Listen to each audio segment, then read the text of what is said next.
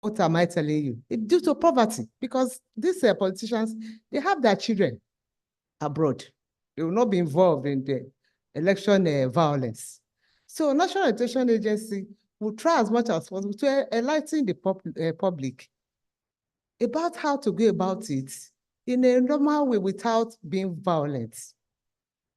And mind you, we tell them, if they offer you money, you can collect the money, it's your national cake, but vote via your conscience. So we'll do this also through sensitization. We'll go to communities to let them know that election is a franchise, that they should not be intimidated in any way. So NOA plays important role also in monitoring and reporting. Like the election that took place, we're talking about 2023, we've itemized the violent areas or the areas we want the next election for us to tackle and make sure it does not repeat itself. And this will report to the appropriate authorities. Like when we do the sensitization, we go ahead with our stakeholders. We have the traditional rulers, we have the security agencies, religious leaders, who also lay their voice to whatever we are doing. So in order for us to expunge electoral atrocities, we must do it together. It's not one organization or one CSO. We must synergize to make sure we tackle electoral atrocities. When we do that, so they offer us anything and we say no. Let them use their children to commit havoc.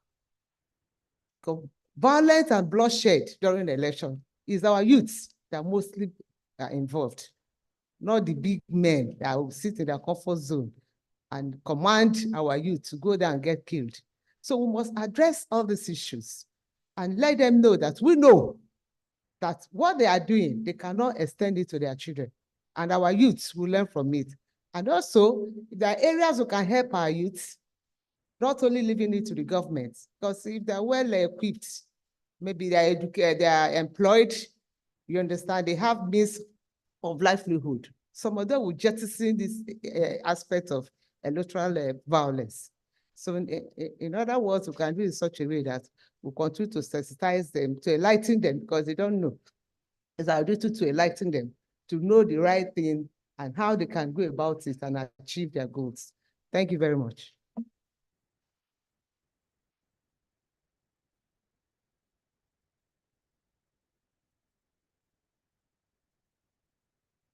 Thank you very much, ma'am.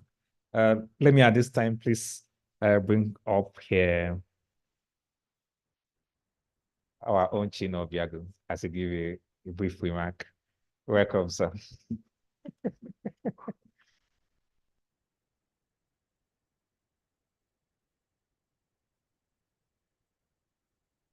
If not that you're Prince, I would have given you a knock. Good morning, everyone. It's my pleasure to be here on behalf of the Nigerian Coalition of International Criminal Court. We want to extend gratitude to Global Rights and partners for inviting us to this meeting. As you all know, the International Criminal Court has had interest in post-election violence in Nigeria. And as far back as 2011, as the executive director noted, the post-election violence in Nigeria attracted the cautionary statement of the then prosecutor of ICC, Fatou Basunda, who cautioned that, as in Kenya, the ICC considers election violence as a Rome Statute crime. And that did not deter further violence in the 2015 and 2019, and of course, as we heard, 2023 elections. So this project is very important because it not only draws attention to the risk and dangers of post-election violence and atrocities associated with it, but also documents the pattern, trying to locate the centers and the reasons and maybe motivation for post-violence. More importantly, leading towards accountability. So we associate with this project and we want to wish us very fruitful deliberation. Thank you very much.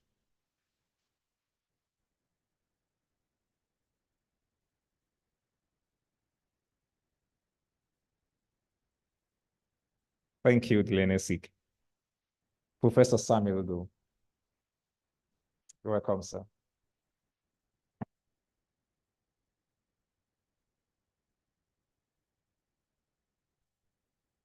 Yeah, thank you. Good morning, everyone. Mine is to associate myself with what the executive director said and my learned brother Sik. Here, this topic is one that should attract everyone's attention in Nigeria. And like the executive director of Global Rights said, we should now start distinguishing between impunity and corruption.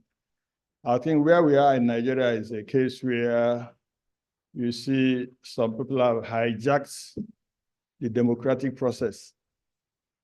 And by the time they use impunity, commit atrocities, and get into power, of course, there will be no end to their impunity. We are living witnesses in the last 2-3 weeks, what is happening, talking about Kogi State. We're also seeing it happening in Rivers State. These are clear cases where impunity appears to have taken to the highest level, and the citizens are helpless.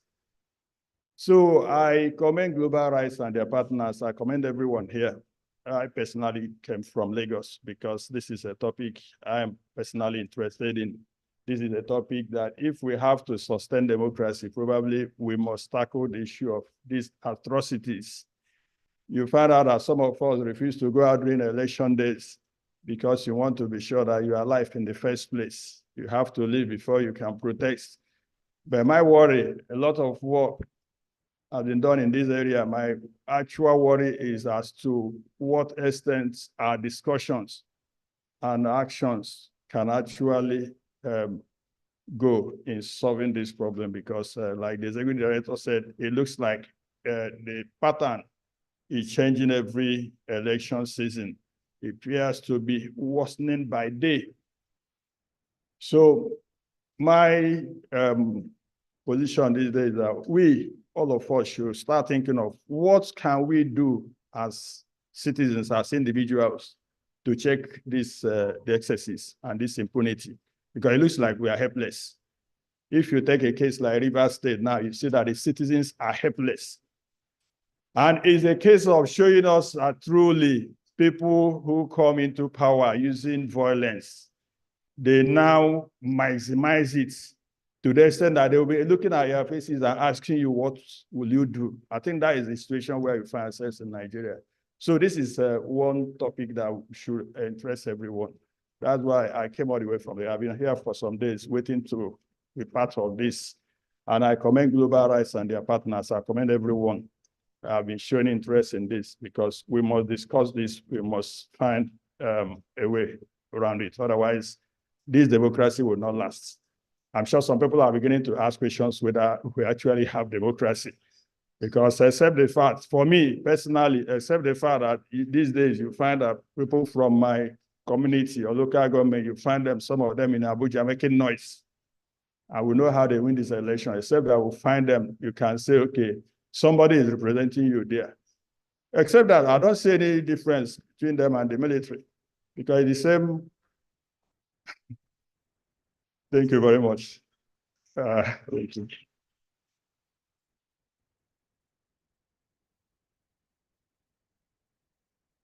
Thank you, sir. Thank you, Lenesi. Let me say a big welcome as well. And even as I pass the microphone to her to give her remark as well, the Executive Director of Cedar State Foundation, Louis Alta. Please, let's applaud Louis Alta.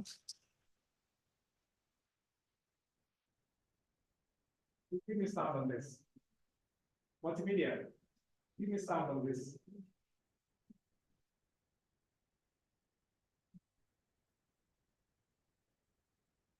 Yes, it's fine.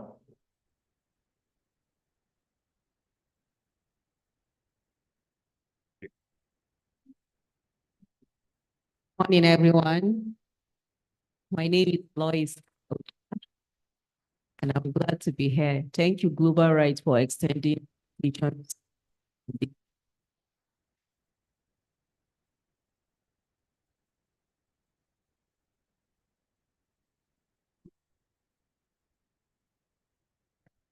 Okay. Clause 54 of the Electoral Act 2022 states that persons with disabilities have the right in the electoral processes. Where we were in 2015 is not where we are right now. We have made some progress. We could see some magnifying glasses for voters with albinism. We could see some tactile ballot papers for those with visual impairments. We could also see the cubicles in an accessible manner. I voted and nobody assisted me. It was accessible.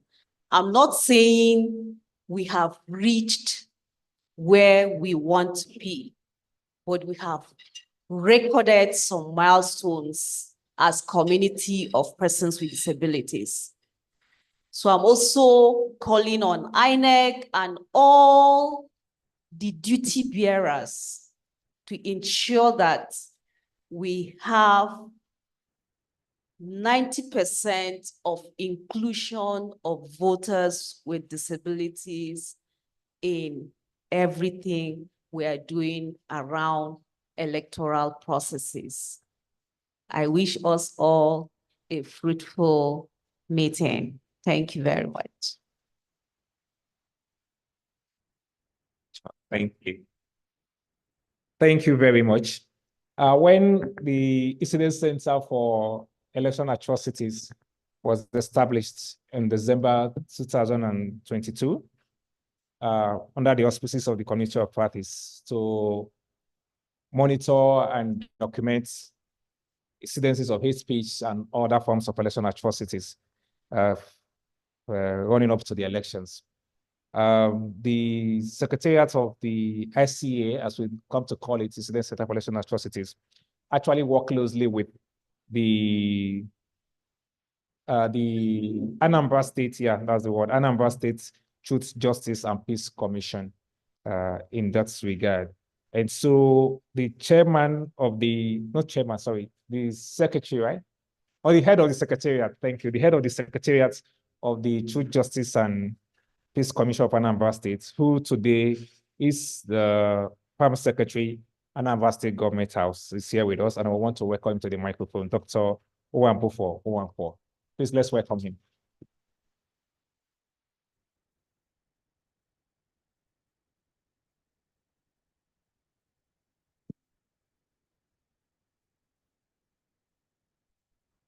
Thank you very much. I bring you greetings from the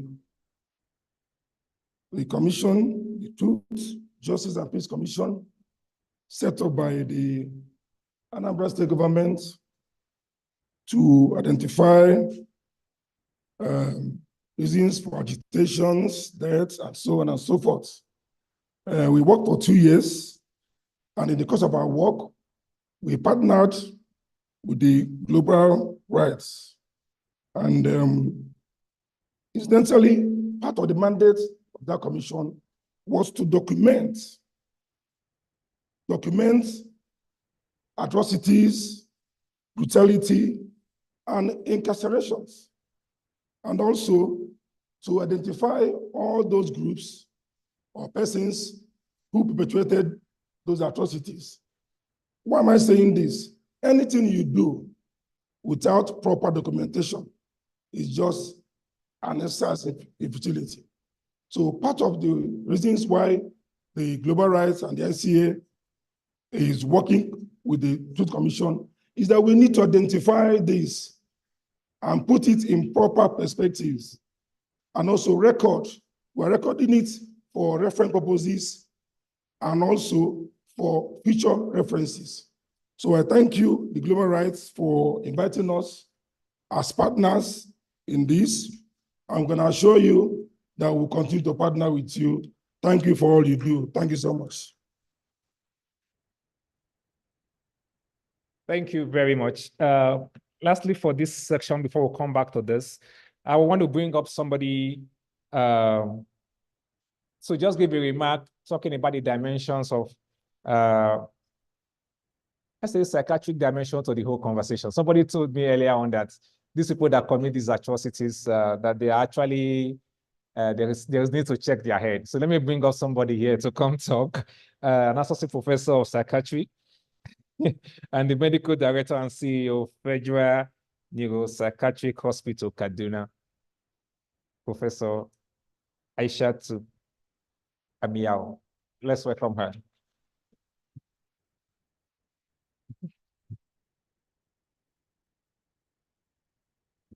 Good morning, everyone. I like being in this kind of places because I'm always the odd one out. So the thing here is I'm a forensic psychiatrist and I'm a forensic psychologist, and I've worked with a lot of civil society organizations and in the peace building arena. Now we talk about atrocities, people and everything. It's all about the behavior of a human being, right? And all of us here have brains. So if we have a brain, it means at certain points, things are done to you, and you can imagine what you feel in your own self. Then there is an atrocity, and there are people that are being affected by that. And there is resentment, right? Things are evolving by the day, and you think it's just okay. It's not okay. I've lived in Plateau for about 17 years. Just as I got to Plateau, that was when the first crisis occurred, and there were children that were born at that age. 1, 2, 3, 10 years, 15 years down the lane, things became worse. Why did that happen? It's resentment. Some of them watched things that had happened, and nothing was done to that brain. It was left like that. And we sit down here together, and we're talking about justice. How do you provide justice to a scarred brain? The brain is scarred. So we need to take a dimension that whenever we talk about these things, we should think about the human mind and get people on that train that will be working with the brains of those people to give them another life, another support, so that when you come with your justice matter, they understand what you are talking about.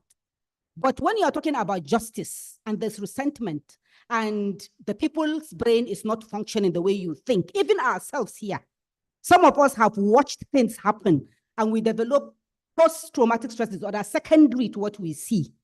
So I'm just bringing this dimension to us so that when we are talking, you bring our likes. We are all like you, but we learned with time and we're able to cope. Some of us have learned and we are coping. So these people that we're talking about, they are us. So let us bring that perspective to them and help them with that.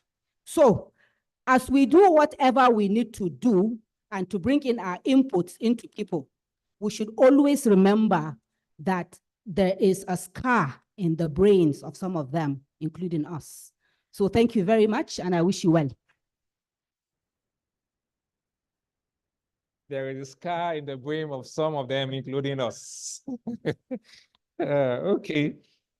In the room here, we had some candidates from the last elections. And so you allow me just give space to one or two of them to give a remark as well. Let me welcome a presidential candidate at the last election, and of course, the executive director of Praxis Center, my own very amiable leader, Mr. Jaye Gaskia. Please, let's welcome him. Just come say hello to us, sir.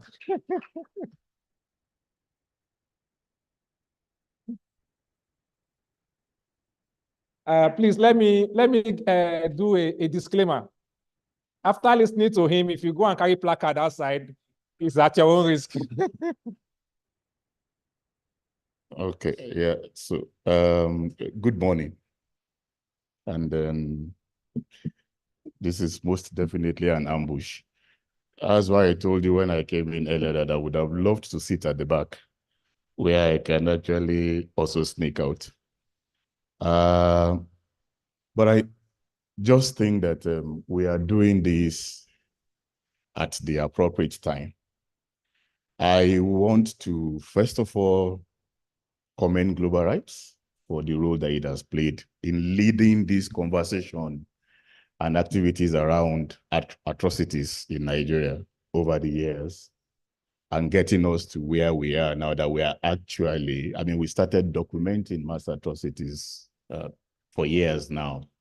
And I think that we've done a brilliant job doing that. But I also think that we are at a turning point, really. And that's my charge to us.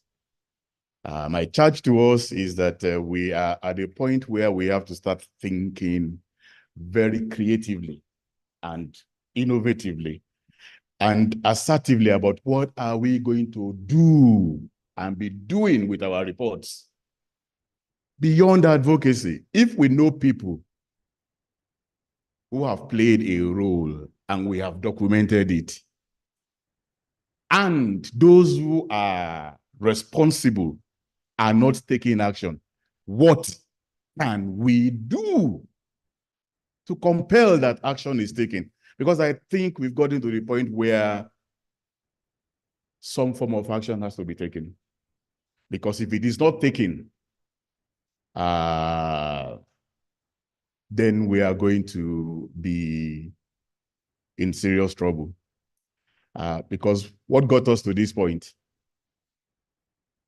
A society that became very tolerant of violence. A society that became very intolerant amongst one another. And then violence becomes everyday affair. So if violence becomes the normal way of interaction between people, then you can imagine that violence will become heightened when there are then controversies. Controversies that ought to simply just have been, exhausted through dialogue, then become very violent. We all always say that it's the responsibility of the state to protect. But I ask the question, what happens when the state is irresponsible? If it's the responsibility of the state to protect, but the state is irresponsible, what happens? Then as citizens and active citizens, we have to take on that responsibility. We have to compel our states to be responsible, and we also have to take actions that will deter people.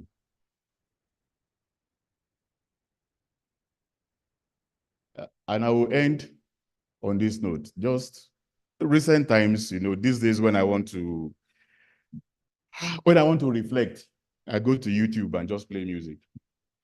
And just look for all those old music. So I was just, I'm not sure, okay, this is an overlapping generation. I mean, I'm not sure how many of you remember China? Crisis, and when we was talking about when poor man steal, we see him face for crime fighter. But when rich man thief, we know they see him face for anywhere. And that's been our challenge. We go after the small fries, which is also why we fight our neighbors. We go after the small fries. We leave the big fishes, and allow them to continue with their impunity. I think that the time for us to act,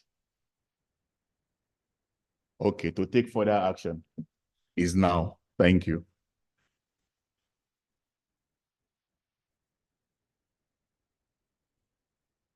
Thank you. I'm sure now you understand why there was ambush. So to wrap up this particular session, I will want to bring up another candidate at the last election. He was going for president, and there's another one that was going for National Assembly. Please let me welcome Madam E.A. Jonathan.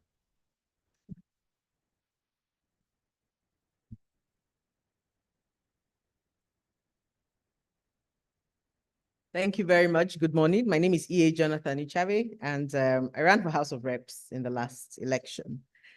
And I am a member of the Community of Practice Steering Committee.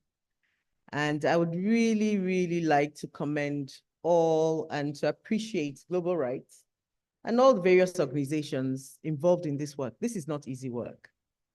And, you know, I always say to somebody, one day, one sweet day, justice will be done.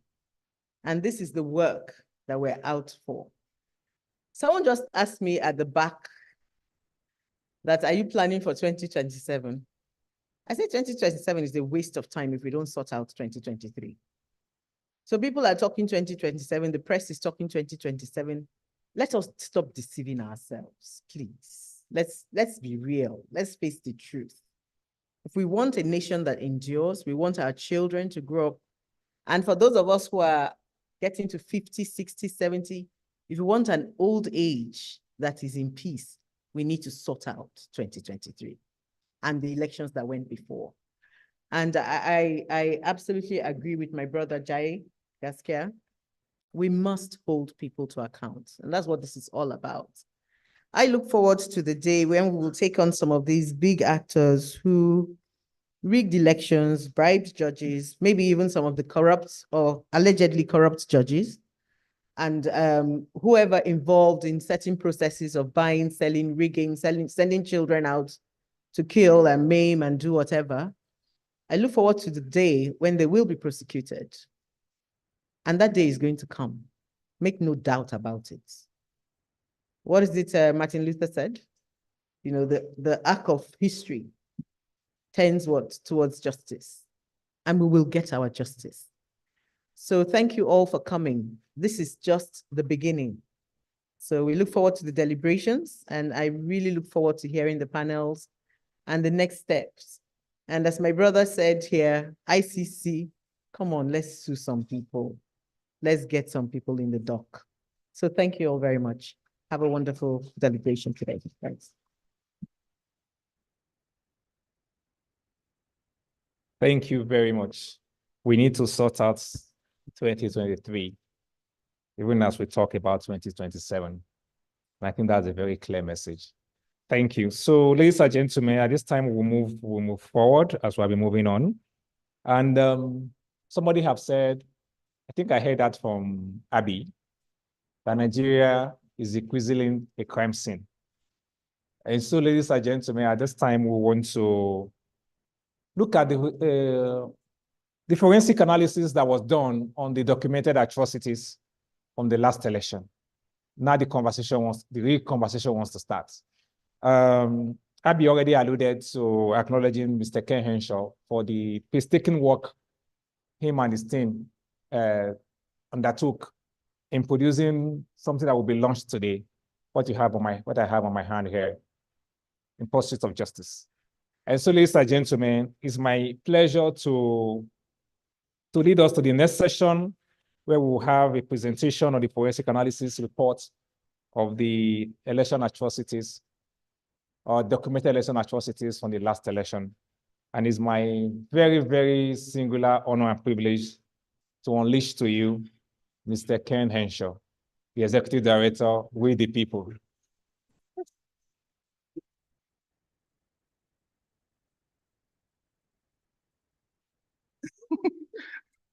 It just has been unleashing this morning. This is working. Okay, so I think this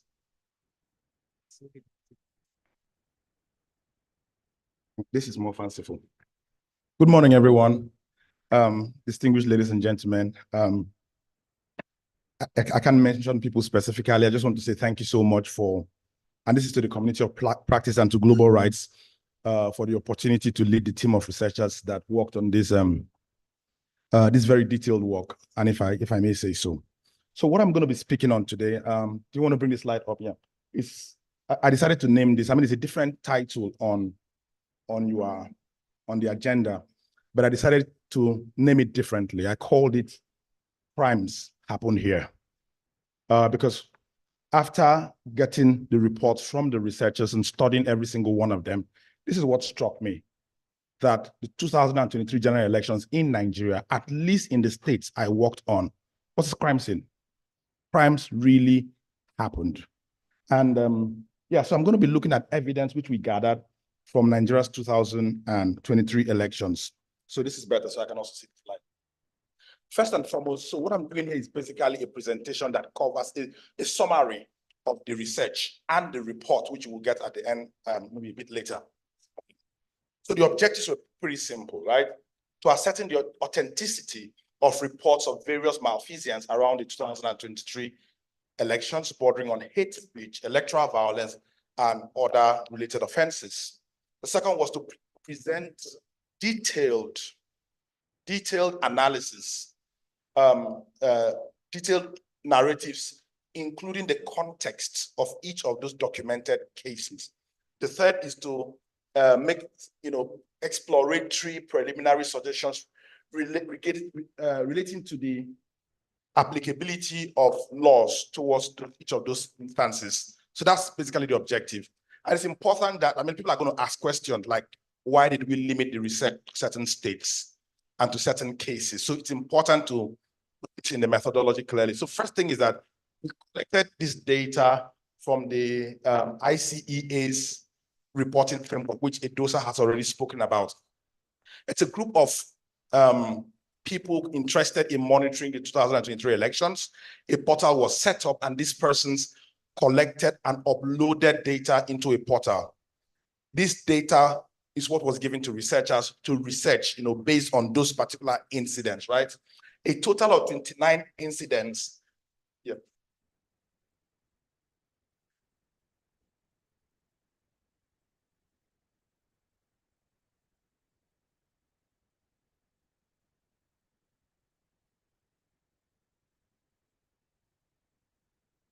The one you brought me is dead. It's about 39 incidents were reported. By the time we looked at them, studied them very keenly, we had 30, which is reported in the volume. We covered the following states in this research. We covered Imo State, Lagos State, Abia State, Anambra State, Enugu, and Ebonyi states. Now, the choice of those states, it's basically the decision of and community of practice, right? But I think that these were the states where we saw the most prominent and basically jump out cases. These were the states we found this and we decided to cover the states.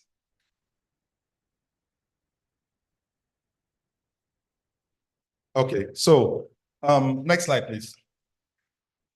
It feels really odd, turning back and forth. So in presenting this report, we have tried to take a social contract.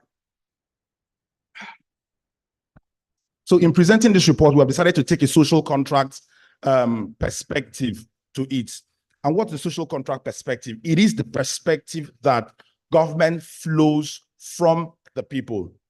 It is a perspective that was made popular by thinkers such as John Locke, Thomas Hobbes, and Jean-Jacques Rousseau, basically saying that power flows from the people, and it is the people who are custodians of power. And they have the right to enforce what they want to see.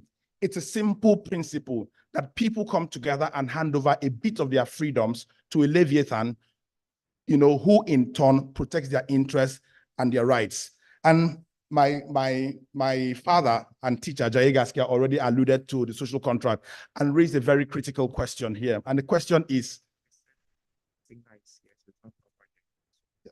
okay, Jaye already talked about it. What happens in a situation where public officials who get into public office based on the principle of the social contract go there and violate the contract? And that's a part of the social contract we always leave. We talk about what citizens give, but we don't talk about what those who lead give back in return. We hardly ever talk about that. The more salient point in the social contract is that citizens also have the right to upturn and reject any government that does not respect its own part of that contract. And so the entire analysis we have done in this report has been to show that by permitting this kind of electoral malfeasance, the government and its institutions have basically violated the social contract. Next slide, please. Okay, so the report contains a section that gives some kind of narrative on the evolution of elections in Nigeria and talks about from colonial times, 1922, when the Clifford's Constitution was introduced with limited, very, very limited rights for Nigerians at that time to vote. And then, of course, there was the 1964 Constitution. Jai, why are you laughing? Jai and okay, they shouldn't sit together. 1964 Constitution, which gave some kind of limited rights, well, 1964 was the first time that reasonable elections in Nigeria were conducted. And 64 was a time where regions were separated and regions had a level of autonomy, to conduct their own elections.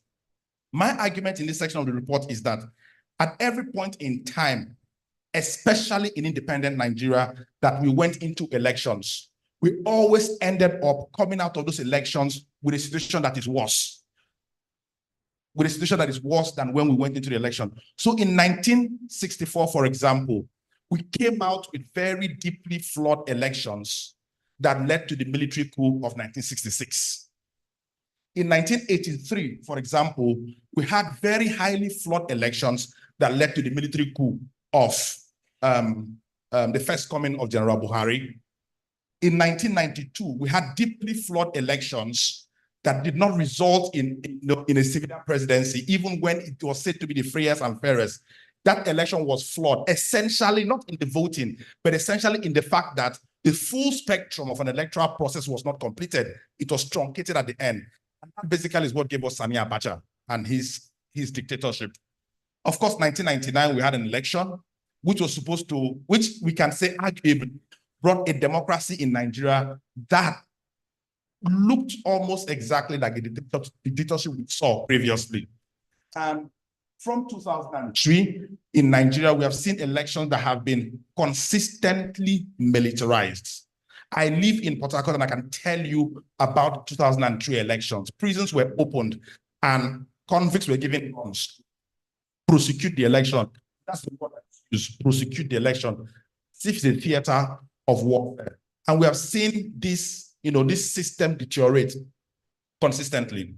And going back to my first slide about the social contract, the key element is that in each of these instances, where elections have been, the principles of democratic elections have been violated, where atrocities have happened around elections, where people have been killed. In 2011 elections, up 800 people were killed when there were protests in about 11 states in Nigeria. Protests after the election, about 800 people documented were killed. More than 1,000 actually died, in fact. The funny thing is that it is reported that about 65 people or thereabout were arrested. But up to now, we're not aware of anybody who was prosecuted for those 2011 killings. Every single election, the least intense election in Nigeria was reported deaths were 100. We've seen as much as 800, 300. Every election, people die. Properties are burned, carnage is unleashed, and yet nobody is prosecuted. And that's why after every election cycle, the next one seems to get even worse. In Rivers State in 2015, at that time, Professor Chidi Odinkalu was the head of the National Commission. He took charge of investigating that happened at that period. That was his responsibility at the time. And I know because I supported with logistics during that investigation. And the things that were heard about that election, the atrocities that were committed, the murder, the carnage that was done in Rivers State during that election, the number of people who died, contained in details in that report. Guess what? Not a single person was actually prosecuted. And that's why the 2019 election in Rivers State was worse. It keeps going there. And in fact, the major perpetrators of the 2015 election atrocities in Rivers State are the ones who are currently, between 2019 and 2023, they are the guys in power now. They are the guys in Like literally, they are the guys in office holding sway at this moment. And that's because they were not sent to where they were supposed to be after committing the atrocities in 2015, which is the prison. Next slide, please. Okay, so the 2023 elections were marked by intense political competition, widespread participation, and I don't mean participation in the sense of voting, but that people, young people, Nigerians joined political parties, joined rallies, raised funds, just became active in deciding who leads their country. But we noticed a series of malfeasance around the election, and we have categorized them in the report you will get under the three following headings. The first is hate speech and fake news, very prominent in 2023. The second is voter suppression, right? Violence and voter suppression. And the third is ethnic profiling and discrimination. Next slide. So for the course of this presentation, I have decided to limit the different thematic areas to just a few, because if I decide to present all, we probably will not leave here today. So for fake news, so what I've done is pick a few instances that I think, well, a few instances that spread across all the states that I worked on. So the first one is on hate speech and fake news. There is this thing that happened around Lagos State. Don't forget that during the presidential elections in Lagos State, it was a very keenly contested election, keenly contested along ethnic grounds, ethnic lines between the Yoruba and Igbos, right? And in the space of that election, a narrative emerged that Lagos is no man's land. Yeah, Lagos is no man's land. And it was attributed, we know that the first person who ever used that phrase, Lagos is no man's land, I think it's actually Jakonde from my research. A former Lagos State governor is the one who first used that phrase, not any Igbo person. Actually Jakonde, right, who first used that phrase. But in this election, that phrase was weaponized and was credited to Igbos, that it was the Igbos in Lagos State who declared Lagos a no man's land, and they were able to sell the narrative to the Lagos populace that the Igbo people who are intruders were actually trying to seize the initiative and turn Lagos into a no man's land, and that their arrowhead for doing so was a certain guy called Badibo, okay, who was the governorship aspirant of the Labour Party. And this led us into one of the most ethnic divisive elections in the history of Nigeria. And they did this by leveraging certain basic facts about Badibo. The fact that he has an Igbo middle name called Chinedu, right? Which is a very common thing if you have an Igbo mother, okay? My Igbo name is Odili, my mother is Manambra, so it's normal. They always give you that. It's a cultural thing, even though I'm Efik, but the leverage on that, and the leverage on the fact that he had made the mortal error of also marrying an Igbo woman, and then belonging to Labour Party. That was more than enough. That premise was enough to create a storyline around the personality of Badibo as the arrowhead of a movement to take over Lagos State. That was enough. And Mr. Badibo spent most of his campaign time defending himself against these allegations. Defending himself. In reality, there was no plan to take over Lagos State. It was all fake news, which people built, narrated, and pushed across. The elections held on the 18th, it was, I think, of March. And at the end of that election, at about 11 p.m., when the votes had already come in and were being counted, Mr. Bayo Ononuga, right? Mr. Bayo Ononuga tweeted the following. I cannot see it from here, but I will paraphrase it. He said, "Let this be the last time that the Igbos try to take over Lagos again. Lagos, it's Yoruba land, and all those kinds of things," right? He said something that manifested hatred and ethnic division, something which anywhere else you would be called in, the mildest action would be that you are called in for questioning. But guess what? About 6 months after, Mr. Bayo Ononuga was appointed a spokesperson for President Tinubu. He has never been held accountable for the statements he made around that election that could have thrown the country into turmoil. Next slide, please. So the next one is it's about a senator-elect in Enugu State.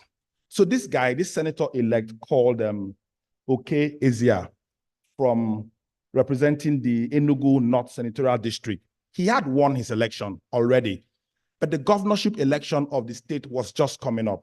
And in a gathering of his traditional ruler, his people, and his parish priests, made the following announcement. He told the people there that, listen, you people should stop celebrating. I'm not celebrating, right? If you notice, I'm not drinking. I'm not celebrating because victory has not totally come yet. We have another major elections coming up in a few months' time, and we must deliver the elections. And he was, talking tough. Now, amongst the various things he said was the following. He told the young men, they say, young men, please, you must prepare yourself very well. We are going into a war on March the 11th, and it is a do or die game. Nobody can come from outside Tonkano to intimidate us here. He's talking about other ethnic groups who were also contesting, politicians from other ethnic groups.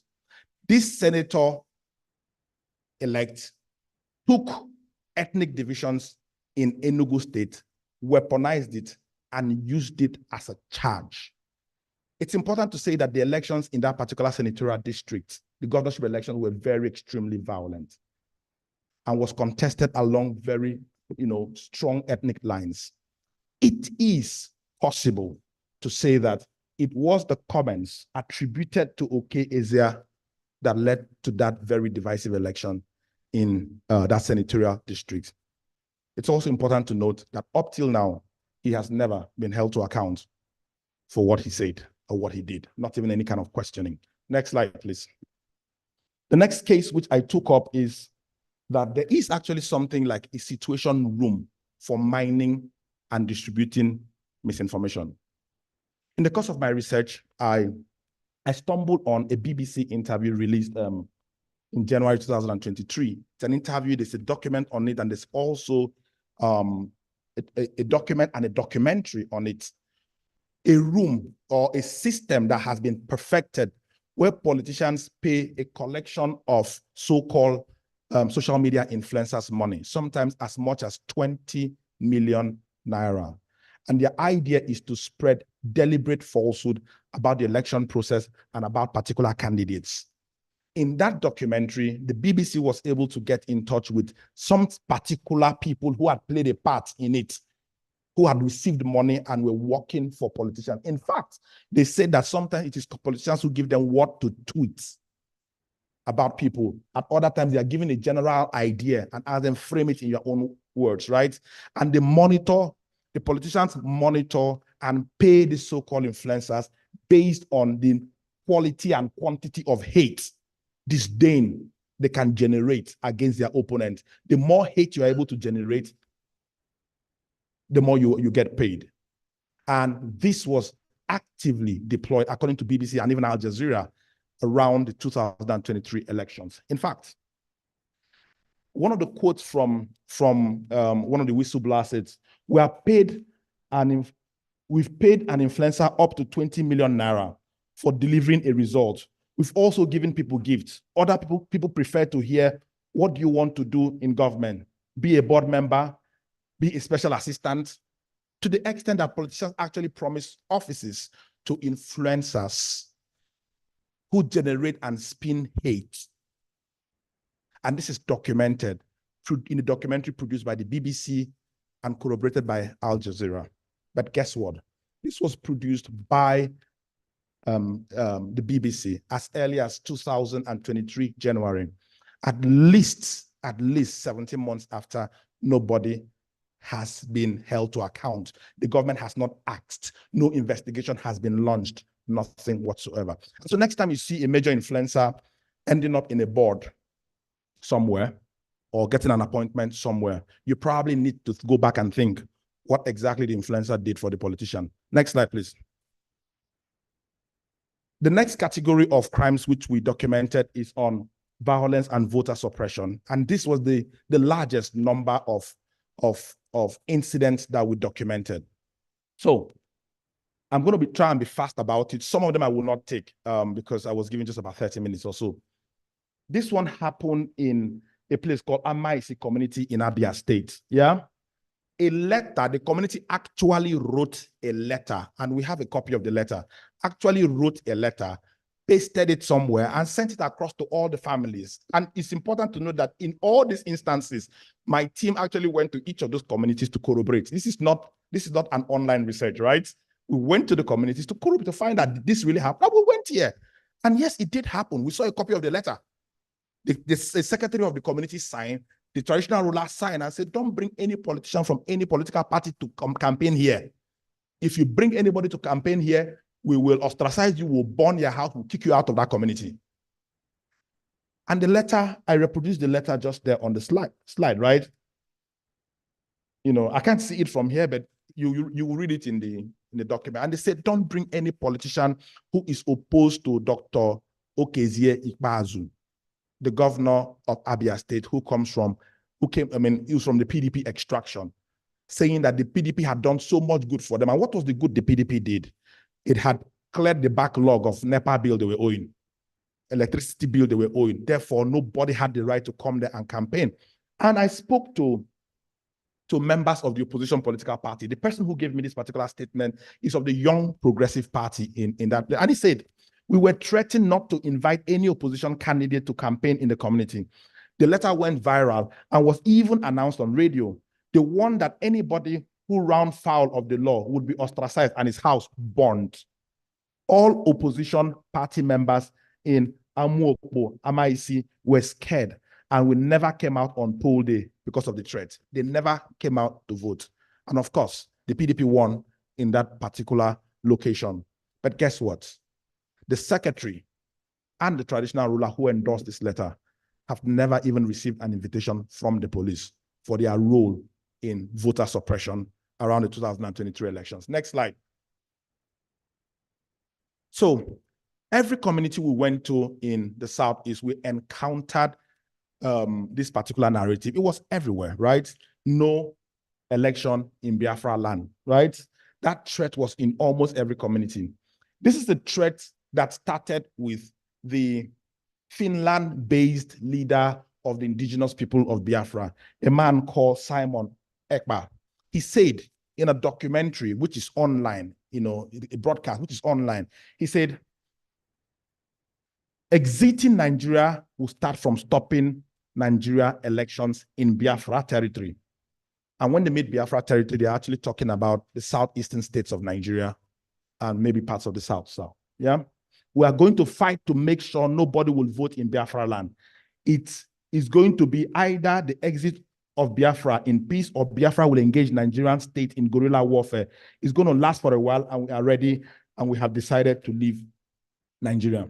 Now, IPOB has been a very constant feature in Nigeria's elections from at least, Biafra agitation from at least 2015. We've always had that sentiment, you know, Biafra agitation from about 2015 at least. But the difference in 2023, the strategy of Biafra from the past has always been to target elections and say, we don't believe in Nigeria and we don't believe in the institutions of Nigeria. In fact, sometime in 2012, Biafrans actually started using, well, some Southeasterners started using the old Biafran pounds in markets. You know, sometimes it was fun, you know. While we understand that the campaign is honest, is strong, people are passionate about the campaign, but that was where it ended. Being able to once in a while hoist a rising sun flag somewhere, once in a while wear a shirt that has Biafra emblem,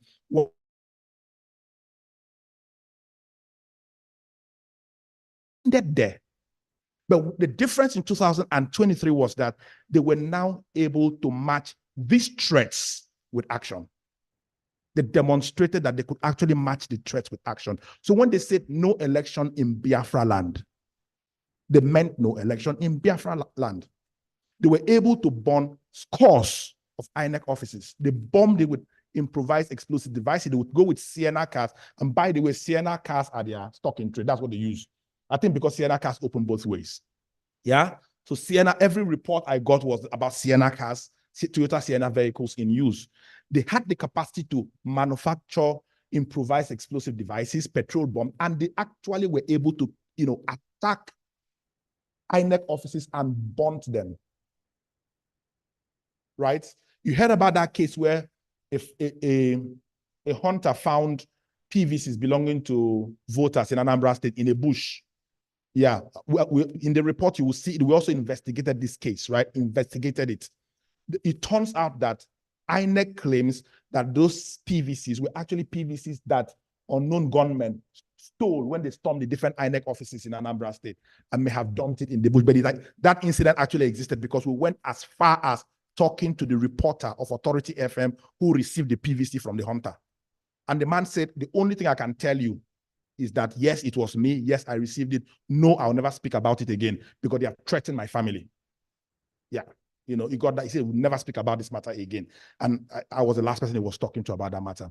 But then again, the point I'm trying to make is that they were able to demonstrate the capacity. So we documented several instances where IPOB members will storm a police station, scores of police stations in a place like Abagana in Anambra State, New Onitsha, bombed police stations here and there. The 343 police station in Onitsha bombed it and so on. They were able to actually attack police station. In one instance, they stormed in, opened the cell and released prisoners. They had the capacity to actually do that. They were able to match threats with actual action. And it's important to note that every time they stormed an INEC office or a police facility, they kept shouting, no election in Biafra land. And that was their war cry, no election in Biafra land. And you would see these posters they make with a photograph of Nnamdi Kanu, maybe Simon Ekpa, Odumego Ojukwu of blessed memory, and a few other, they put it there and they say no election in Biafra land. This is our territory. They were able to actually match threat. And every community you went to and you asked about this threat of no election in Biafra land, people were scared to speak to you. The fear was palpable, okay? So 3 groups primarily have been involved in this particular, line of atrocity. The first is IPOB, of course. Then there's another group called Unknown Gunmen. Their name implies they're unknown. And then there's another one called the Eastern Security Network, ESN. Sometimes you don't know who is doing what, but all of them have the same modus operandi and the same call, no election in Biafra land. Next slide. I'll try and run along. The case involving the gentleman from Ebonyi State, Professor Bernard Odo. It's a very interesting case. Professor Bernard Odo was the governorship candidate of the All Progressive Grand Alliance in Ebonyi State. And at least twice, there were assassination attempts on him. 2 times, they tried to kill him. In fact, on one particular occasion, his car was riddled. His convoy was riddled with, like bullets. They shot, killed his driver, killed people. At least 5 people have died in his company around the election, Professor Odo. And every time there was an attack, he blamed Ebube Agu. Now, Ebube Agu is the security framework established by the Ebonyi State government in Ebonyi State to provide security. Like Rivers State once upon a time had neighborhood watch. So the Ebonyi State government created and supported a security outfit called Ebube Agu. And every time there was attack, the governor blamed, the governorship aspirant blamed Ebube Agu. He was in 2022, October 22, he was attacked in Iboko community in the ZLGA and so on. For me, every time the professor blames Ebube Agu, the government will be the first to come out and defend Ebube Agu. For me, having a security outfit that is meant to protect everybody in the state, but have it consistently fingered in every instance of atrocity, every instance of assassination against a politician is cause for very serious concern. It shows the role which state actors can actually play in truncating electoral processes. It's also important to note, ladies and gentlemen, that 2 weeks after the last assassination attempt on Professor Odo, Ebube Agu was banned by a federal high court, was actually banned. And one of the things they cited is that they carry arms and they violate, people's fundamental rights was banned. Next slide, please. Okay, so I will not go into the details. That time is fast spent. You will read this report, but you can see in Abia State, there was an attack on the office of the Bende Federal Constituency Office. This particular attack was very extremely vicious, right? They went to the constituency office of this guy and it was attacked, stormed. They were tearing and burning everything that had the APC on it, billboards, whatever, tearing it, burning it. And then they went to the man's house and they basically opened fire on this facility. Over 100 spent cartridges, spent bullets, casings were picked up. The head of office, the head of the campaign office happened to have been there because he worked overnight. And I met him and we interviewed him. He lay flat on the floor and he was buried in, like a wheelbarrow full of broken glasses on his body. He was just there while they were bombing and shelling the place. He just lay down there, right? And he noted one thing. He said that the people who carried out this attack were shouting, "No elections in Biafra land, no elections in the Southeast," right? But he is convinced that this was not about IPOB. He's convinced that this was not about Biafra agitation, that this was actually they used it as Biafra as a ploy to stop another aspirant, that this was politically motivated. His argument was simple, that there are other political party offices around the vicinity, Labour Party, PDP, and so on and so forth. Why didn't they attack those ones?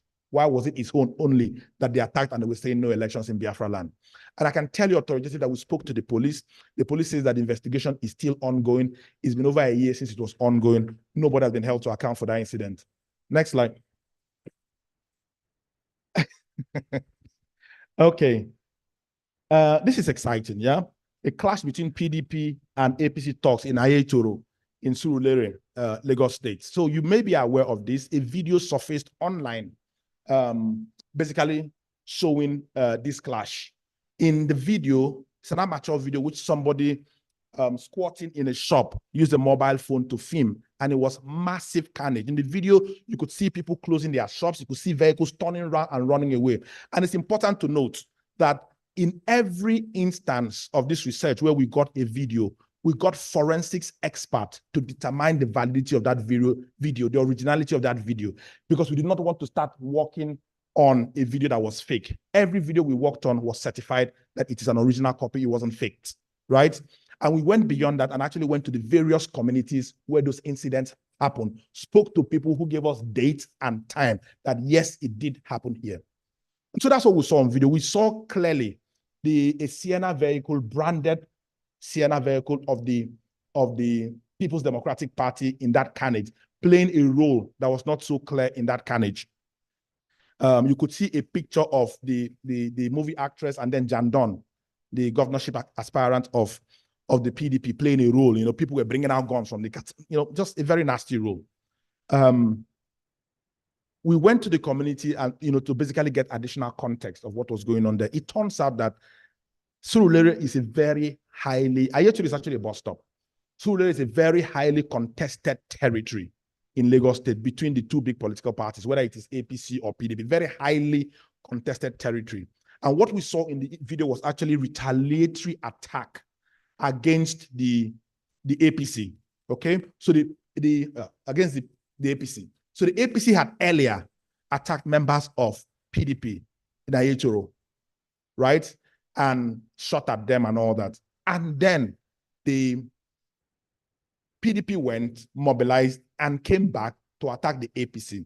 We heard that in the course of 1 week, there was such back and forth attack around the Ayetoro neighborhood, at least 10 times. So that place was actually a battleground, a theater of war, a bus stop between PDP and APC consistently fighting.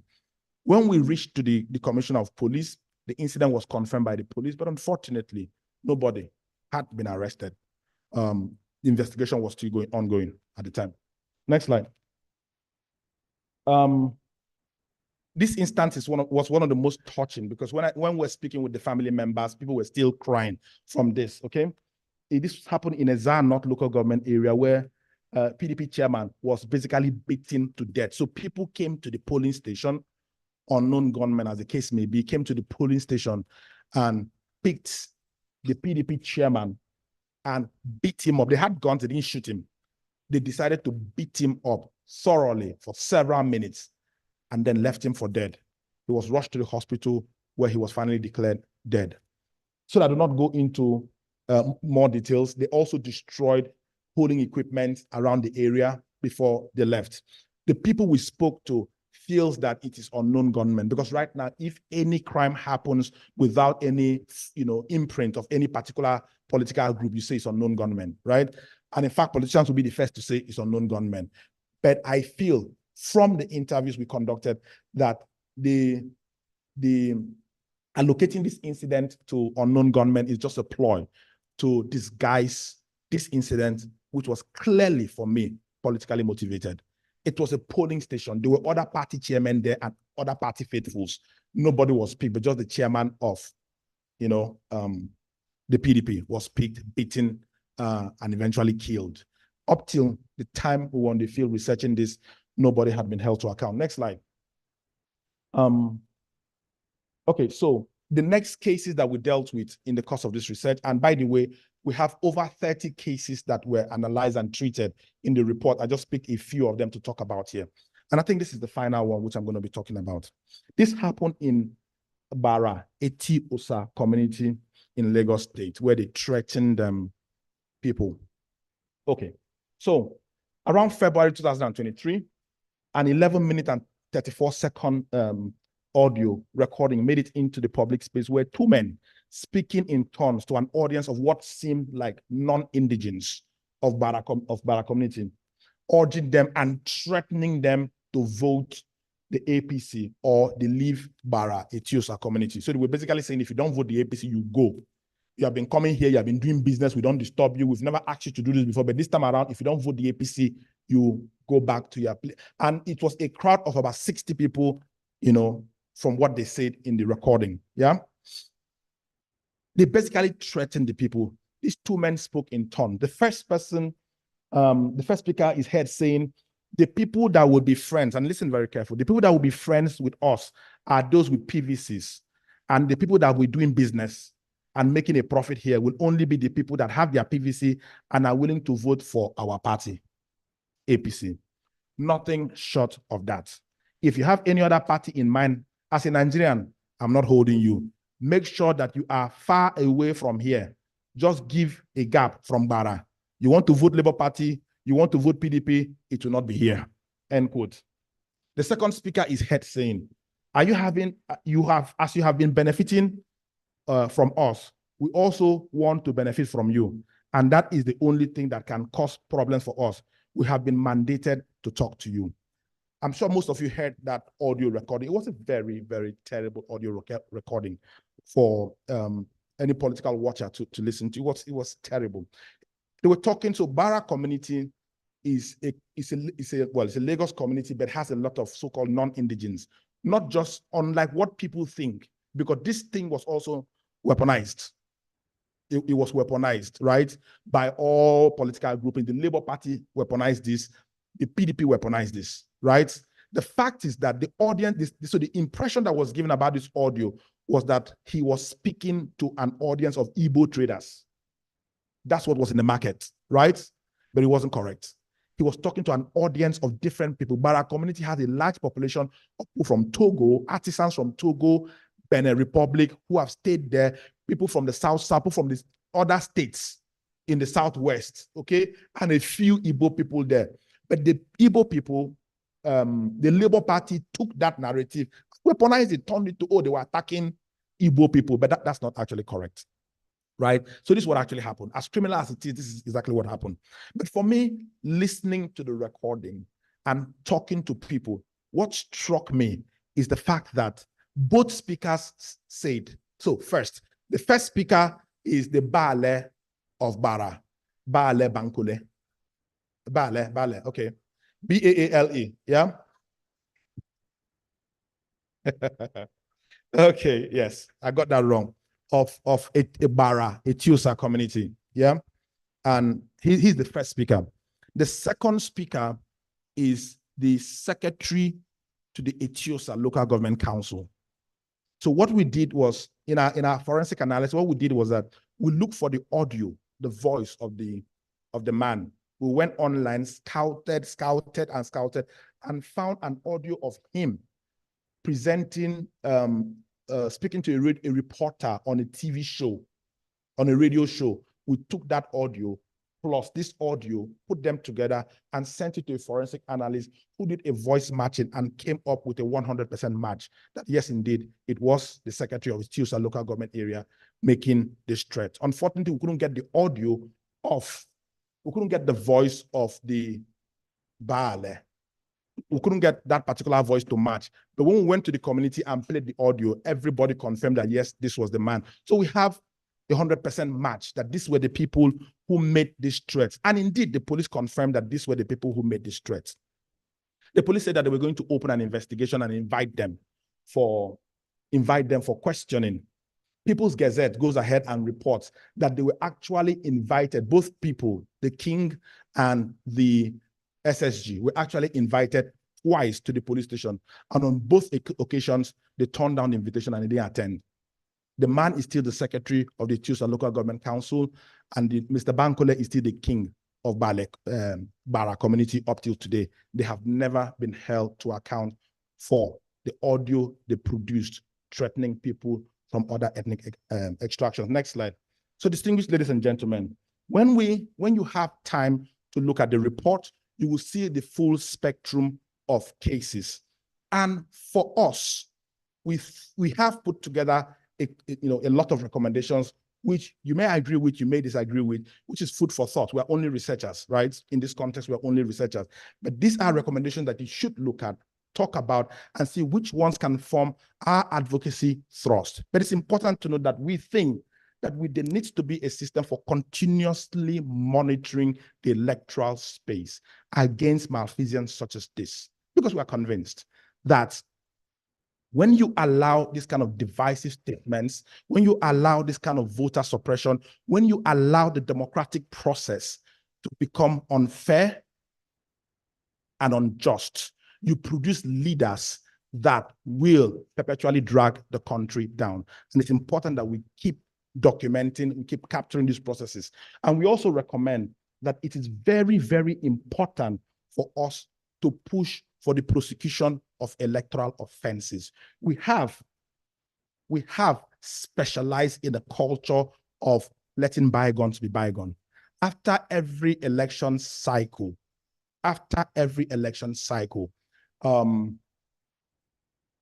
atrocities and people who committed atrocities are pushed by the side. People simply say, the country needs to move forward. The country needs to move. That's very popular. Let's not go back to Egypt or whatever. The country needs to move forward. Our thinking and our inclination towards covering up acts of criminality and atrocity around election, towards covering up death, carnage, destruction, towards covering up human rights abuses around election cycles has been described by most politicians as moving forward. But in reality, it's actually going backwards. This is what has taken our election so much backwards that a lot of young people, even older people in the country, are losing interest in Nigeria's democracy.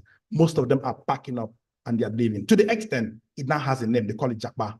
It's now a trend where everybody wants to pack up and leave the country. And we can trace this mindset, this new ideology directly to the character, shape, disposition of our elections and the kind of leader it produces. It is our contention, finally, ladies and gentlemen, that we should be thinking around establishing specialized courts. Since the volume of atrocities around elections are so massive, so wide, and so pervasive, it's important for us to have a special system for holding these people accountable, for trying this kind of cases and having judgment in a very expedited manner. And permit me to conclude with an analogy. Once upon a time in this country, not just long ago, spraying Naira notes at occasion was a testament to your affluence, to how rich you are and how powerful you are. All it took was to prosecute one single person and throw one single person in jail. And right now, in the last 1 month, I've not seen any video of anybody spraying any money. We need to send a few of these perpetrators to jail, and we may we may stand a chance of ending election atrocities. Thank you very much.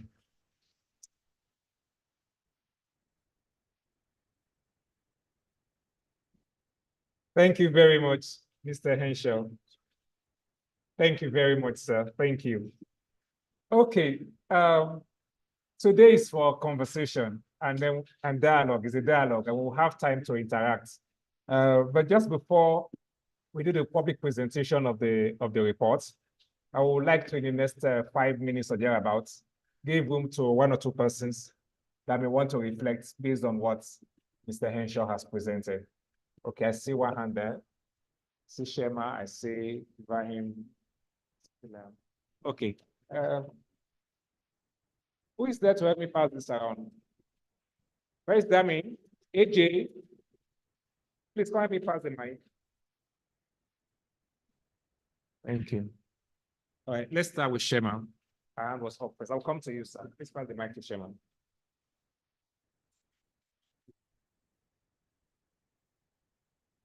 Good morning, everyone. My name is Shema Ede, and I want to start by saying well done to Ken and his team. It was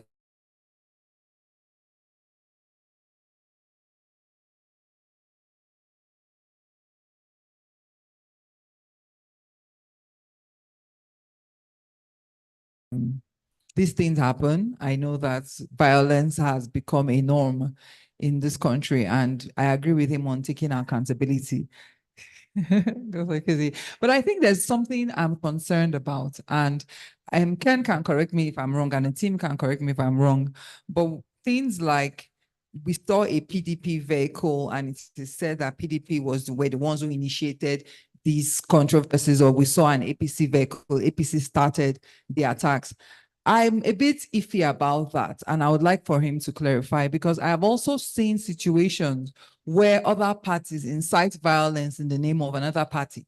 And so it's possible, but maybe we can use like a disclaimer kind of phrase, rather, allegedly. It was allegedly said, because it's possible that it's APC, but has it been proven for a fact? If you see a bus branded PDP, was it PDP that started the chaos, or was it somebody else trying to implicate PDP in the process? I feel like we need to be a bit more guarded in those kind of things, especially when we are doing reports like this that have serious implications for people, just to put us on the safe side, to make sure that we are not saying you did it all, but this proof and the questions seem to look like they are saying that you did it. That's the only reflection. But I want to say well done. I just sat down here thinking that where do we even start from in Nigeria? From one, well done, Ken. And I can imagine Global Rights probably needs to pay for therapy for you guys to have done that thing, because it will be stressful to do that, especially because there's no accountability. But thank you very much. Thank you, Shema. I know pay for my own therapy. Please pass it to Mr. Ibrahim. Yes, him. Yeah. Thank you very much.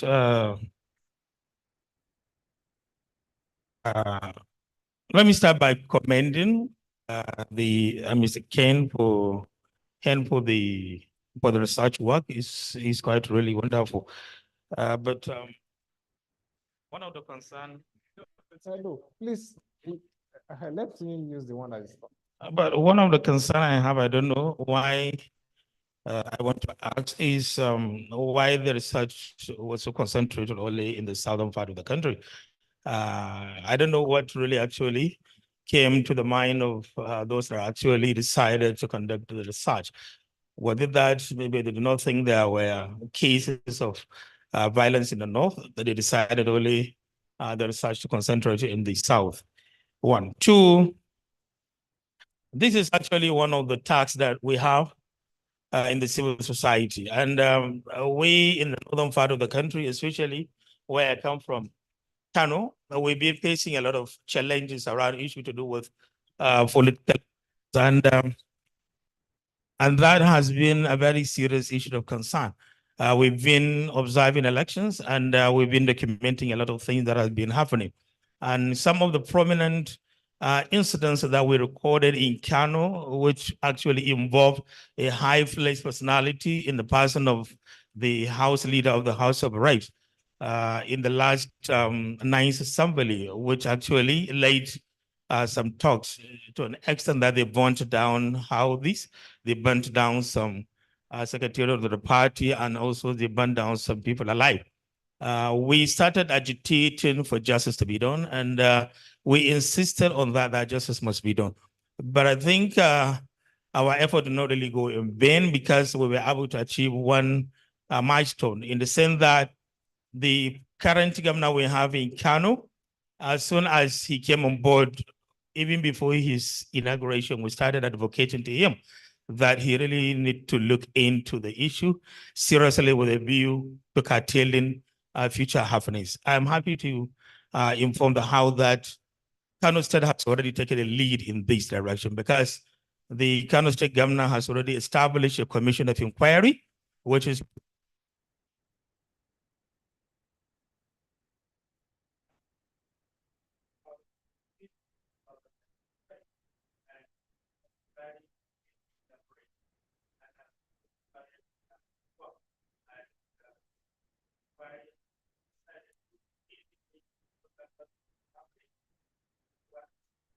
Baranda, and also suggestions on the way forward. Part of the mandate of the commission is to actually inquire and deeply go into all narrative around issue to do with political violence. And I happen to be one of the members of the Commission of Inquiry and representing the civil society. And we have really taken it upon ourselves that we must try and do justice to the people by bringing the perpetrators and by making sure that part of our recommendation will be that whatever we present to the governor as a recommendation, a white paper is issued on that, and all the recommendations are fully implemented. And part of it is to ensure that all these perpetrators from 2015 are brought to justice and punished. Thank you. Thank you very much.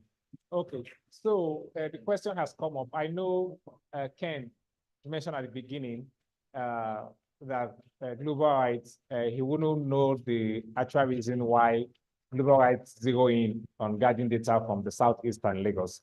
And somebody, you have raised that question. So we'll come to address that as global right, or I can address other issues. But first, let me just take these other two hands that are up.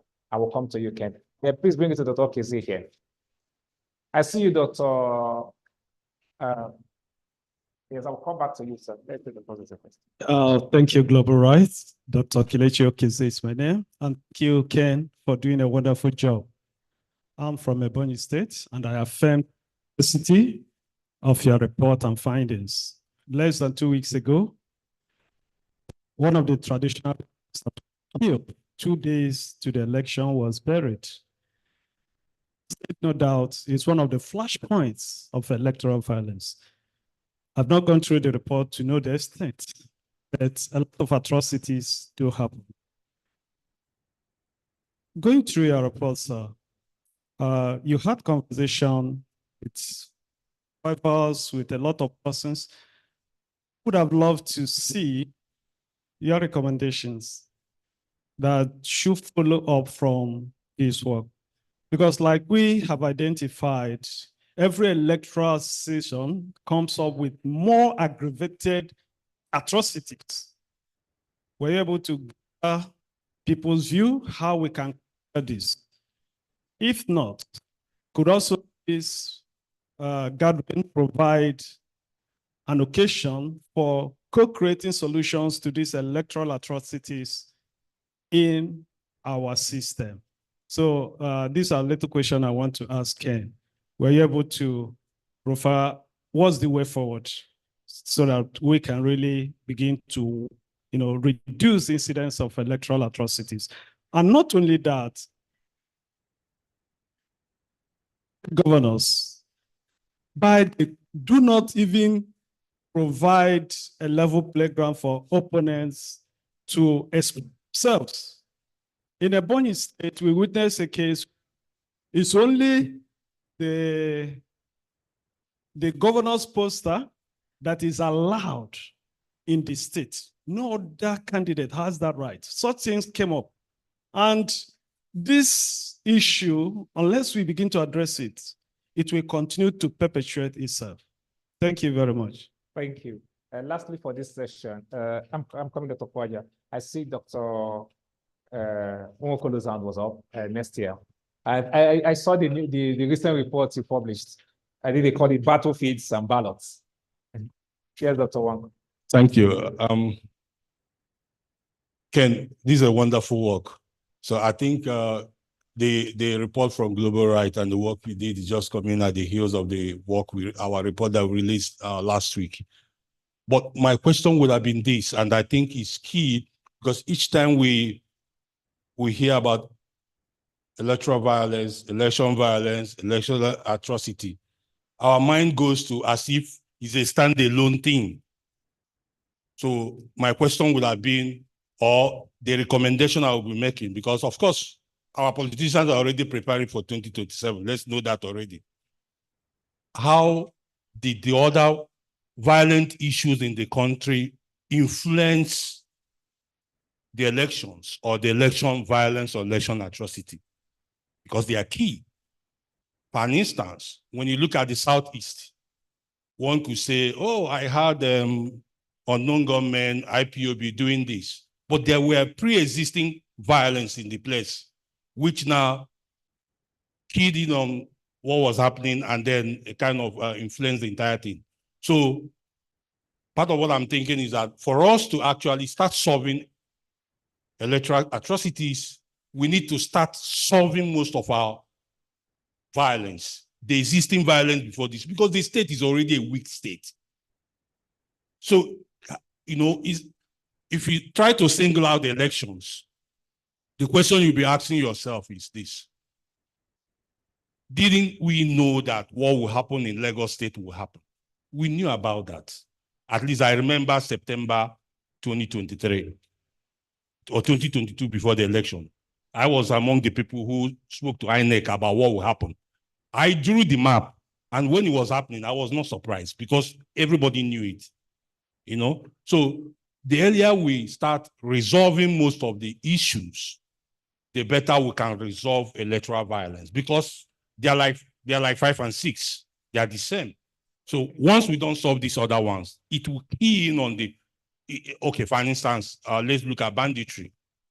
If we don't solve banditry during the election, so how can you now say there won't be violence in those areas? Because they will key in on those ones and those commit those atrocities. So let's start looking all of them together, distinct the one we can, and be able to start solving the other ones. Thank you. Thank you. Let me hand over to Kwaja before the war will start. Let's take Professor Kwaja to wrap up this session.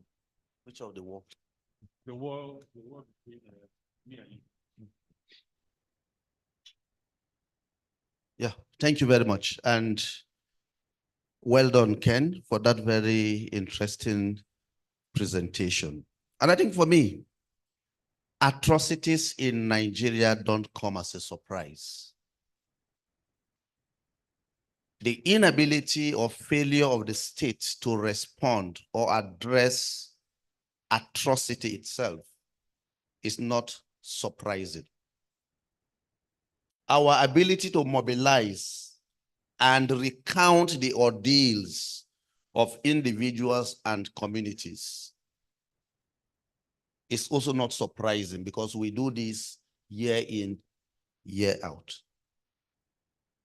But for me, the focus based on that presentation is whether or not our understanding of atrocity is the same with that of the state that we are looking up to dispense justice. And I'm raising this in the context of the politicization of justice itself, where access to justice becomes politicized to the extent that as politicians look through the mirror and they see what will affect them in the run-up to the next election, forgiveness comes in. And I'm raising this because a particular governor set up a commission of inquiry and promised to act on the recommendation of that commission of inquiry. reports submitted. He accepted the report and publicly said, I am going to implement these recommendations from number 1 to the end. Months later, the whole place was quiet. And I had cause to see the governor and ask, what happened to the recommendations of that commission of inquiry? He said, I can't implement them. It will affect my election. And that was how it ended. Few days ago, the governor of Zamfara State made a statement kicking against the federal government's decision to sign a peace agreement with bandits. Two things have happened. The first is the role of ransom in weakening criminal justice administration, in also frustrating access to justice for victims of atrocity. What are we going to do about that? Because people kill, organized criminal groups kill, and they are given money in exchange for accountability. So if you monetize the mechanisms for accountability, what happens to access to justice for victims? Okay. The discussion, my last point, sorry, is about ransom. Gumi was very clear about his capacity to engage bandits and pay them in exchange of what? Crimes that they are supposed to account for. These are issues that are happening in the Northwest today. They will happen across the other regions of this country. And I think a national dialogue of this nature, using Ken's presentation as the building block for 2027, as we also take stock and say, hey, we need to see you do something on 2023, because it will lay the foundation for what will happen in 2027. And I think for me, these are some of the issues that we need to, in concrete terms, put in place mechanisms for responding as a group. And I'm happy that this platform is available for us to do that. Thank you. Thank you very much. That just really echoes the fact that we need to sort out 2023 as we begin to talk about 2027. And Mr. Ken, I hope you can pick out and respond to if you, and then we'll respond to the other one of why we chose the location. Yes, thank you so much for the kind words and for the comments and also the questions. So just to my sister Semen, we in the report, if you read the report, we are very, very deliberate in how we use those kinds of language. We're very deliberate. So we don't say it was a PDP vehicle. We say it's a Sienna vehicle branded in the colors of the People's Democratic Party, bearing the face of this person and that person. We're very careful, what we say and all that. And this is our observation. We look, so we don't pretend that the investigations we have done or the reports we have done, it's like a fait accompli, like this is the thing, this is the silver bullet that fixes the problem. We produce this document to do two things. To one, inform. Number two, provide evidence for advocacy and for action by a responsible government that wants to take action. Okay, so it's a document that can be used to take action if the government is willing to do so. So you do not need to pretend about investigations. We have given you the forensic clues for you to investigate if you wish to do so.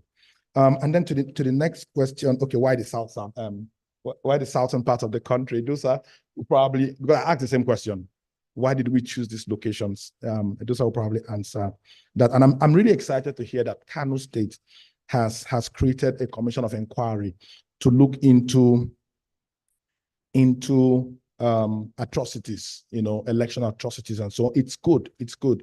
But just like Dr. Kwaja said, it's beyond that. It's how willing are governments at the subnational and national level to actually take those findings and use them to demand accountability, to enforce accountability for electoral offenses. How willing are they?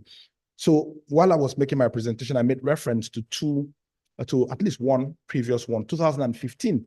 I know this because I was a part of, well, a very, very far part of the process, right?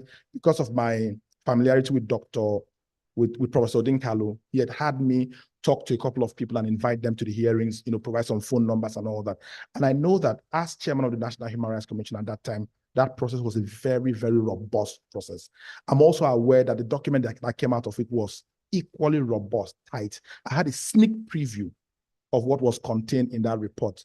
If 30% of the content and recommendations of that panel of inquiry report was implemented, what you see in Rivers State happening today with Fubara and Wike won't be happening. And I'm telling you this factually, right? Because all the actors mentioned in that report, they are all here now. They were part of the things that happened in 2020 and 23, 2019. They are all part of it. The same guy, because we have created a climate and atmosphere of that, that permits those kind of things to happen. And so my trust to say thank you that Kano State is doing this, but it's very important that people of Kano State insist that the report actually adds to the quest and search for accountability against electoral offenses. And to Dr. Nwokolo, thank you so much, Doctor, for raising that up. So his question was, how did the other issues in the country influence elections atrocity dynamics in 2023? And I said, very extremely, they did influence. So it's a system. It's a fully connected system. So poverty influenced people's susceptibility to being bought during election. It influenced people's willingness to be used as political tools. It's allowed, and of course, the collapsed educational system in this country allowed people to tell people that a picture of Peter Obi drinking beer, and eating Kwabi. They say there was one that circulated online. You see Mr. Peter Obi drinking 2 bottles of Hero on his table and a very big bowl of Nkwobi. And that photograph was distributed mostly in the North. And of course, you know the reason, right? He's drinking alcohol and all that. The idea is to show him as a very vain, pleasure-seeking character. You see this very poorly made Photoshop job, and people believe it. It's illiteracy. I'm sorry, but that's the reality. So even the collapse of the educational system even fits into that overall dynamics, right? But of course, there is the dynamics, Doctor. There is also the dynamics of our reward system, a reward system that we have very slowly and gradually graduated to the point that it's now holding us right here, right in the neck, and it's destroying our system. So I'll give you a few examples, right? And I've said this elsewhere. There was a time in 2023, for example, when people were asked to carry guns. I'll use the Rivers State example. Because that's an example I'm familiar with. People were were given guns, basically, 2023, to be the henchmen for elections. At the end of that activity, they were given some money and they were asked to, bring back the guns. And the guy said, no, we're not giving you back the guns. And that's when Rivers State started going south, because people were given guns that could not be retrieved, right? That was the reward system at that time. 2027, they started giving people bags of money to support candidates, like take your cash and support a candidate. That reward system then was cash. In 2011, the reward system was what they call 2011, it was what they call revenue point. Okay, so they give you a revenue point. So typically, a revenue point is it's a subcontractual job, right, where you are responsible for collecting government taxes. It could be from a motor park, from a market on a street, for radio license or something, right? That's your job, or sanitation fee. They give you that job. It's called revenue point. So you can take revenues as much as you want and give whatever you like to the government. That's how political offenders, election offenders were rewarded in 2007.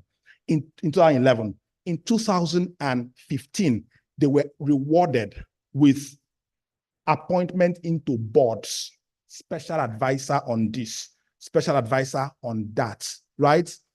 Okay, so to the extent, if you go to a place like Cross River State, where one of the major problems is deforestation, the guy who was appointed to be the the special advisor to the governor on anti-deforestation was himself the biggest logger in Cross River State. His nickname was General Iron. He was killed not too long ago by the military. General Iron, that was his name. He was special advisor to Ben Ayade on anti-deforestation because he had the qualification. He was a logger, right? That's the qualification. So if the same Cross River State, the guy who was appointed special advisor on maritime security is a young man called Simply Benjamin. He was the head of the Bakassi Strike Force, the most, the most lethal militant group along the Oron Cross River axis. Okay, so Simply Benjamin has and if you Google him, you see videos of him with magazine chains and gun. Right, he had, beyond all reasonable doubt, demonstrated his capacity to operate in maritime waters. Therefore, he became the special advisor to the governor on maritime security. It became the reward system. In 2019, it changed altogether. Those people they had empowered actually started contesting elections. Becoming House of Assembly members, and you have them in the National Assembly. You have them everywhere. They were bold enough to contest. So you can see from 1999, 2003, we have come in full circle to where those guys now feel entitled more than you and I to stand, and contest election. And Dr. Nwokolo, the problem is our reward system. And that's the major thing that has integrated into creating the monster that we see today, because it pays, and I mentioned that in the report, it pays for you to show that you are strong, you have capacity, you can muster boys, you can operate an AK-47, you can snatch ballot boxes, you can kill people without remorse. That is, rather than be a reason for you to be held accountable, it's even an incentive for you to hold political office. That's how far we have gone in the country. And that's the dynamic we see. And then finally to Dr. Kwajan. The problem, there are recommendations of various panels of inquiry, right? And like I said about the case of Kano, it's really everywhere, right? But the government has no interest in making public some of these panel of inquiry reports, no matter how damning they are. Absolutely no interest. And there are many. It's not just about election atrocities, right? It's about every other sphere and every other space in the Nigeria setup. So an example I'll give you from the Niger Delta is the NDDC forensic audit report that said almost 2 trillion naira was stolen in the NDDC. That 13,000 projects, the funding was stolen and the projects were abandoned. 13,000 projects, thousands of contractors involved in this. President Buhari initiated a forensic audit process and boasted that it was going to be like, it's going to dig all the hard stuff and throw it out there. I spoke at the meeting organized by an organization, Social Action, and I told them, if the forensic audit report sees the light of day, and I said it in the front of media people, I will leave civil society for good. They said, how can you say that? I said, nobody will make that report available. You won't see it. It's not possible because that's not how the state works. The state has been captured. The state must protect the people, the owners of the state. And the NDDC was a cookie jar. Everybody had his finger inside it. Over 20 years, it was a slush fund, it was a sundry fund. It's how we prosecute elections, it's how we bribe people, it's how we do stuff. That was the NDDC. Everybody had his finger there. I'm pretty sure when they gave the forensic audit report to Mr. President, he looked at it and he even saw his name maybe. And that was the end of the report. I told him it. And it's the same thing with this panel of inquiry reports. And so my team and I have done what we consider a diligent job in producing this report. We've also brainstormed and produced some recommendations, some for society, some for lawyers, which we think can fix this problem. But we're not totally convinced that this problem can be fixed in a vacuum. I'll conclude this response session with this, that very recently I've fallen in love with a certain woman. She lived in 1950. She's called Audrey Lords, right? And one of her writings, one of her favorite quotes is that the master's tools will never dismantle the master's house. The master's tools will never dismantle the master's house. And that's the thinking that this is a system.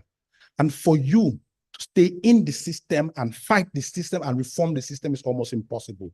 It is the thinking that your commissions of inquiry are the master's tools. It will not dismantle the master's house. The police service is the master's tools. It will not dismantle the master's house. They can shake up the house a little bit, create some reform, but never enough to have that kind of groundswell revolution that transform the dynamics.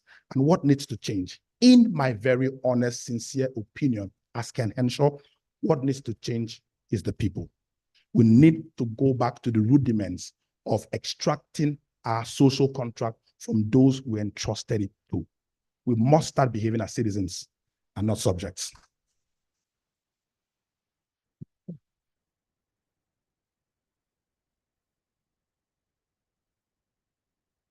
At least I didn't ask for the upload, right? It came on its own. Okay, now thank you. So about the issue of why Global White decided to focus on the southeastern states and Lagos, I will step aside and allow the executive director of Global White to provide context to that. Abby, can you hear me? Yes, I can. Can you hear me? Yes, we can hear you, Abby. Okay, great. So thank you very much. That's a very, very brilliant question. And I think that Ken tried to cover that when he started his presentation. And I'd also alluded to it in my welcome address. First, it was that we looked at the most violent states and the states that were most prone to electoral violence. Now, the states that have traditionally been most prone to electoral violence have been Lagos. Lagos has traditionally just held the fourth for the numbers, which should be surprising because it is probably the most policed state in the country. And you have such a groundswell of numbers that you shouldn't expect that level of atrocities. But then leading to the election, the Committee of Practice Against Mass Atrocities in its tracking of electoral violences, of violence in general, and also of election-related atrocities, noted Lagos State, and also because of the antecedent that Lagos had built from the previous elections leading up to this particular election.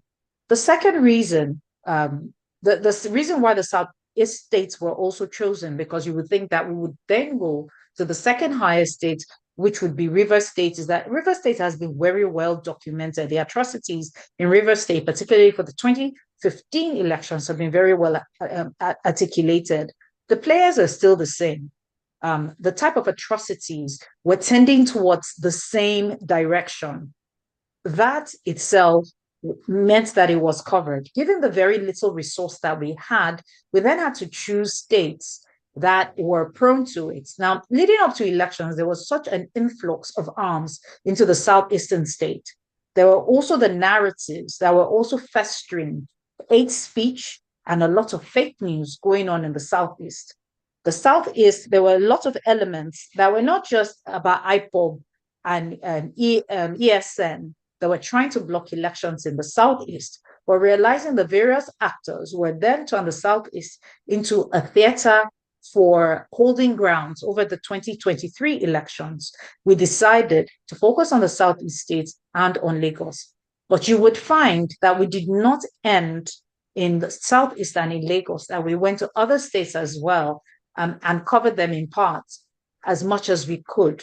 You would find that in the larger report, and you'll find that in the preliminary report that were released as well. So those were our reasons for choosing them. Thank you. Thank you very much, Abby. Thank you. Thank you so much, everyone. When we at this time do the public presentation of the reports, we'll just move it forward, do the public presentation of the reports, and then we'll come back to continue this section.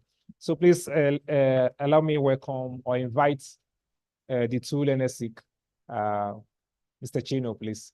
Professor Sam, please come this way, and then accompanied by some of us here. Mr. Jai, please. Let's go towards the end of the lunch. Please join in there. Mr. OK, please come forward. Mr. Sasanusi, Amnesty International, please join us up here. Where's Madam E.A. Jonathan? Madam Lois, please join us here. Thank you. Where's E.A. Jonathan? SBM Intelligence, please come over here. Dr. Ndubisi, please join us here, sir. Sorry, Mr. Harry. Mr. Harry, sorry, sir, please join us here. Madam Tessie, please join us here. Anyway.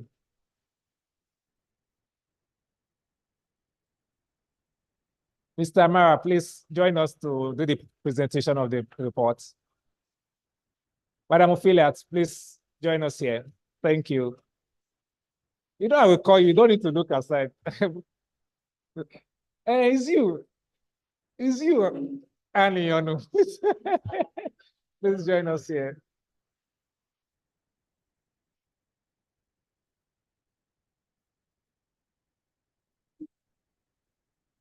Community of parties, I'm not seeing. Community of parties, please join us. Mr. Kotokoshi, please. The leader of Mr. Ken Henshaw, please, sir, over here.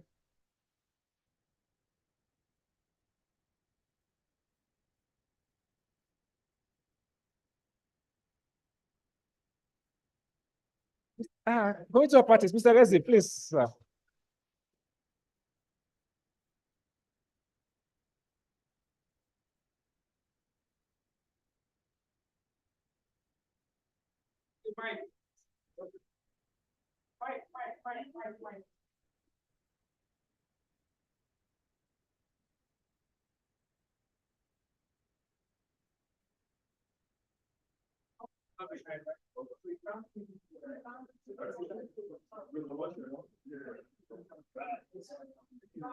Down some.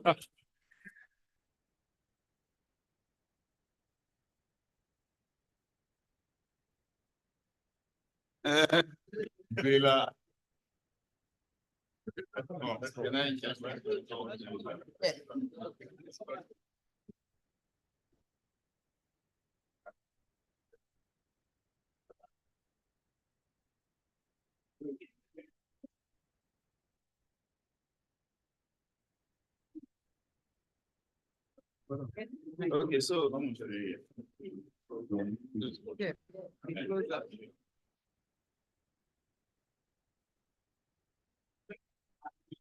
hello. Okay. Yes, we want to thank Global Rights and the partner for taking this project and making this possible, more especially the consultants and the field officers who work towards producing this report. The content has already been discussed by Mr. Ken Henshaw, and it is our pleasure to present it to the media and copies of the report. We just have old copies. So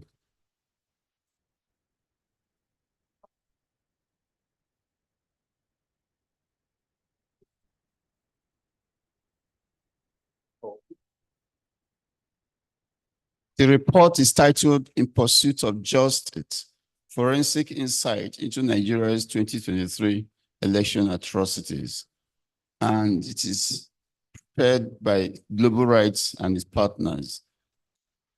It is a documentation of atrocities that happened during the 2023 election and also recommendations for moving forward. We will present this in public and hoping that the Nigerian government will take actions to implement all the recommendations in the report. Congratulations, Global.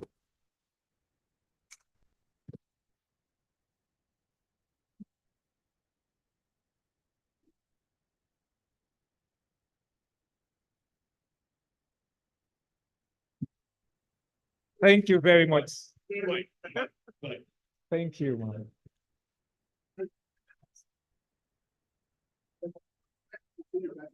Thank you.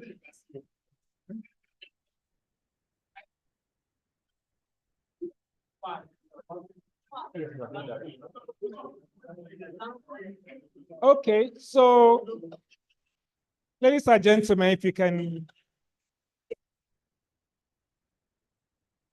hear me, ladies and gentlemen, distinguished guests,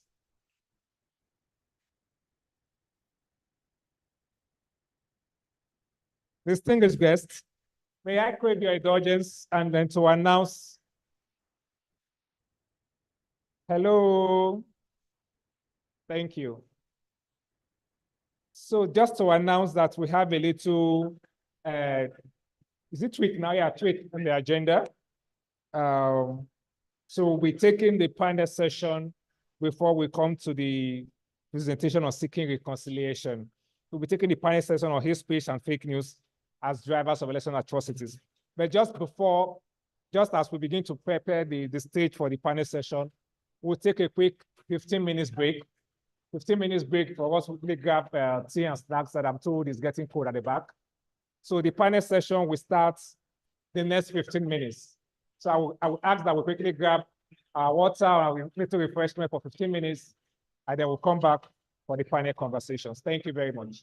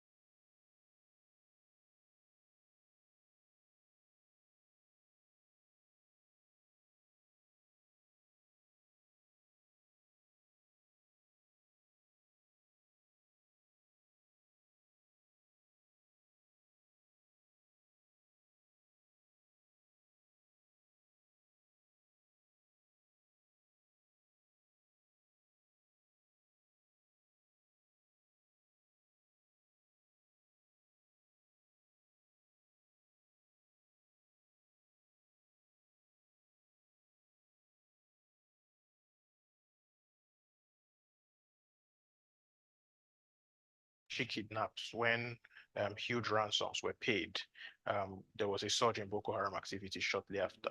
So it's not a stretch to link such an action and such payments to purchase of new weapons and the ability to pay fighters and the ability to import fighters. While the gang struggled to fight off the Nigerian army, tension was brewing within its ranks, adding another dimension to the crisis in the northeast. Dissidents within Boko Haram broke off in 2016 to form ISWAP, or the Islamic State in West African province. The region has since been thrown into a war triangle, with Boko Haram fighting against the Nigerian government and ISWAP, the Nigerian government fighting both gangs, and the ISWAP fighting against both the Nigerian government and Boko Haram. In northeast Nigeria, the enemy of your enemy is not your friend.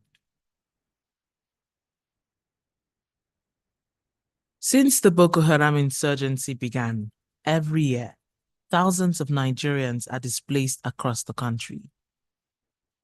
People have been serially displaced. So you're displaced first by some headsmen attacking you. Then a flood comes, whatever little thing you manage to gather, it takes you away. Now the attacks are back. And no one is talking. Nobody's really saying. While most are displaced due to perennial violence, some are due to environmental disasters such as desertification, floods, erosion, all which are often preventable or could have been managed more effectively. The Middle Belt region of Nigeria is fast becoming the epicenter of this crisis, with a mix of both natural and man-made disasters. There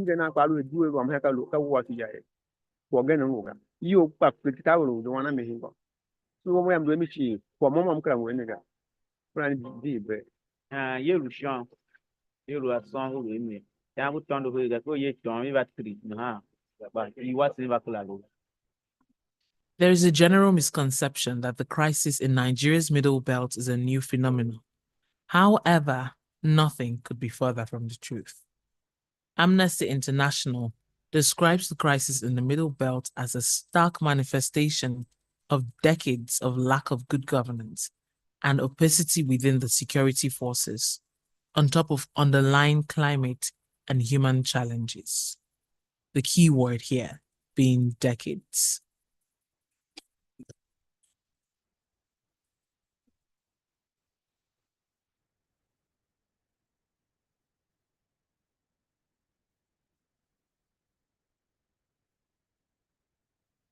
The North Central in particular, you have communal conflicts. You have what has come to be termed herder-farmer conflict. Sometimes they call it clashes, but in many cases, you find a situation, because in the last few years, what has come out in the lexicon is they call them terrorist headsmen or militant headsmen attacks. And although they are termed clashes by many publications internationally and even locally, what tends to happen is you have basically a decimation. You have a flood of people who just come in and attack a community, typically a farming community. A lot of the conflicts in Nigeria now are actually resource conflicts that are taking on another form. The Middle Belt conflicts have been ongoing for nearly 40 years now. The recent resurgence is an intensification of a prolonged battle over access to resources, including water, land, and pasture. Benue State is a farmland. It's a state that is considered the food basket of the nation, where food is produced in large quantities. It's basically predominantly occupied by farmers. So this is also the green vegetation that attracts those headmen to come in, and they have taken over communities in the quest to settle on the lands that are green to feed their cattle. They have weapons, and then nothing happens. They go about with it, and then they feel they will expand, and then the people, the origins, those who belong to the land should make way for their heads. Like the region, the conflicts in the Middle Belt are multi-layered and complex. On one hand, the conflicts are largely over access to pasture, as herders are being pushed further south in search of land for their cattle to graze. This has become necessary due to increasing levels of environmental degradation and desertification, both resulting from climate change. On the other hand, ethnic and religious schisms, exacerbated by indigene settler policies, unregulated mining, a problematic land use act, and justice failures all add up in a recipe for disaster. To deter incalcitrant herds from destroying their crops, farmer communities have previously resorted to poisoning streams of water where herders took their flock to drink, or employ other violent tactics. When cows die, herders tend to attack the culprit communities. In other cases, farming communities have hired mercenaries to carry out reprisal attacks against herders. In both instances, it is important to note that neither side trusts law enforcement or the justice system to intervene justly and in a timely manner. The mercenaries and other opportunistic bandits, while carrying out these attacks, steal cattle from herders and travel across borders to sell them. The reprisal attacks against herding communities and theft of cattle further exacerbates the conflict as herdsmen go out of their way to exact revenge. And so the cycle goes. However, rather than back down, the herders began acquiring sophisticated weapons, and the attacks against farming communities became more consistent, resulting in the crisis we experience now. I'm going to, it was on Sunday. I ain't ready on your lad. You do a mao, what kind of machine the fuel brand? You book a fancy wound, the Mungapa, it's you. Ah, Yamakamu Mukasha, nay, Yamkin. But some came now, Yanina, only the Yatu. But my time came on who had to na can use Naya. Only Namukasha. Now you're Lanu Shima. Look on you, I will get you quiet and follow that if you book. In late February 2016, a series of attacks believed to be committed in retaliation for the killing of cows belonging to the predominantly Fulani herders led to a series of massacres in Agato, Benue State. These incidents led to thousands of people displaced from their homes to IDP camps all around the country as their land and houses were burnt down and people murdered. Since 2011, we have been displaced under our in our neighboring community from 2011, and I cannot be able to go there and settle in my place because if you go to my place now, our community is totally burnt down by the Igba community. So since 2011, we reside in Obagaji. This is where we are staying. Fulani militia are responsible for some of the attacks, which are mostly around the riverine areas where the farmers are residing. And also, more persistently, it is communal crisis. They have been displaced from time and time again as a result of attacks on each other. And this are for reasons of the land dispute. And for over 10 years, some people have been living away.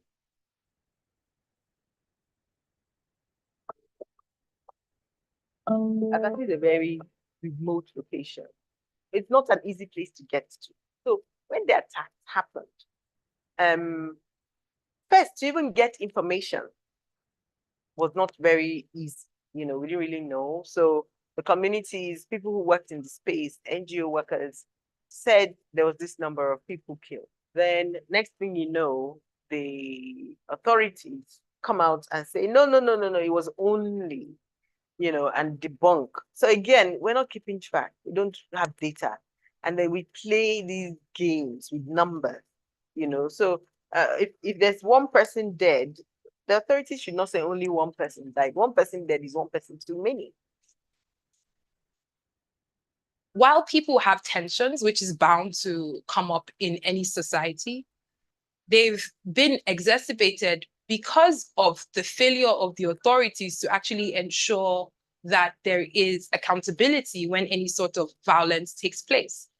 And so people started giving it various definitions. You hear one day that is an attack against Christians or is an attack against minorities. It's just one thing to the other. And that's really because it's been allowed to fester. This is why I'm here, because I was displaced by neighboring village. There's a conflict that is a war.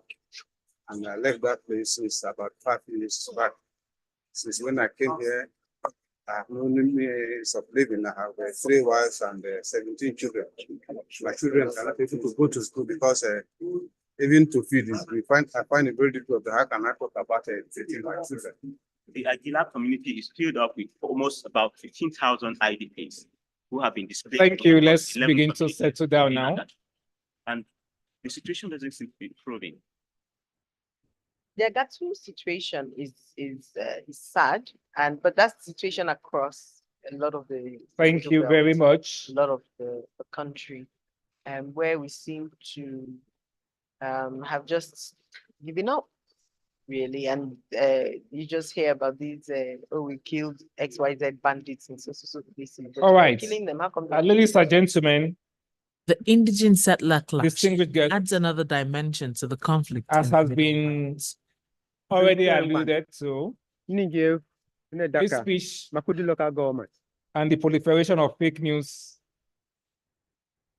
has become pressing challenge globally and of course in Nigeria. In Nigeria, these issues are further exacerbated when analyzed in the context of elections, as vying for political office in Nigeria seems to go in tandem with campaigns aimed at poking at the fault lines of religion and ethnicity. And of course, social media has increasingly become a major vehicle for disseminating hate speech and fake news in Nigeria.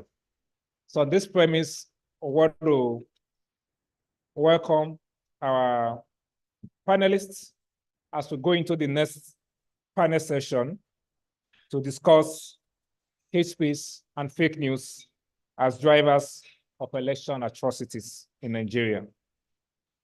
Let me introduce and join me make welcome the moderator for this session, who will come and introduce the panelists. Ladies and gentlemen, to moderate this session is Anne Ionu. Please let's applaud her. Anne Ionu is the Executive Director of the Goodluck Jonathan Foundation, founded by the former Nigeria President, Dr. Goodluck Ebele Jonathan.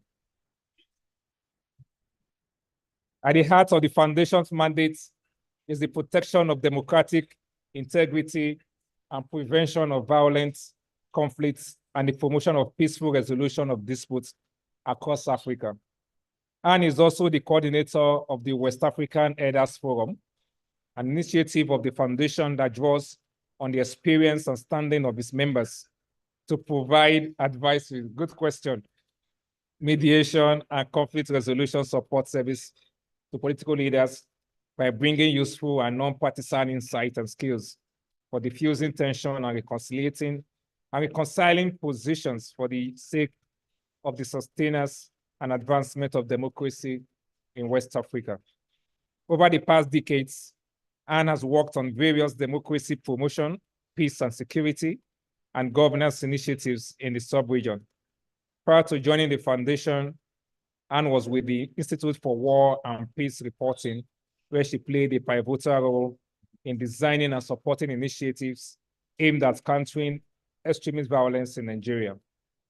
Anne Ionu is a yearly World Fellow and yearly World Fellow. That's this thing that's coming, right? He's a yearly World Fellow and also a Stanford University Fisher Family Fellow, formerly Draper Hill.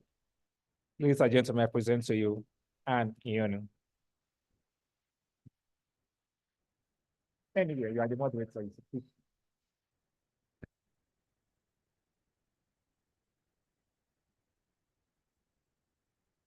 It is. Good afternoon, ladies and gentlemen. It's a pleasure to be here today, and thank you, Global Rights, for inviting me. Can I please ask that we move and cover the seats in front? It looks somehow the way we are seated scatteredly. So please, just 2 minutes, can you please move forward before I introduce my esteemed panelists? Please. Because we're going to have a conversation, we're going to talk to ourselves. It will be better when we're seated close to each other.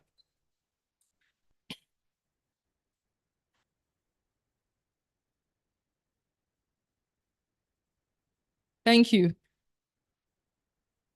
We've heard over and over again today since the event, the dialogue started, about the dangers of hate speech, election atrocities.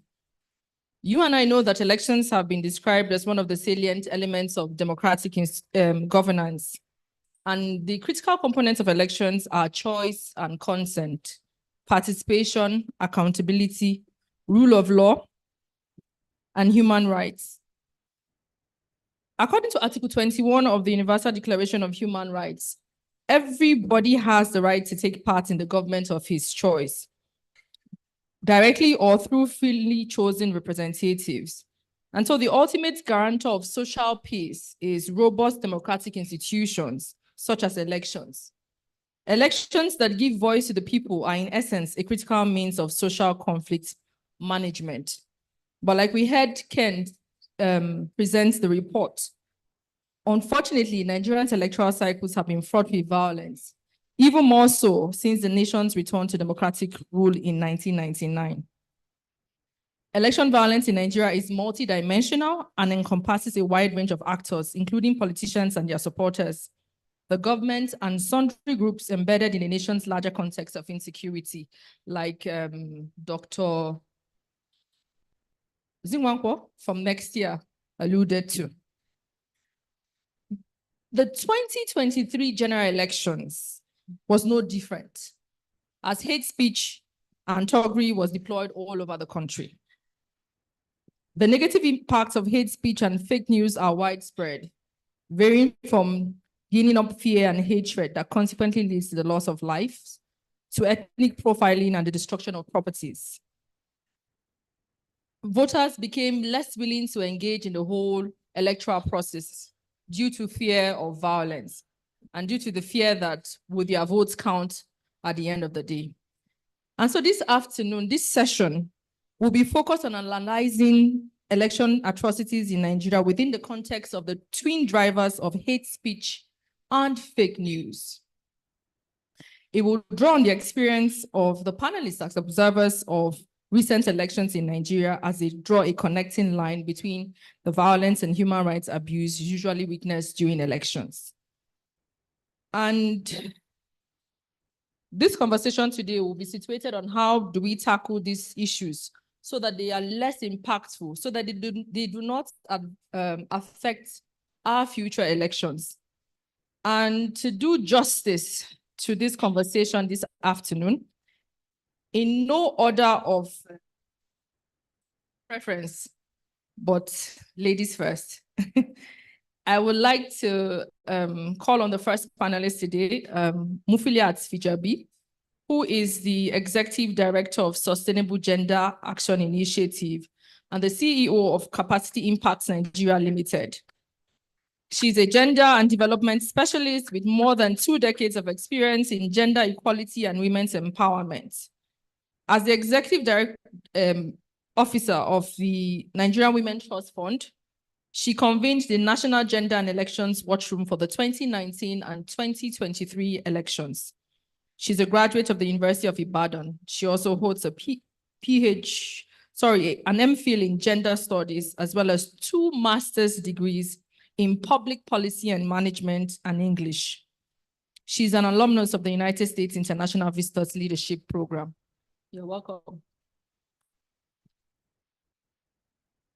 I also like to introduce and welcome Ikemesit Efyong, who is a partner and head of research at SMB Intelligence, an Africa-focused risk consultancy and Nigeria's foremost geopolitical intelligence firm based in Lagos, where he manages a diverse team that spans all of Nigeria's 36 states, as well as Ghana, Cote d'Ivoire, Cameroon, and South Africa. He is a legal practitioner, a geopolitical analyst, security and research consultant, communications professional and public affairs commentator with a long career in politics, blogging, and has acted as an outside consultant to 4 Nigerian governorship races. He also has written on a diversity of contemporary issues for some of Africa's top polar forms, as well as being a guest commentator on political and social issues on radio and television. Our next panelist, where's Ogajai? Okay, we will skip him and move to Aisha Issa Yusuf. She's the head of the Kano and Borno offices of Partners West Africa, Nigeria. She works across rule of law and citizen security program areas of the organization. You're welcome. She's an experienced community development expert and has carried out individual and partnership community projects on peace building, girl-child education, women participation in governance, sexual and gender-based violence, mediation, and environmental protection. She's a graduate of Common and Islamic Law with a master's degree in development studies. She's a member of the Nigerian Bar Association, the International Federation of Women Lawyers, an associate member of the Nigerian Institute of Chartered Mediators and Conciliators, and the Women Peace and Security Network. Please, a round of applause for her. My next panelist is Amara Wankpa, the director of the Public Policy Initiative at the Shehu Musa Yar'Adua Foundation. He's a civic technology and global policy expert with a focus on evidence-driven policy development and effective governance. Amara has key expertise in national and subnational stakeholder engagement and linking multi-level policy and programmatic objectives within a variety of institutional and governance contexts. He has a specialty in election management and youth mobilization, focus on strengthening institutions and voter education. Amara led the project work on climate advocacy, which resulted in 2 award-winning documentaries for the Yar'Adua Foundation titled Nowhere to Run and Swallow. He also has a degree in electrical electronic engineering from the Kwame Nkrumah University of Science and Technology, Kumasi, Ghana. Please, a round of applause for him. Is Oga, okay, he's still talking outside. We also have Bamas Victoria. Is she here? I thought she was here. Maybe she's outside. Okay. We have Bamas Victoria, who is the editor of the International Center for Investigative Reporting, the ICIR, which does accountability reporting and capacity building for journalists and newsrooms. She's also the pioneer editor and team lead of the ICIR verification newsroom called the Fact Check Hub, where she led the team to set it up and got it registered with the IFCN in its first year. The Fact Check Hub is the secretariat for the Nigerian Fact-Checking Coalition, NFC, which features prominently during elections. Please, a round of applause for her. Before Jaye Geskia comes in, I will just introduce him, and then when he comes, he can just join us. I think he needs no introduction. Okay, he's coming now. So Jaye Geskia is a public affairs and political commentator and analyst, as well as a developmental specialist with skills in conflict transformation, peace building, participatory governance, and development. He is a development sector professional with over 2.5 decades of experience working with national and international development agencies. He was the first global conflict advisor with ActionAid International, working in the international emergencies and conflict team, technically supporting 45 country programs. He has also been deputy country director, campaign manager, and later interim country director at Oxfam GB in Nigeria, as well as head of programs with voluntary services overseas in Nigeria. Between 2011 and 2013, he was the national convener of the United Action for Democracy, a coalition of citizens organizations established in 1997 to fight for democracy and the full democratization of society and polity. I would also like to add that he also was a presidential hopeful in 2019. Bring back, what's the mandate? Bring back Nigeria. Please a round of applause for him.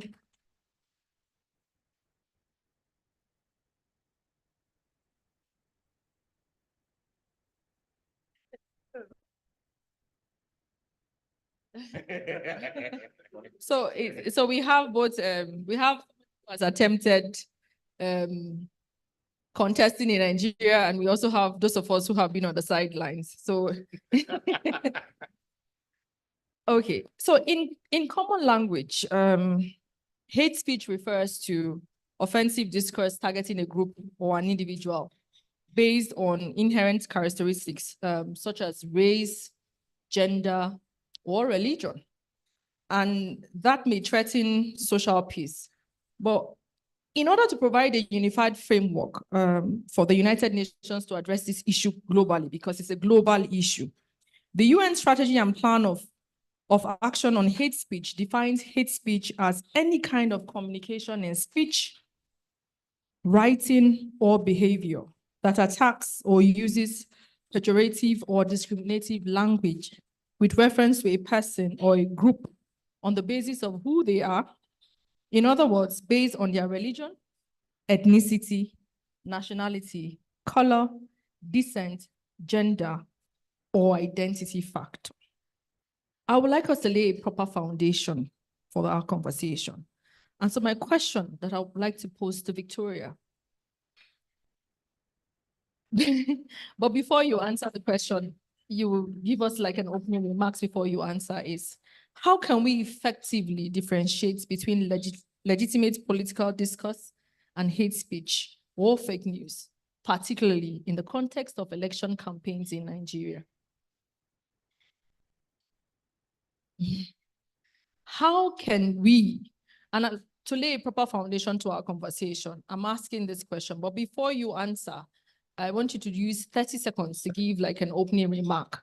But I'm asking that how can we effectively differentiate between legitimate political discourse and hate speech or fake news, particularly in the context of election campaign in Nigeria? Thank you very much. Okay, let me open the map. So let me just speak about the work we did during the 2023 general election. We, like I stated, we actually have what we call Nigerian NX, Nigerian Coalition of Fact Checkers. And we came together, it's about 10 newsrooms and fact-checking organizations that came together and decided to do fact-checking during the election. And I think by the end of the day, we fact-checked about 130 or 130 claims. Something we actually noticed that was quite common is the fact that a lot of this fake news or misinformation, depending on, I really do not like using fake news because of the debates between fake and news. How news supposed to be fake? By the definition, news itself is supposed to be something accurate.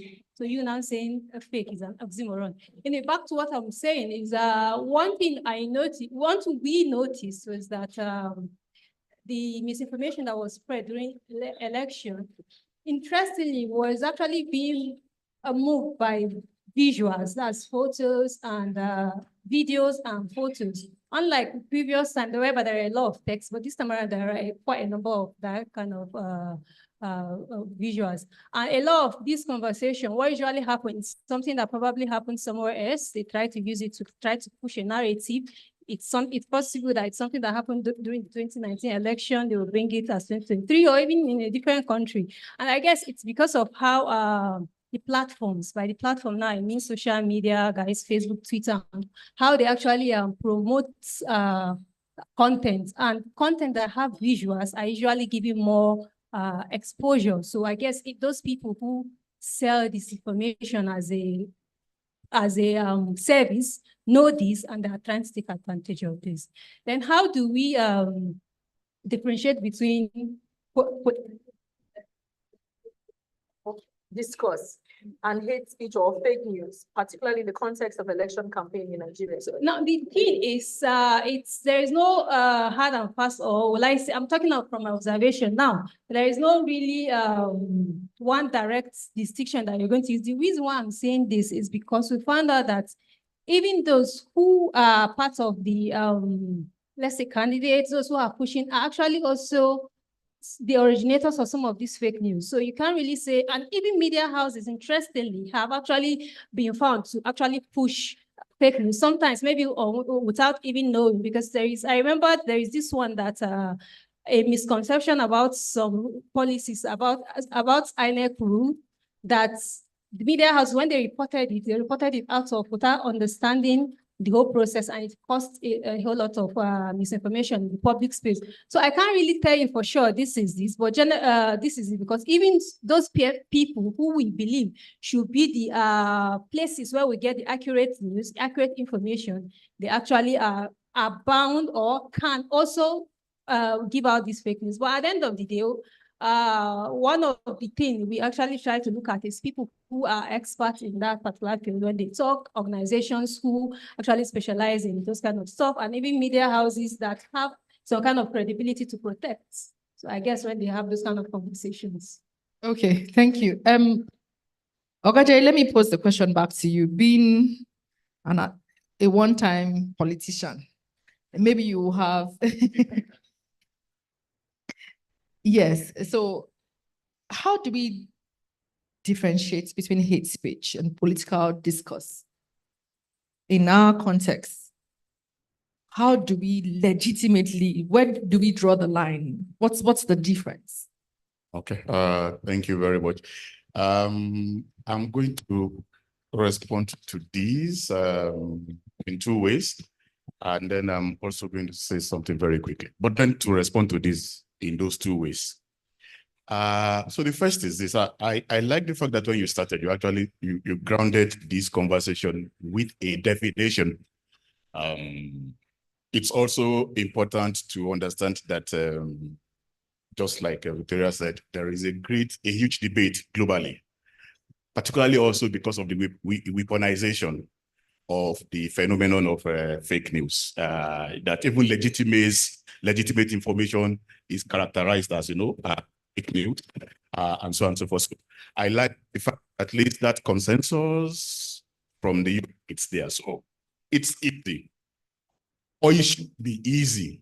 And so I'm saying to myself, we can have legitimate debates, okay? We can have polemical debates. It can be heated.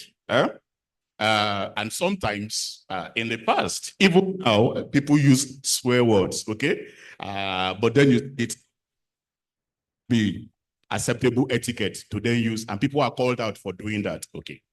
But so you can have a conversation. We can have a legitimate conversation about you guys have banded up there to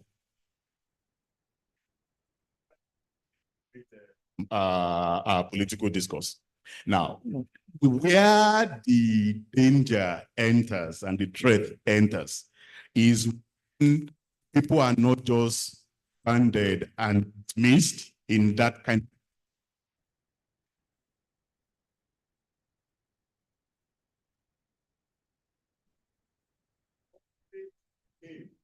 it's not just to score a political point or to prove and show that your opponents are wrong or to your own position, but to actually also dehumanize in the process. So I mean, once you begin to do that, it's easy to then differentiate. So when somebody, like that quotation, when somebody says this and says that, look, this land belongs to us, you people are invaders that want to take over our land. This is what you have always been doing. Now it's going beyond the realm of a normal political discourse, because now you are introducing characteristics. You are banding together an entire group, on the basis of 1, 2, 3, or 4 individuals, and then you are using derogatory terms. You want to dehumanize them. And the thing The reason why there is a direct correlation between hate speech, okay, and violence is that once you dehumanize the other, okay, it's easier to then be violent against that person because the person is no longer a human being and is not supposed to be treated. So if you look at throughout all history, how did it become acceptable to see blacks as a subhuman or enslaved? Okay. Now you have to justify enslavement by saying that these people are subhuman. Because otherwise, why would you enslave another human being? So the moment you start doing that, then it then makes it easier. It means that you can actually then treat that person, not like a human being, but as something else. So I think that those are the kind of things that we need to add to that. Then I said I will quickly add something. I don't know where we are taking this conversation to, but I want to also, I want to point out quickly, because you see, because of the 2023 elections, I actually then did some reflection around disinformation, and I wrote an opinion article. See, why is disinformation becoming an epidemic and widely accepted? Why do people actually accept disinformation? Because it seeps in, and they believe a rational person would actually hear something and believe something that on the face of it is not even rational, but believes it. I would say that all of this started from the moment that elections, and I'm talking about elections now, and I'm saying in a global context, that elections became left the realm of contestation for political ideas to marketing of candidates and parties. Because then the dynamics, the instruments, and the tools of the market were then introduced to politics. Because you know what, if you see an advert, somebody is selling cigarettes and tells you and advertises it as something that, I mean, it's for status, it's like. So in marketing, you can bend facts. It is allowed to exaggerate, to bend facts. And the moment we introduce that now into the political framework, it meant, and you see that all these elections are actually run by professionals now, professional PR people who use the market terms. Okay. You said something very interesting, and that's the fact that one of the differences would be the use of derogatory words, dehumanizing words. And my question, I'm trying to grasp with this, the fact that why would we dehumanize ourselves as Nigerians, knowing that we're very religious people, and no religion promotes dehumanization. In many parts of the world, religion provides people with social solidarity and strong feelings of belonging. It also establishes and legitimizes forms of social order by prescribing the norms, practices, and behaviors that actuate shared identities. Nigeria is a deeply religious society, and this significantly influences our cultural values. Aisha is laughing. We also see where many religious organizations in Nigeria fill a gap that government ordinarily should provide. My question now to you, Mufiliat, is culture and religion are so intrinsic to who we are as Nigerians. So do these factors make us more prone to the spread and acceptance of hate speech and fake news in Nigeria? And if they do, how can these factors be addressed to mitigate their impact? Okay, thank you very much. At this point in time, my own opening remarks would be to say thank you to Global Rights and its partners for bringing these very important conversations at this point in time. And I'm going to speak differently because when you talk about misinformation, you talk about fake news, hate speech, Some of us have been dealing with this for generations upon generations. And how do we mean? I'm glad that amongst our panelists here, somebody mentioned about treating others as subhuman. Women have been treated as subhuman for uncounted numbers of years. And to now link it to religion and culture. In fact, for me, when I discuss religion, I prefer to discuss religion as religious interpretations so that I can put the two holy books that we are familiar with in Nigeria, the Holy Quran and the Holy Bible, we put them where they belong. When you look at some of the preachings around gender, around several other issues, there's a lot of misinformation. There's a lot of gap between what the text says and what is being preached. So if we even take it from there, we can say that our foundations in terms of how we receive those divine injunctions is also faulty. And that's what's impacting on us as humans and as Nigerians. You know, let me give you some very quick examples. If you look at the Muslim world, for example, what you hear, I'm sure most of us seated here, is that men have a right to marry 4 wives. You hardly hear about anyone speaking to the part that what the Quranic injunction speaks to is that you can only marry 1, which is better for you. The verse starts with marry 2, 3, 4. Only if you can do justice. And you can never be able to do justice, so marry 1. That's the English interpretation of that verse of the Quran. What do you see? Is it not huge misinformation that people go about talking about Muslim men, they have a right to marry 4 wives? What could be more than that?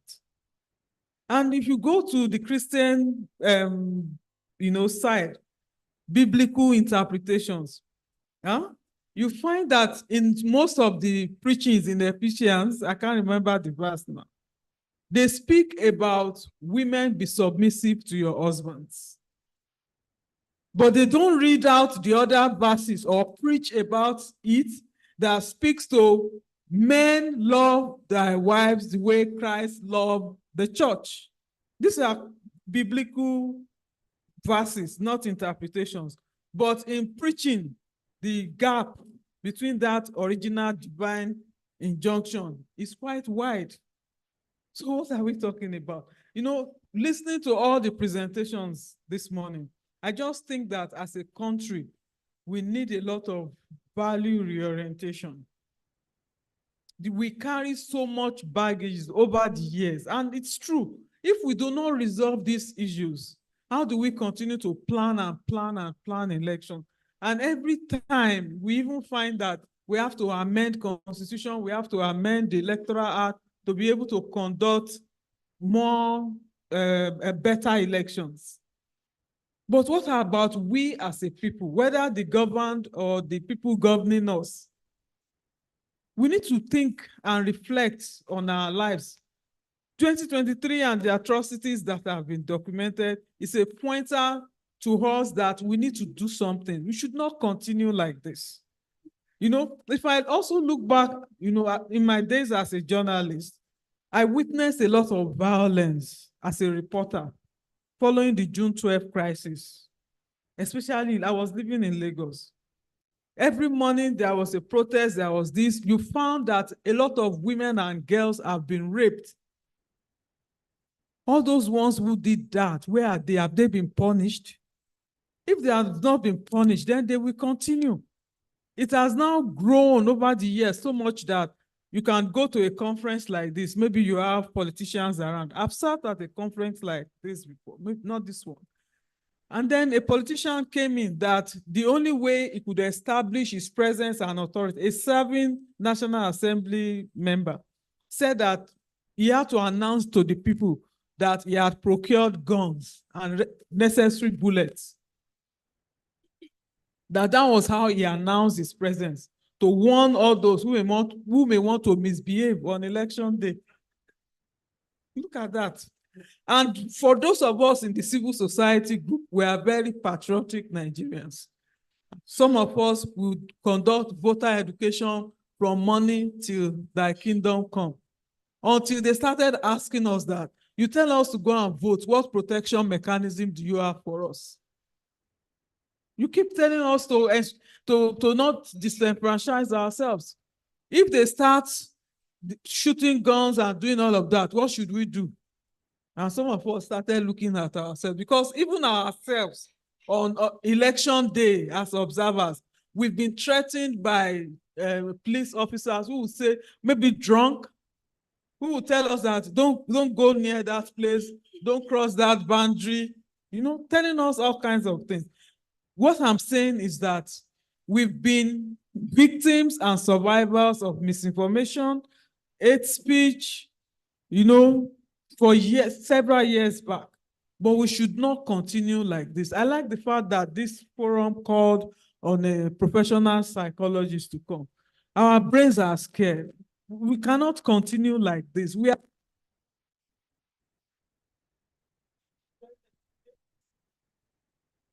We should not continue to live like people.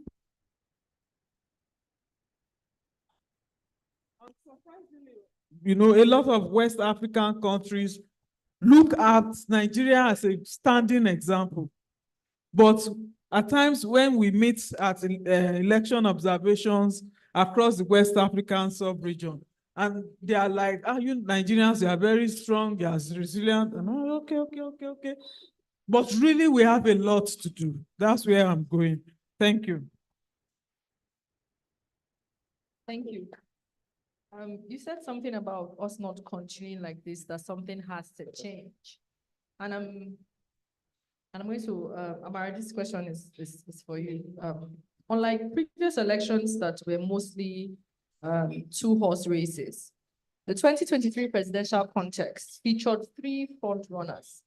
Bola Tinubu, of course, of the APC, Atiku Abubakar of the People's Democratic Party, and Mr. Peter Obi of the Labour Party. The first 2 parties in particular were guilty of incitement and hate speech in their messaging, and partisans of all 3 candidates had spread the same on social media. We also saw each front runner drawing support strongly, but not exclusively, from his ethnic, religious, and regional basis. Their campaigns also stirred up communal tensions that in some instances turned ugly. What has been done? What are we doing? And if we're doing something, are we doing enough as a country to combat hate speech and fake news during elections? Especially with the fact that despite its massive deployment by politicians, like I just gave the context, and their supporters in the last elections, we saw how volatile the country was. And we haven't seen anything concrete today in terms of prosecution. So what are we doing? I don't know. This is a difficult question to ask. What are we doing? Because to be honest, I really don't know. You know, it's almost like asking a survivor, what are you doing about what you are surviving?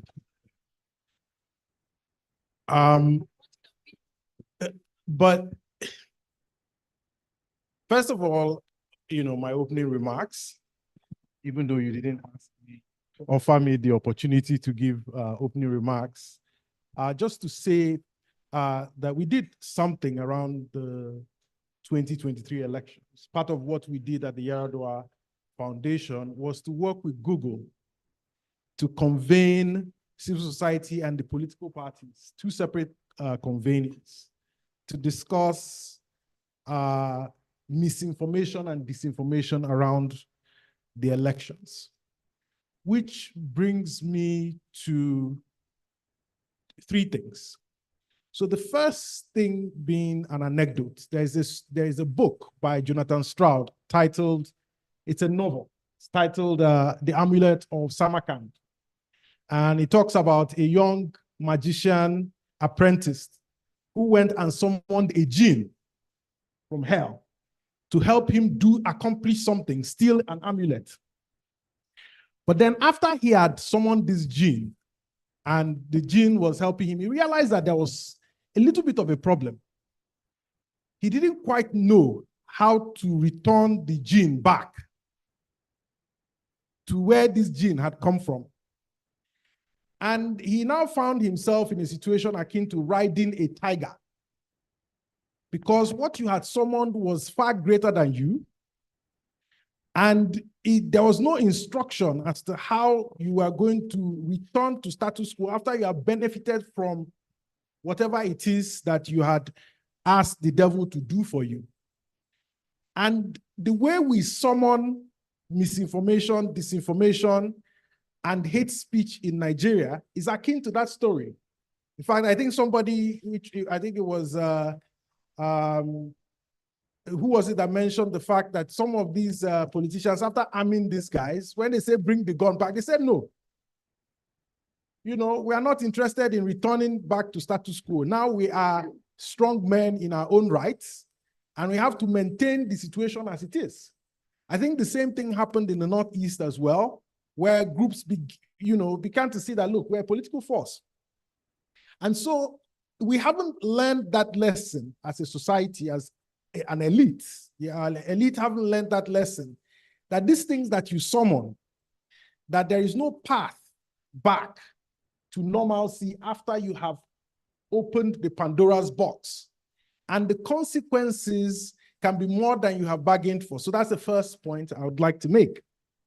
The second point is evident in how I introduced what we did around 2023 elections. There is the global context of hate speech. In fact, expression. There's a global context of expression that's happening, whether it is hate speech, whether it's political speech, whether it's misinformation or disinformation. And it's driven by mostly technology, but through other resources as well. Now, what we are seeing, and this is a trend that has followed globalization, is that we are seeing centers of power emerge that are not necessarily states. So they are not like elected governments. They are either individuals, powerful interest groups who have acquired for themselves certain powers to influence global policy, and they have the ability to regulate, deregulate, whatever it is that has to do with online speech.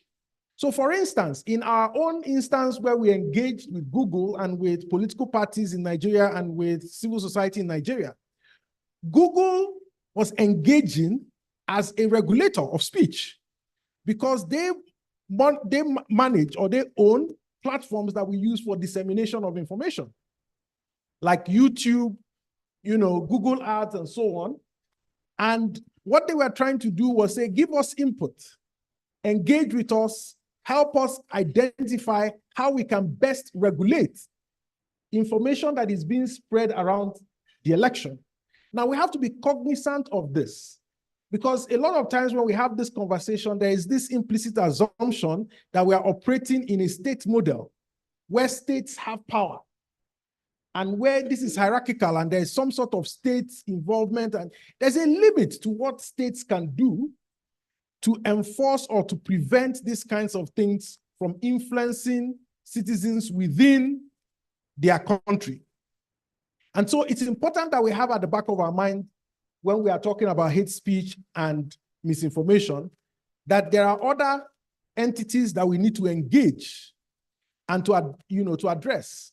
And because these are private entities, what's happened is since this has happened, and this will go back to this the Arab Spring in 2011, I think. Now, you would see that there's now been a bit of an anti-democratic force happening globally. It's coincided with this privatization, of the global space. And so there's a tendency that people are moving towards anti-democratic tendencies. And so it's important for us to also engage at that level to understand what is going on. Because many of these conversations that we are having can be undermined by just one tech giant that says, oh, look, I have taken a stake in what's happening in Nigeria, and everything that you're talking about will just be undermined. I think we had it with the Americans were shocked by it when the Russians did it to them, and they really did. And now, if the French discovered that they were trying to do it to them as well, and if the French and the Americans can be, victims, how about us? There's an expression that says, if you run with footmen and they weary you, how will you contend with horses? So it's important that we engage at that level, the global level. And I think we are seeing, for instance, with X, because during the elections, one of the things that we did as young people in civil society was we co-signed a letter to X, formerly known as Twitter, complaining about the hate speech that was being allowed on their platform, and that there was no contextual regulation of political speech that was happening in Nigeria. Before, we had done something similar when Jack Dorsey was CEO. The response was swift, and it was, to our extent, it was effective. However, with the new owner and the transition from Twitter to X, they didn't even pretend. The response, it was dismissive. To say, look, yes, we don't have the capacity and zero interest in engaging in this conversation that you are talking about, and please stop bugging us and leave us alone. It has impact. Because like Victoria said earlier, there is commercial and a financial interest in propagating a certain kind of information. They make money from it. And these kinds of information that generate a lot of response, engagement, anger, emotion, there is a lot of money coming from it, and they wouldn't want to lose revenue because some civil society people in Nigeria said, hey, we are not happy. So it's important that we understand that. Now, coming down to the country level. Now, there's also another context within Nigeria. First of all, to mention that the idea of citizenship in Nigeria is contested. It's still contested, the idea of citizenship. Who is a Nigerian? Are you a Nigerian? Because in having this conversation about hate speech speaks to identity. Abi, one of the key definitions of hate speech is about identity. And if you had not settled the debate about identity within the context of Nigeria, then this is where we get into the gray area. I think it was Victoria again that mentioned it, that it's very difficult to draw the line. Because as we say, we haven't settled on who is a Nigerian and what you are entitled to as a Nigerian. It's both a normative and a structural issue. First, structural, because you are a Nigerian because you have a state of origin. So what happens is you are not a Nigerian. You are an Abia Nigerian, Enugu Nigerian, Lagosian Nigerian, Abuja Nigerian, but not a Nigerian in the core structural, sense of it. So that introduces a certain quirk to your Nigerianness. The second thing, which is normative, is that we now use the identity discriminatively, and it is allowed. So for instance, we say rotational presidency, which means that once somebody from the north has enjoyed presidency, we have to, for the next round of election, we have to discriminate against people from the north so that the southern people can enjoy it too. Am I right? And if you make this argument in Nigeria, nobody will look at you and think that you are saying something that is wrong, Abi? But once we start using identity in that way to discriminate, to say you are not entitled to this because of where you're coming from, and you're not entitled to this because of where you're coming from, you are also legitimizing the context of discrimination, because you are saying it is okay to discriminate because of your state of origin. So where do you draw the line about how people now use that in the context of elections. Because, huh? I was going to ask you a question. You said, so where do we draw the line? So I was going to throw it back to you. Where do we draw the line and how do we draw the line? It's difficult to draw the line because you are shifting the goalpost for yourself. And because of that, you haven't drawn a normative line to say, where do we stop when it comes to discrimination? Because if you have positively discriminated in a certain direction, the other person says, well, to counter this positive discrimination, we also have to have what? Negative discrimination. Okay. So it now borders on an issue, an argument around justice. What is fair? And that's part of our local context. Now, just before you throw it back at me, one more thing. You see, when it comes to the formation of national identity, primarily it's elite-driven. Now, our elites are not incentivized to invest in a common national identity. There's no incentive for them to do so. However, the hate speech and the disinformation, they mobilize it to co-opt you and I as what you call, accomplices in our own exploitation. Are you following? You become accomplices in your own exploitation. That's how the mobilization of ethnic sentiments is actually used, ethno-religious sentiments. They use it to make you an accomplice so that when the crime occurs, you have no right to complain because you have participated in a process of acquiring the power that is used to steal the money. Thank you. Thank you, Amara. So we appreciate the challenges that exist in this conversation. But I think the idea or one of the objectives behind this is what are the opportunities out of it? So yes, we know these challenges.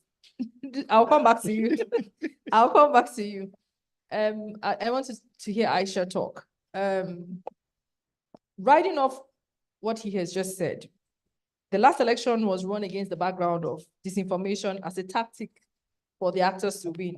For instance, like he said, we witnessed politicians instrumentalize disinformation to entrench pre-existing social cleavages around ethnicity and religion. In what ways can we hold these politicians accountable? Because we can't keep discussing the challenges and not proffer solutions out of them.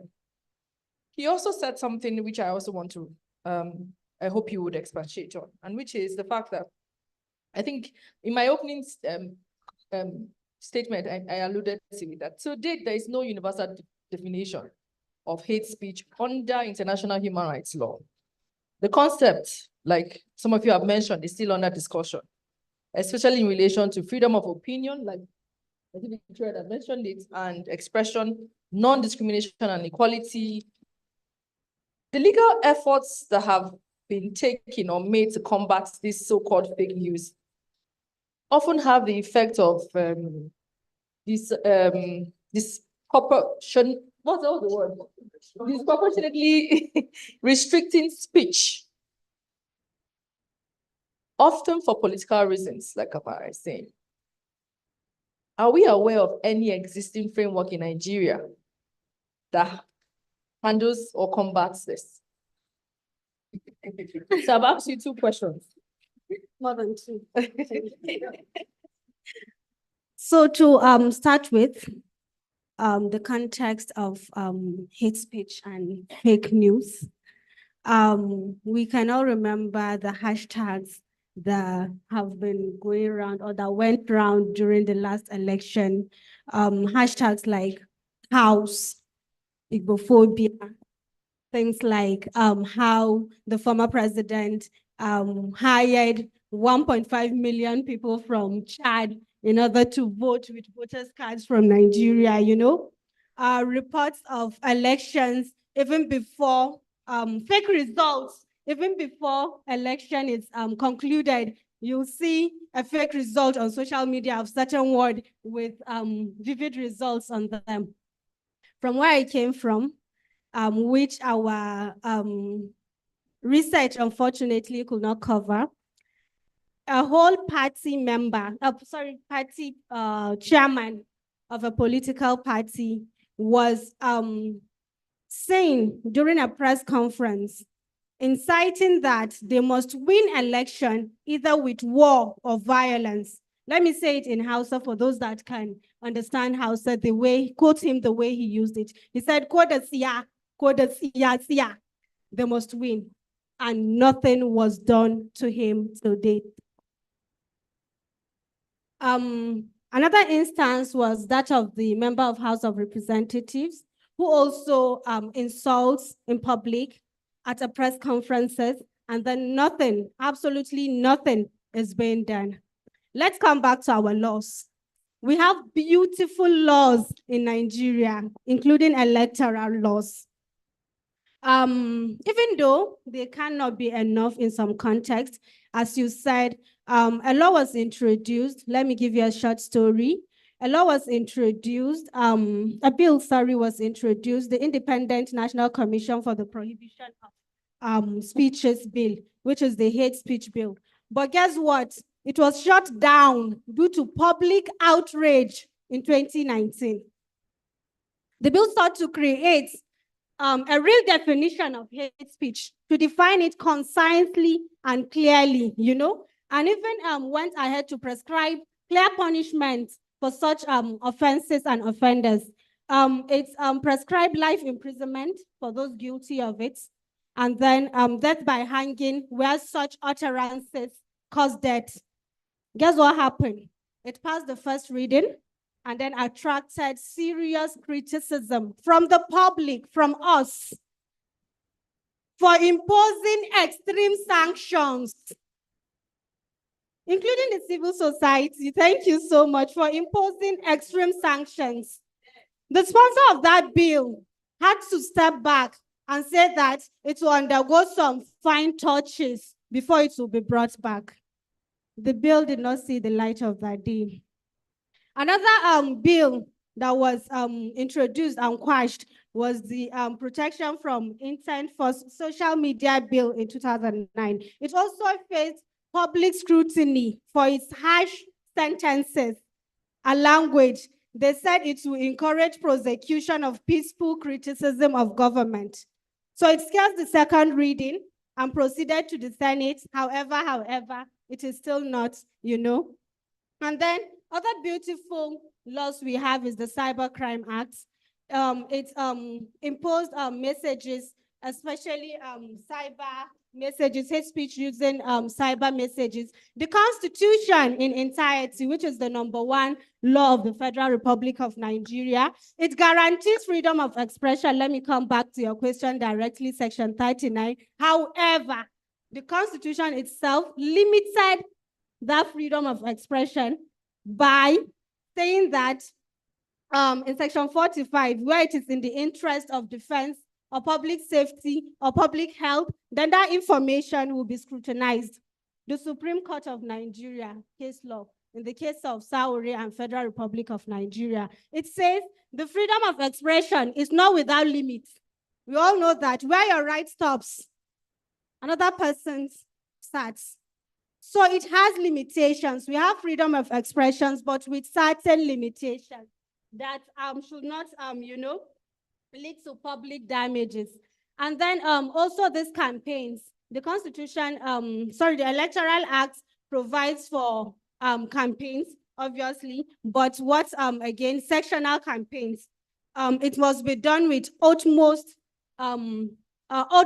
respect for ethnicity, for religion, for cultures, for race, for gender. These hate speeches that leads to electoral violence do not only lead to violence or electoral violence, it leads to other crimes like marginalization, for example. It limits women from participating in political processes. It limits women from participating not only as voters, but as candidates.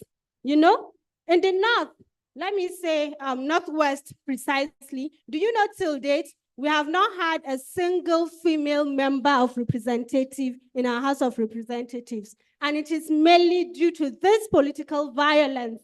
She cannot put off to it. Marginalization of persons with special needs. How do they participate as participants, as observers, as election officials, amidst violence, amidst chaos, you know? So I'm not sure I hear you clearly.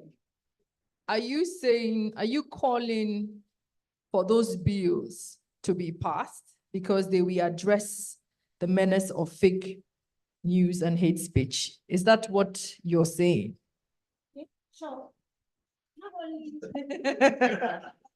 Not only passage of such bills, but effective implementation of the bill, you know, effective prosecution of offenders. The law, as you can see from our judicial lady, her eyes are closed. She cannot go and start, the court cannot go and start looking for evidence for you. The law uses what is presented before it. So once you didn't present your case, you know, effectively, the law will not go and start seeking for such evidences. So let's effectively implement the ones we have and then review or introduce or enhance others, you know. We have a whole lot to do with our legal framework in Nigeria. Thank you, Aisha. I had to ask you twice because I wanted to be sure that I wanted to be sure I heard what I heard. You're calling for the passage of the cyber, I'm not pointing at you. Because the challenge or the issue of where it infringes on freedom of expression. And like you said, freedom of expression is not absolute. But under the Freedom of Information Law, where we talk about where information should be provided proactively, and they should also be passed through a 3-part test: the whole public interest test, the national security test, and all that. My question to you, Aisha, because I need further clarification, or maybe Ike Mesit can answer it. The bills she's calling for the passage of, vis-a-vis our national security, vis-a-vis freedom of expression, how do we draw a line? How do we strike a balance between such? She said it was civil society who called for the shutdown of those bills. Civil society public called for the shutdown of the bills. And I would presume it's because it borders on the infringement of the rights of the people to express themselves. If we, as she's advocating for such laws, where and how do we strike the balance? Wow. Where to start? So throughout the conversation, as my co-panelists were offering their responses, I kept thinking about the line, right? First off, I should say, just very, very straightforward opening remark. If you're a social media user, if you're a consumer of mass media, you should read this very seminal book that was written in the 80s by Noam Chomsky, Manufacturing Consent, right? One of the challenges that, and this is unique to democracies, one of the challenges that democracies have in terms of managing the interaction of ideas, right, is that it's the question of the line. Where do you draw the line? I can't say, for example, I can't say definitively what an appropriate definition for national security is, because that definition evolves over time, right? Throughout the 2010s, you could probably argue our biggest national security challenge, well, in the early part of the 2010s, the insurgency in the Niger Delta. By the time you got to the end of the 2010s into the 2020s, You were talking about the rise of political jihadism. Some people have a problem with that term, but it's a term we understand. So I'll just use it in perfect as it is. In the Northeast, at some point in the 1980s, it was the outbreak of the Mycene infused challenges. In the late 60s, it was the fact that we had a civil war. So the national security question evolves over time. And the challenge that everyone in this room and everyone who votes in this country has is, where do we cross the line from, like Jai said, very robust, but very intellectually grounded conversation into mischaracterizing people, ethnicities, whole, regions in the country? I don't think that there is a clean answer to that. And I'm not sure we should necessarily be fixated on definitions. You talked about the fact, for example, that there isn't an internationally accepted definition for hate speech under international human rights law. I can tell you, and all of the jurists and legal minds in the room can tell you, there is no acceptable definition for almost anything under international law. But I don't think that should stop us from enforcement, but more importantly, that should stop us from education. I think the best tool we have in a democracy for combating hate speech and misinformation is awareness. It's education. There is a significant amount of self-regulation and consumer-led regulation that needs to happen. I don't think personally that the government should lead. I think government, policymakers, civil society should support. But I think ultimately, right, it is the people who click. It is the people who view.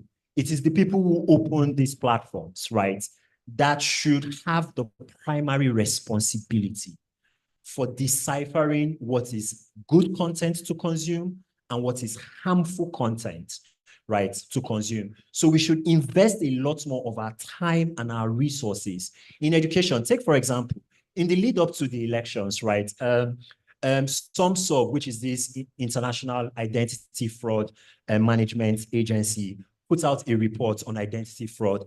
And part of what they did was that they cataloged the rise of what are called deepfakes. So audio and video content, which has been intentionally, right, has been intentionally edited to express an opinion that was not expressed by the original author in those reports. And you saw a lot of that happen, right? You saw a lot of those videos. You saw a lot of WhatsApp audio messages and broadcasts. You saw a lot of videos on X and on Facebook particularly. And from a Nigerian context, I don't know why a lot of us don't focus on Facebook. More Nigerians are on Facebook than on any other social platform, right? So, and then when you combine Facebook and WhatsApp, it's a double-headed hydra. So the rise of deepfakes in Nigeria from 2022 through 2023, which included the elections, was a percentage rise of 423%, right? Only two other African countries, South Africa and Egypt, saw a greater rise in the utilization of deepfake content. That's a technical problem. That's a technical and an editorial challenge that platforms working together with civil society, working together with, technically minded people can solve.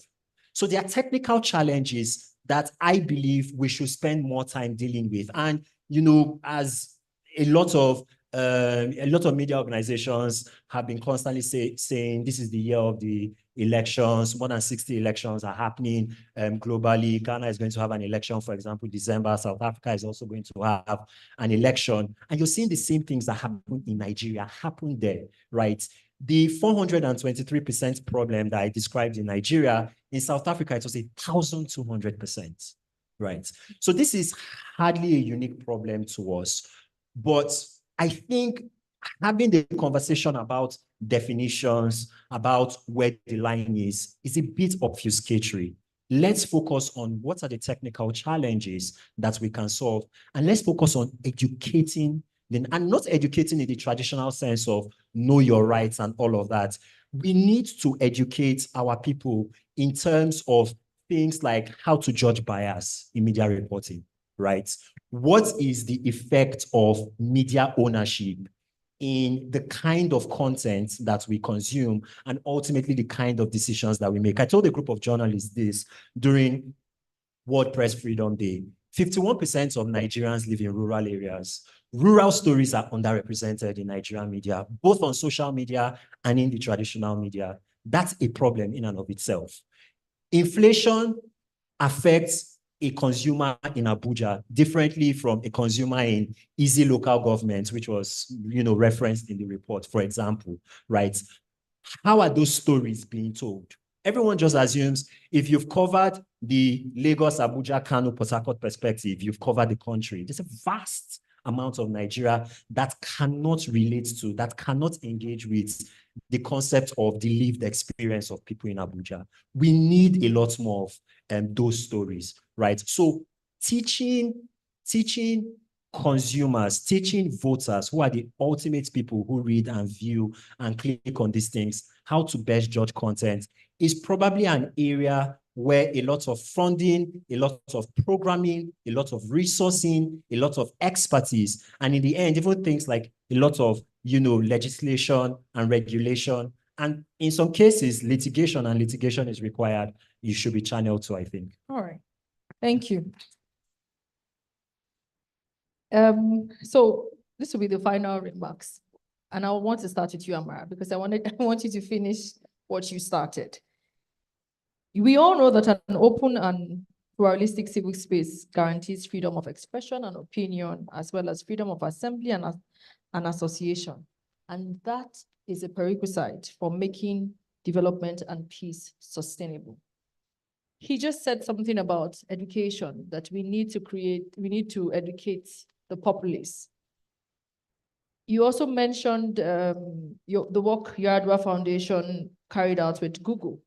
And one thing that struck me, that's the question I want to ask you, is how has the West been able to hold its various stakeholders in the whole political and electoral process accountable? Are there lessons there we can learn? And if there are lessons there we can learn, what are those lessons? And then for everybody in closing, the question for you will be, what then is the role of stakeholders in combating this menace that we have today? Let's start with you, Amara. Well, thank you, Anne, for your multi-layered question. And thank you for bringing up the issue of education. And I think that it's the fundamental thing that we need to do in Nigeria. You build citizens, and it is basic education that is the best way of actually building the culture, nurturing citizenship. If you don't build citizens out of basic education, what you are doing thereafter, which is what we are running about to do, is patching the leaks that are already in the boat. It's no coincidence that Nigeria's basic education is ranked one of the worst in the world, bar Chad, because we are not investing in that critical part that is necessary for nation building. We need to focus on that bit. We need to build a next generation of Nigerians who think Nigeria, who see themselves as citizens of Nigeria, who come to Nigeria with a civic responsibility, civic duty, and civic expectation. It's no surprise to me that people are having different expectations of the elections. Having been part of election observations since 2011, I've engaged with lots of people around the polls. Very few people understand what's going on, what's happening. The level of civic education in Nigeria is not deep. In fact, a lot of, I think you mentioned we had 3 front-running candidates in the 2023 elections. A lot of young people brushed around one particular candidate, but many of them did not have the prerequisite knowledge of how elections were run in Nigeria, the civic process of elections. And so there was a certain weakness in terms of, a power asymmetry there. It's important that we address the issue of education. Now, and we need to go to the bottom of it, not just right at the top, but really begin to look at basic education in Nigeria, because everything else flows from there.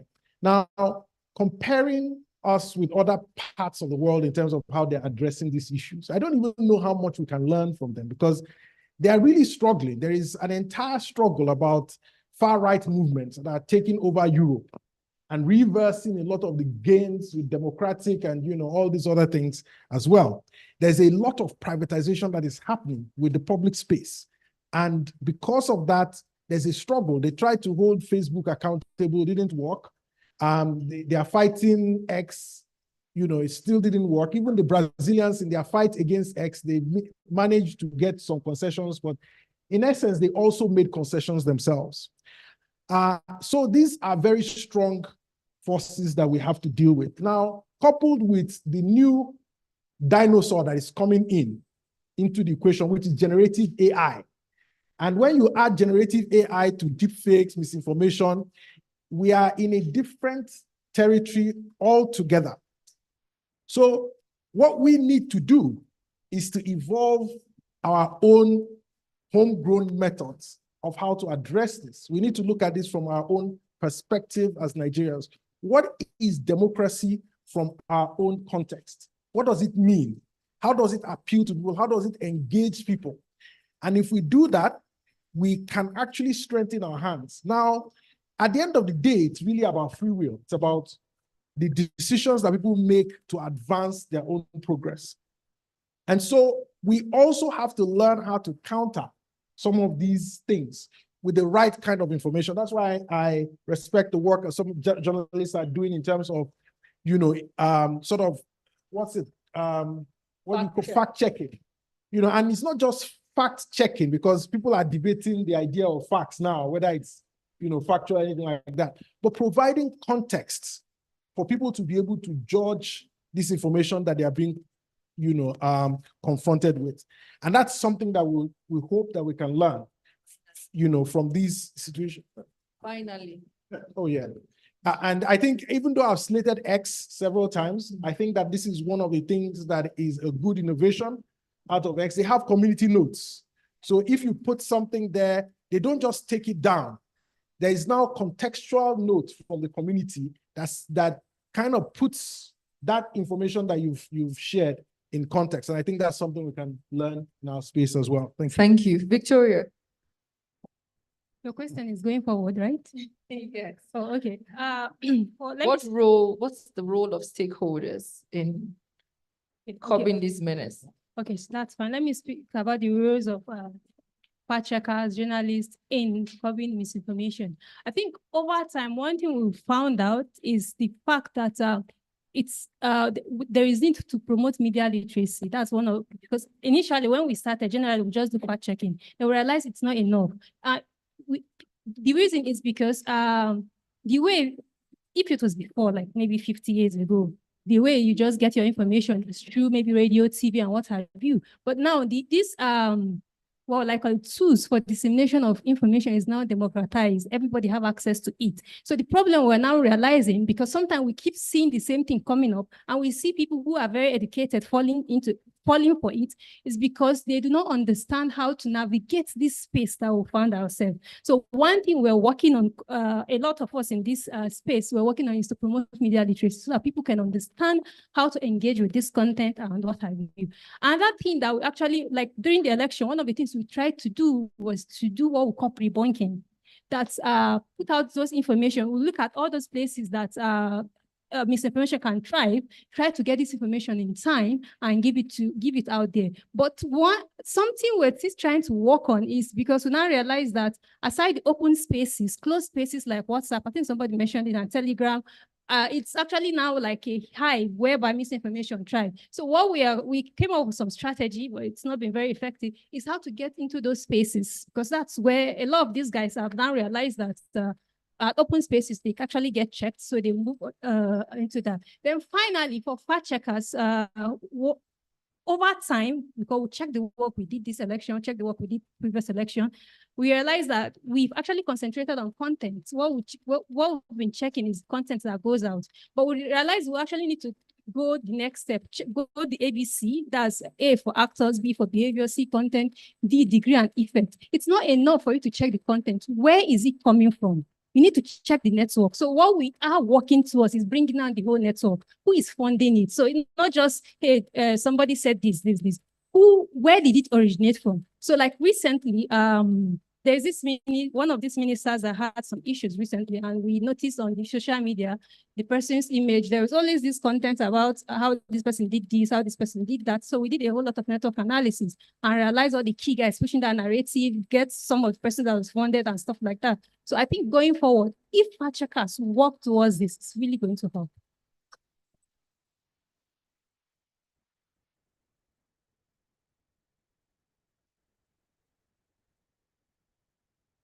Final word. 40 seconds.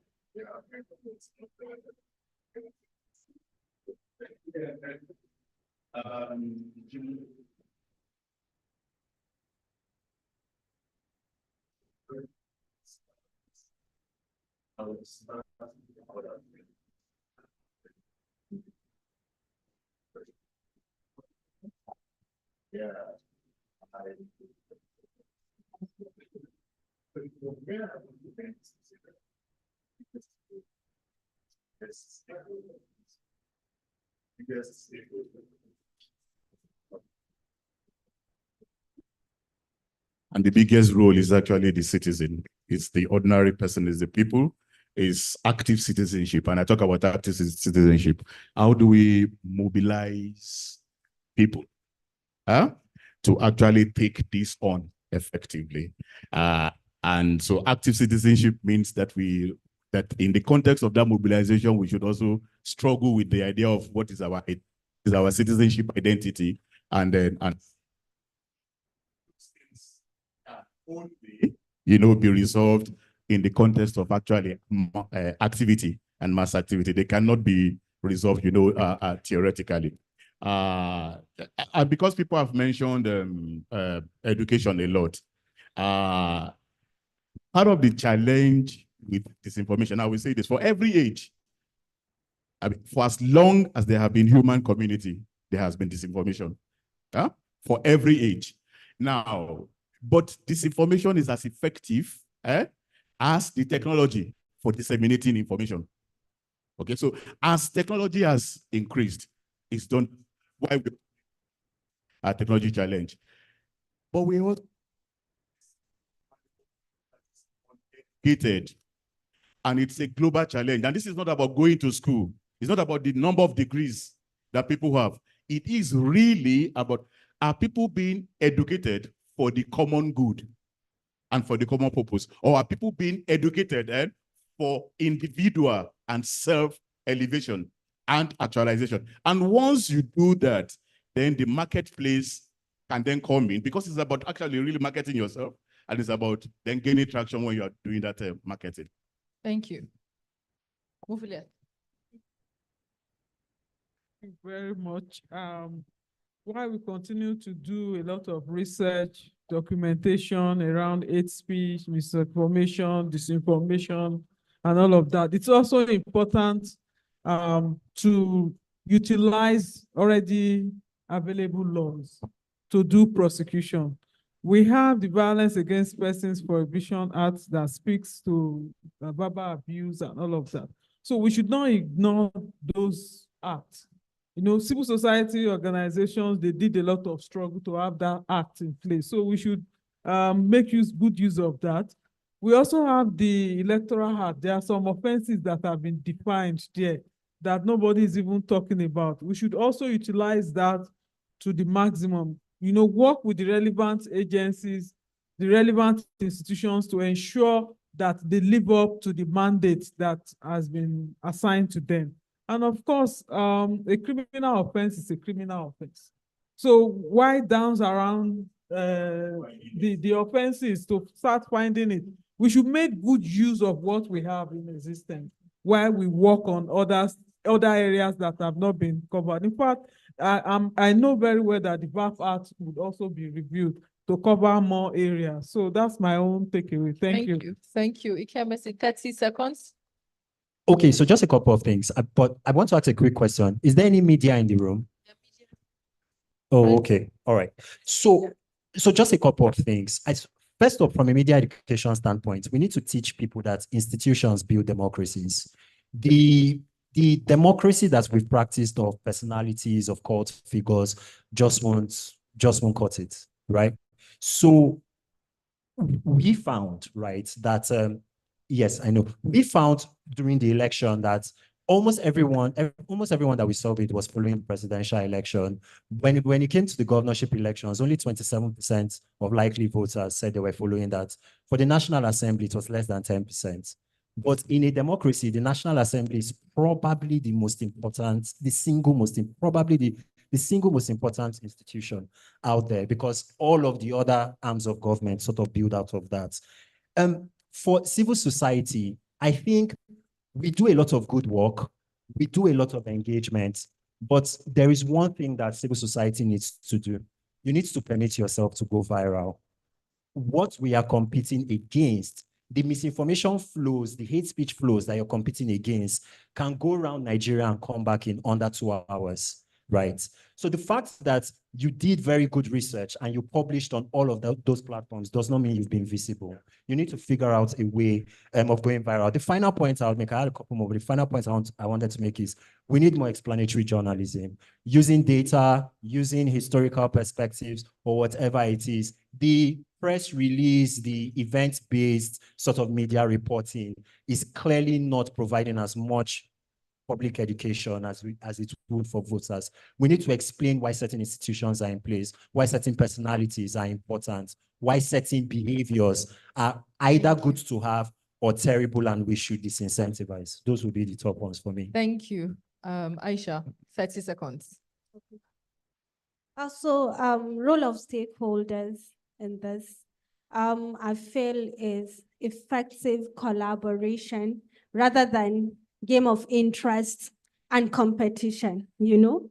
It's high time we carry everyone along, the government, the media, the traditional rulers, the religious groups, the CSOs, and all of that in order to provide proactive measures to all these issues. At a point at Partners West Africa, Nigeria, we had to institute citizen support centers before elections, some months before elections. We did that in Kano and Gombe states at the grassroots, where they get the answers, where they get the explanations, where they get the reports from verified sources. So these messages, this research we have been doing, are they reaching to the grassroots?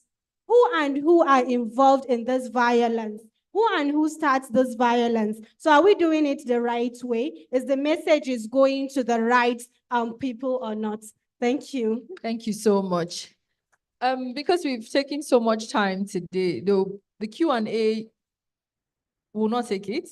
You can meet the panelists individually and ask them the questions you want to ask and pick their brains. I would like to thank you for being such a patient and interactive audience. And I hope that the objective of this panel discussion was achieved. Thank you very much.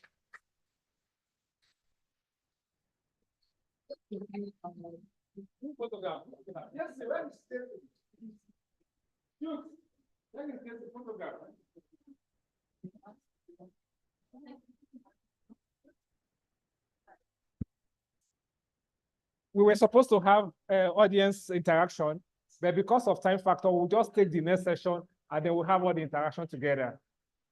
Thank you.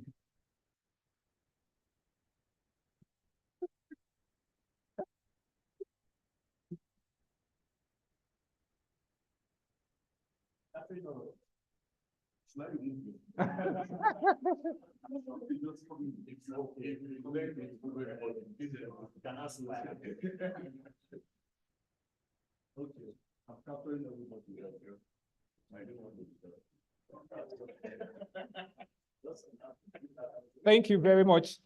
And so we will quickly take on the session we were to take earlier. Yes, okay.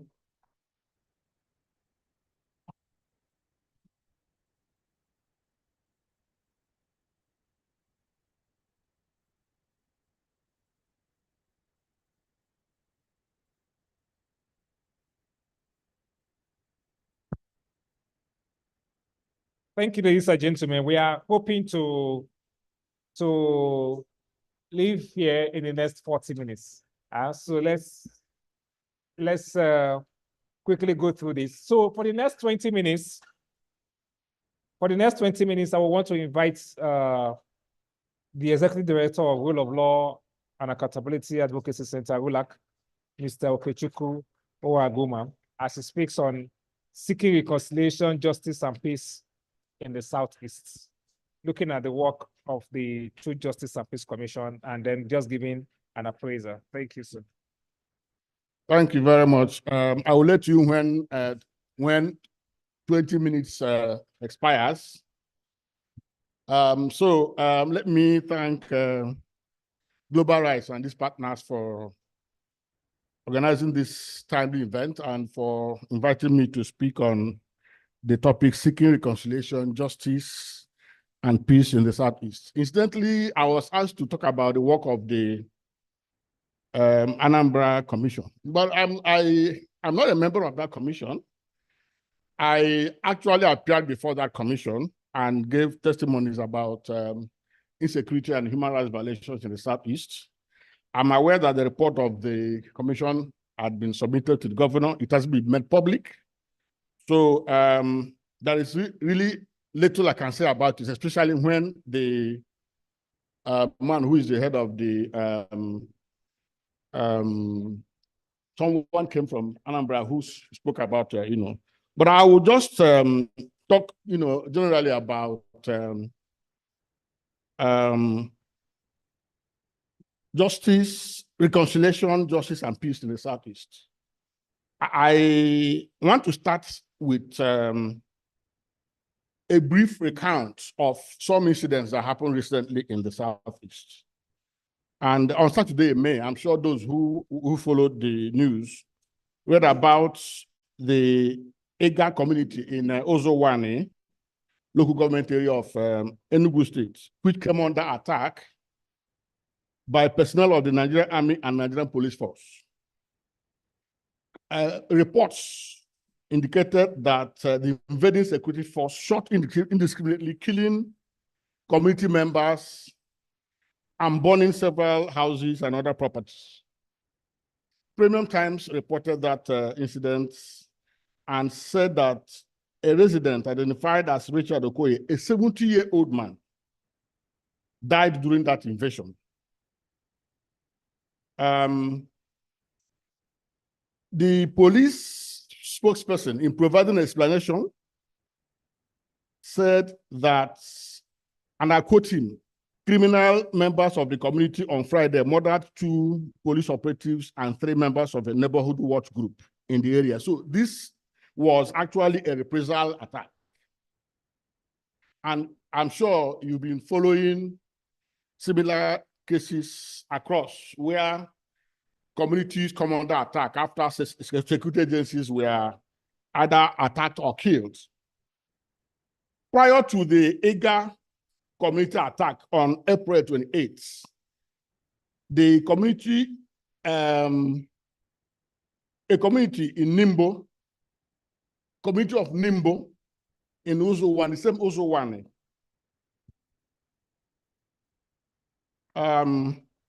was also attacked, leaving many people dead and the entire community almost in ruins. Sorry, let me go back to that. Prior to this incident, on Sunday, April 28th, the community of Nimbo in Uzowane, the local government area of the same Enugu State, was attacked by armed persons, whom the inhabitants claimed were herdsmen. This would not be the first time that innocent and helpless members of this same Nimbo community would be attacked by armed men suspected to be herdsmen. In 2016, you will recall that that same community was attacked in like manner leaving many people dead and the entire community almost in ruins. The then governor, Ifeanyi Ugwuanyi, gave indication of compromised security. According to the governor then, the terrorism at Nimbo may have happened due to inability of security agencies to successfully act on the counter intelligence reports about herdsmen grouping at neighboring Odolu in Kogi State. You know, Enugu shares a boundary with Kogi State in preparation for the attack. So the governor actually got the intelligence and gave it to security agencies, but they didn't act until that attack happened. So why am I saying this? Insecurity has always existed in the Southeast, just like in every other part of Nigeria, from the pre-colonial through the colonial down to the post-colonial period. But generally, the dimensions, the drivers, manifestations, the trends, and impacts differ from one historical epoch to another. Insecurity has transformed in various ways depending on the era and political context. Nigeria's transition from military rule to civil rule in 1999 came with increased insecurity due to a range of complex and interconnected factors, including ethnic and religious tensions, economic challenges, political instability, and corruption. It is within this context that I locate the resurgence of secessionist agitation in the Southeast with the emergence of IPOB. Of course, in 2012, you know, IPOB emerged in 2012 to agitate for a separate state of Biafra. By December 2020, IPOB formed the ESN, the militant wing, as the wing to combat and flush out, again, Fulani herdsmen whom they believed were occupying the bushes and attacking communities from those forests. This was in response to the failure by the Southeast governors to protect the communities from frequent attacks. Now, the federal government's approach in responding to IPOB, I think, is on its own constitutes a major source of insecurity. It has contributed immensely to the escalation of tensions and the radicalization of the otherwise unarmed group, which continually reaffirmed its commitment to non-violence. And you remember that this was exactly our experience with Boko Haram. So federal government has consistently, used approaches that, rather than solve the problem, escalates the problem. The federal government spared no room for dialogue, constructive engagement, and conflict resolution in its response to the agitation. It did not consider the need to listen to the people and their grievances, understand what their grievances are, but rather deploying special military operations. You know about Operation Python Dance, Operation Crocodile Smile, and you know the connotation of all these operations. It simply is all about brutality, silencing them rather than actually engaging with them.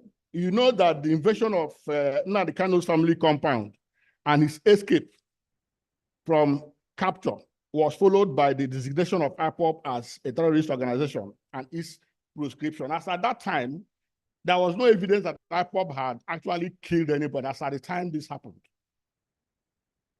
And Enugu State High Court actually nullified that proscription, but I don't think anybody is talking about it. And then you know that President Buhari also ordered the shooter sites, which the then IGP, queued into when he went to Enugu to launch a special operation, and then ordered police officers to go after them, kill them. Don't worry about complaints of human rights violation. After all, the report will come to my table. So this has been the approach. And then the arrest of Nnamdi Kanu in Kenya and his extraordinary rendition.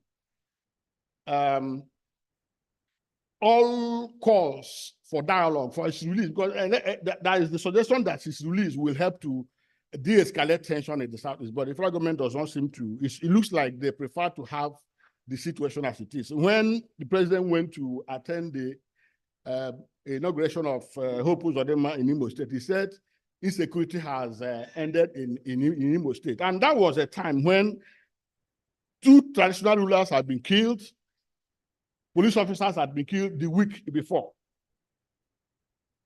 And you know that what happened with NSAS and the way the military was deployed to crush NSAS itself also led to escalation of, what followed, widespread riots across the country, which led to attacks on police stations. And this was more pronounced in the Southeast. That also opened the way for emergence of splinter groups and other opportunistic criminal elements that have continued to, create problem in the zone. So the point I'm trying to drive at is that there is a mistake of generalization about insecurity in the Southeast. There is a narrative challenge. The federal government thinks that everything in the South, everything about insecurity in the Southeast is about IPOB. The narrative that IPOB alone is the problem of insecurity is not supported by evidence. Anyone who says that is either doing politics or run away from evidence. To address this narrative challenge, my organization, in partnership with Action Group on Specific Space, we published a report entitled Insecurity and Human Rights Violation in the Southeast Nigeria, unveiling the roots, healing the wounds of conflict, and charting a path towards peace, open democratic space, and prosperous future. That report said in part, understanding the insecurity in the Southeast requires looking beyond simplistic narratives. It demands a nuanced examination of historical grievances, economic hardship, institutional weaknesses, and the interplay between the state actors, armed groups, and communities. There have been abductions and killings around Abia, Imo, Ebonyi, Anambra confluence near Lobanta. Although this is plausibly linked to external actors, but it appears also to have had facilitation by some uniformed assets. I'm sure you remember when a prelate, a Methodist prelate, was abducted along that same axis. And when he was released after ransom was paid, he made startling revelations about likely collusion between the people who kidnapped him, who he said were herdsmen, and the security agencies, including the military, who were mounting checkpoints close to where he was arrested. I mean, there is frontier violence in many border communities, Anambra, Kogi, Enugu, Ebonyi, Benue. These have led some people to conclude that insecurity in the Southeast is imported. On the other hand, government entirely blames insecurity, like I already said, on IPOB. But besides these emergent forms of insecurity, there exist historical and ongoing land disputes. The Aguleri, Umuleri, Umuobanam. This one is a classic. Anybody who follows will know. Insecurity in places like Ohaji is multi-state. It affects all the states and communities on the floodplains of the Oguta River, Anambra, Imo River, Delta, and so on and so forth. The problem in a place called Ihiala, or local government, Olu, Oru, are very indigenous. They may have started with some external financing, but they are now mostly autonomous investors and actors. A lot of community violence in Southeast is also chieftaincy and president general issues. There is violence in, the point here is that there's no single explanation. Anyone who says this, like I said, is also not being sincere. Of course, the likelihood of cross-pollination between some of these is high. For example, cult boys in Idemili North, for example, are available for political violence. The bunkerers in Obaru use these boys to facilitate their economic activities. There are also elements of artisanal natural resources exploitation involved. If you want to understand violence in a place called Opo, think kaolin, that's kaolin exploitation going on there. There have been cases of abductions and disappearances since as far back as 2013, with some of the victims killed and the abductors, after the abductors had collected ransom. My point is that insecurity in the South predates IPOB and herdsmen violence, but federal government's response to IPOB escalated tensions and watered the ground for the emergence of splinter groups and opportunistic criminal gangs. Federal government's single-minded kinetic approach, ignoring the non-kinetic approach, including dialogue, constructive engagement, and addressing the socio-economic and political factors fueling insecurity, is contributory to the escalation of insecurity in the Southeast. Let me also address the concept of unknown government, because I hear my friend also make reference to unknown government. I believe this is a media creation, really. Oh, 2 minutes more.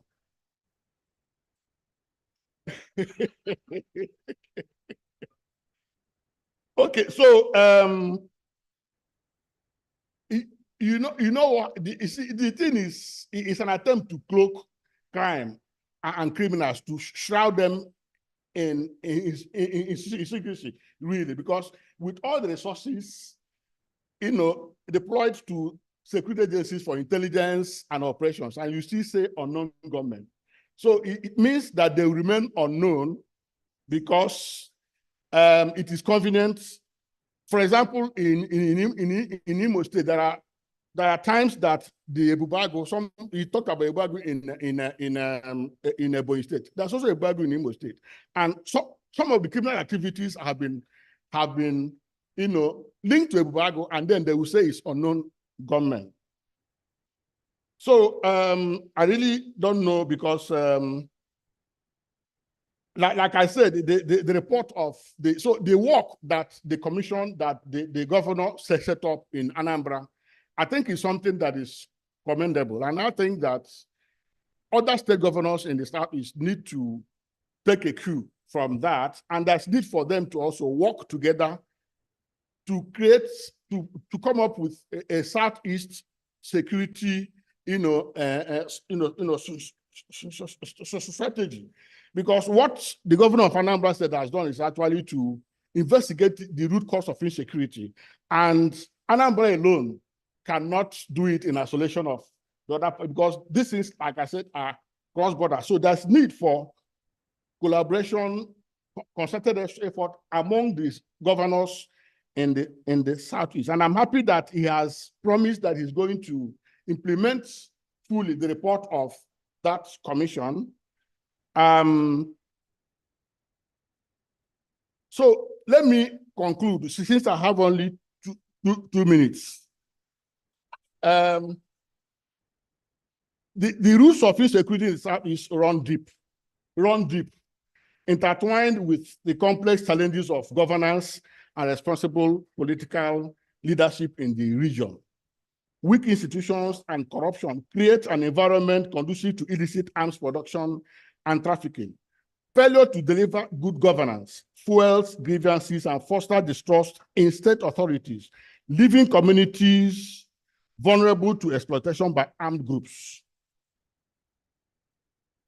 Breaking this cycle necessitates a multifaceted approach that tackles not only the immediate threat of armed violence, but also addresses the underlying issues of poverty, inequality, and weak governance. Only then can the Southeast begin to heal the wounds of conflicts and chart a path towards a more peaceful and prosperous future. In conclusion, I think that dialogue and negotiation are important in addressing the problem in the Southeast. There is also need to address historical injustices. There's need for communities in the Southeast need to be empowered through education, employment, and healthcare programs. Security agencies in the region need to be monitored, and accountability is very key for crimes committed by law enforcement agencies. Political representation is crucial in ensuring that the people of the Southeast feel that their voices are heard. You see, the election that happened recently in Imo was like a war. It was like a battlefield. It wasn't really like an election. Sensitization programs should be put in place to educate the people of Southeast Nigeria and other Nigerians on the need for peaceful coexistence, mutual understanding, and constructive engagement. Well, thank you so much.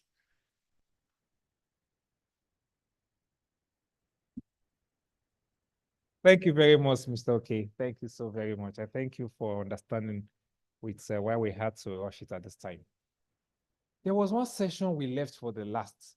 It just happened that he have had to rush back to the classroom. And we actually left it for the last because it was going to spur some kind of conversation here that may drag. And then we may want to say, okay, you know what? Let's continue the conversation tomorrow. And that was to look at the role of the judiciary in Nigeria's democratic process. Do we still have Prof in the room? He has gone back to the class, right? Yeah. Because I know he had told me then he had to take a class. You know, he's a lecturer at the Fletcher University. He had to take a class at about, I think the class was start by about 2 p.m. Nigeria, 2:30 p.m. Nigeria time. And so we were to have him at about 1 o'clock, so he can wrap up before the 2 p.m. Okay. So since we cannot discuss elections amidst chaos, the role of the judiciary in Nigeria's democratic processes, I'm hoping we will have another conversation where we'll be able to zero in to look at the increasing role that the judiciary is now playing in our democracy, and to see if we're actually not having democracy by the ballot or democracy by the courts. I think that is, sir? So we are going to have another conversation on that, where we just really have a conversation to talk about the role of judiciary in Nigeria's democratic processes. I know somebody like my learned Sikh here. I know that's one topic he would have he would have been preparing for since to make his contribution.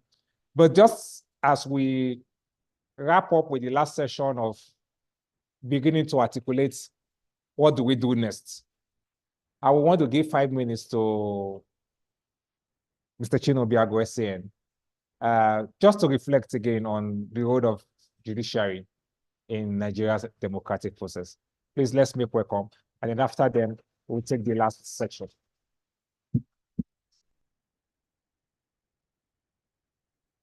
Thank you very much. And please time me. Let 5 minutes be 5 minutes. We've always said that if you look at the history of judiciary in the electionary process, that it is a mix, a bag of mixed fruits. The incursion of politicians and electoral cases into judiciary has messed the judiciary up.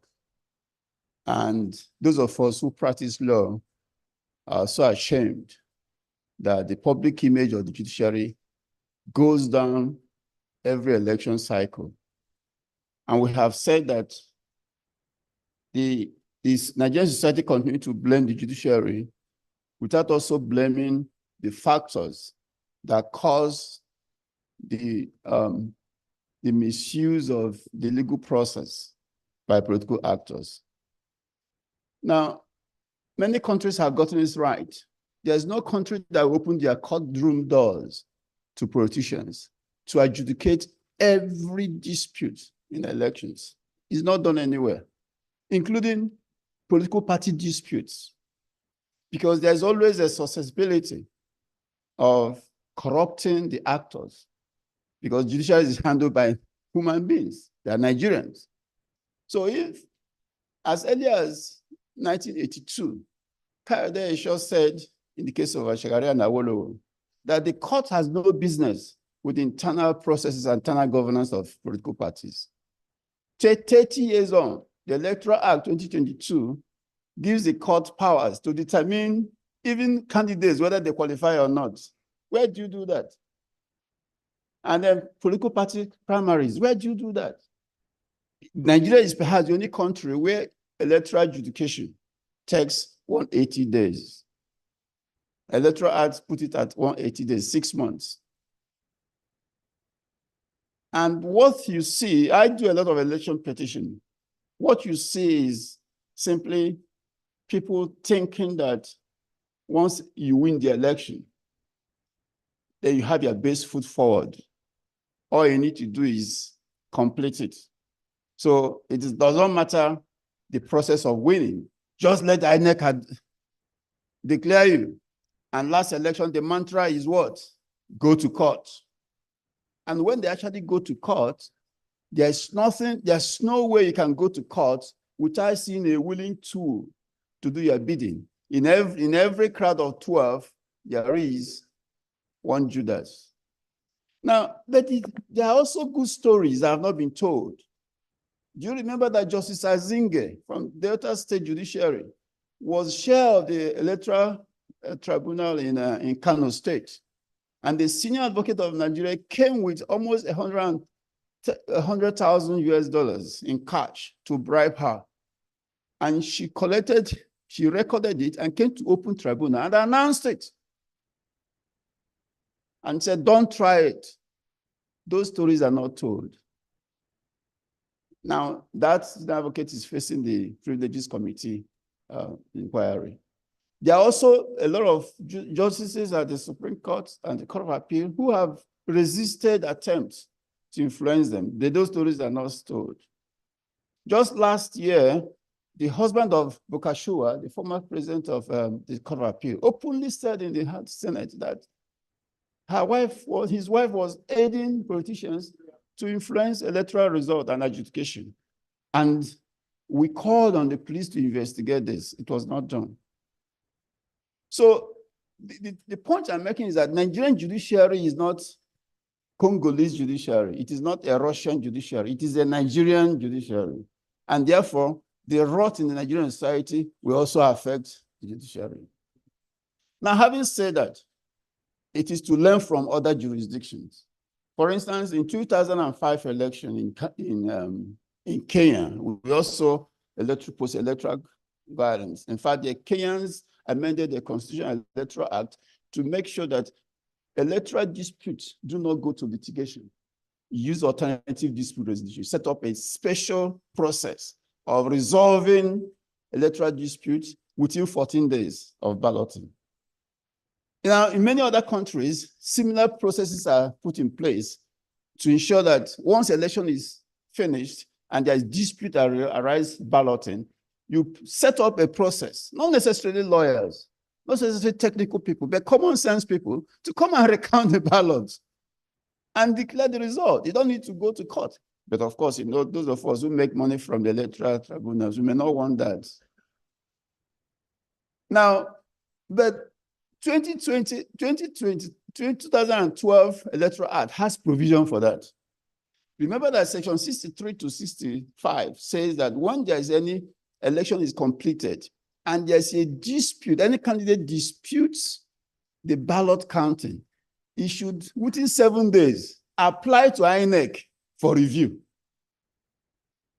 That is a provision. Now, what INEC is supposed to do is to activate that mechanism, set up a panel of reviews, so that not just commissioners. So if there's any dispute anywhere, you review it and say what your result is, and most courts will adopt it. But what INEC does is that when there's an application for review, they will assign it to one of the commissioners who will just do normal thing, and then people go to court.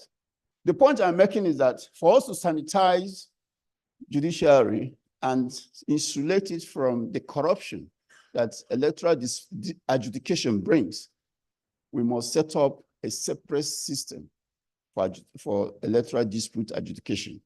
Because there's no way you can do election without having disputes. Even the last election between Trump and Biden, there were disputes in certain areas. But there were processes of recounting. And it is a pity that here we need to revisit this process. By the time people are being sworn in, their cases are still in court when the next tenure has finished. And I think that is really very wrong. So I will look forward to this session, because I know Mr. Dinkala has done a lot of work in that respect. But we are growing a void. There's a groundswell of voice growing within the legal circle that we should take away electoral dispute from the courts. Let me shock you. After elections, that during the last election, 380 judges and magistrates were pulled out from the judiciary into the tribunals. And that is for the next 6 months, they were there. All the courts were shut down. Ordinary cases will not go on. Ordinary bail application, you won't get anybody to sit.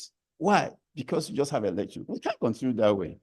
And I think this house this should part of your recommendation, because judiciary plays critical role in electoral dispute adjudication, that Nigerian government should be, or the parliament should be, to look at taking away the electoral disputes from the courts and setting up a special mechanism for adjudication of electoral disputes after the balloting. Thank you very much.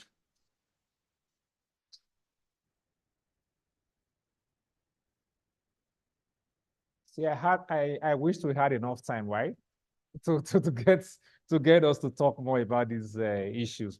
But you know, when he was just talking, it just came to my mind actually that how come we didn't hear Joe Biden? I mean, Donald Trump took Joe Biden to court over the elections, or took the electoral body to court over the elections. And as you have just said, they have a system of handling electoral disputes, not necessarily to the court processes. Thank you very much, sir. And so at this point, I will want to welcome the Executive Director, TAP Initiative. So just begin to pick our brains on all that have been said today. What are some of the key recommendations that we're going to pull out from what have been said today, and the key next steps? Please, let's welcome Mr. Martin Obon.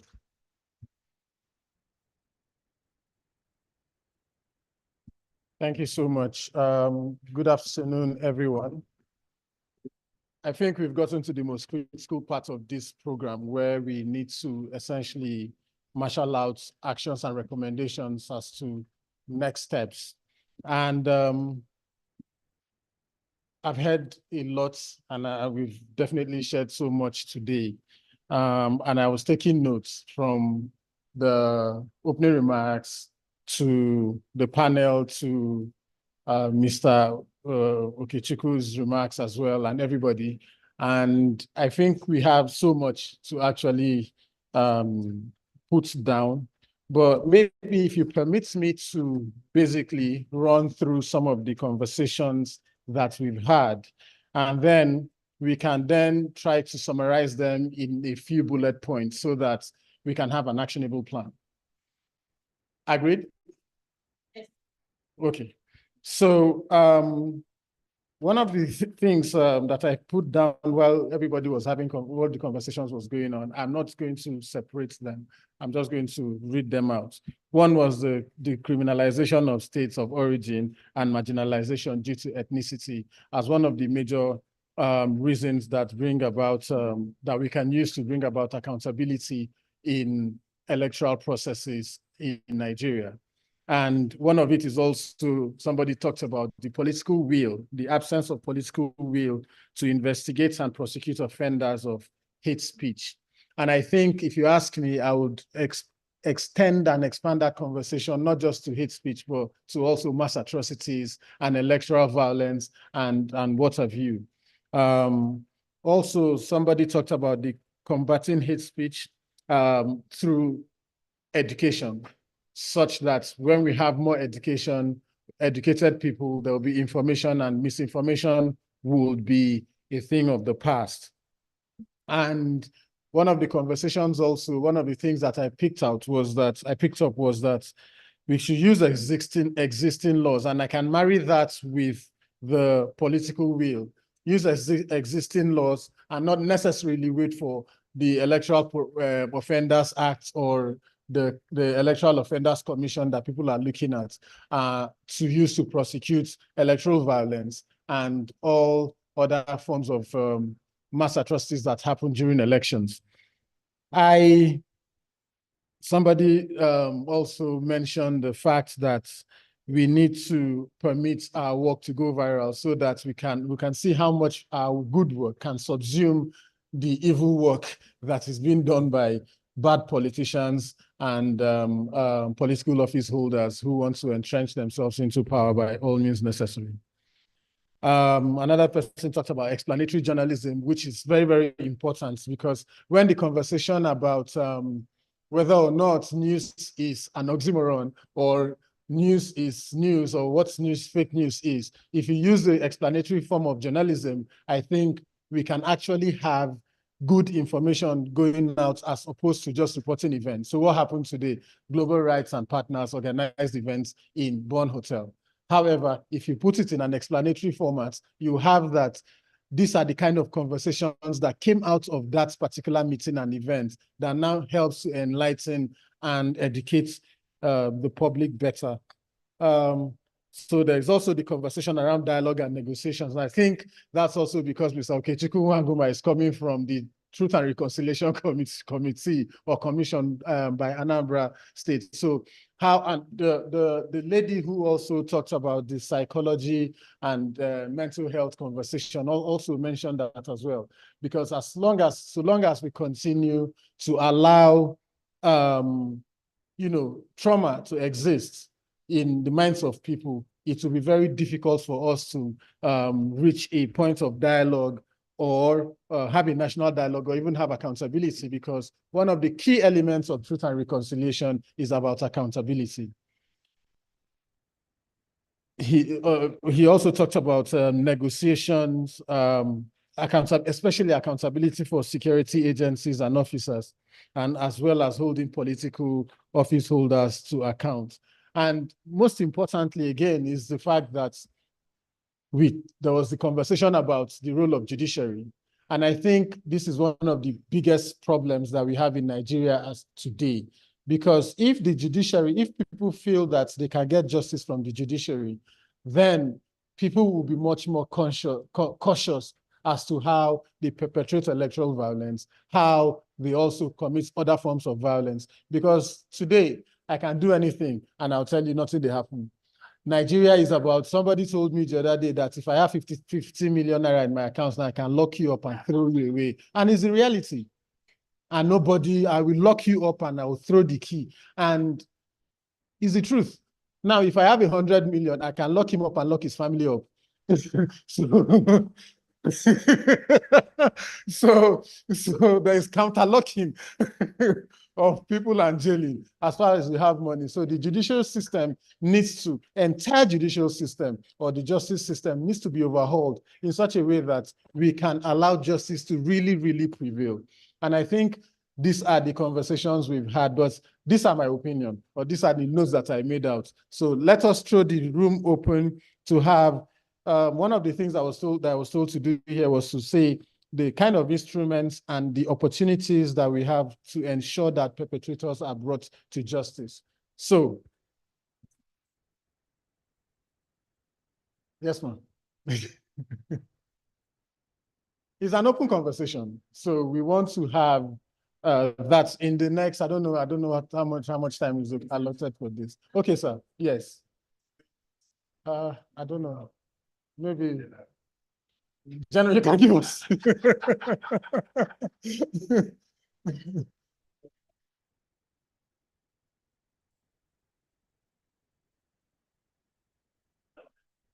Please. Don't sit here. Yes. Okay.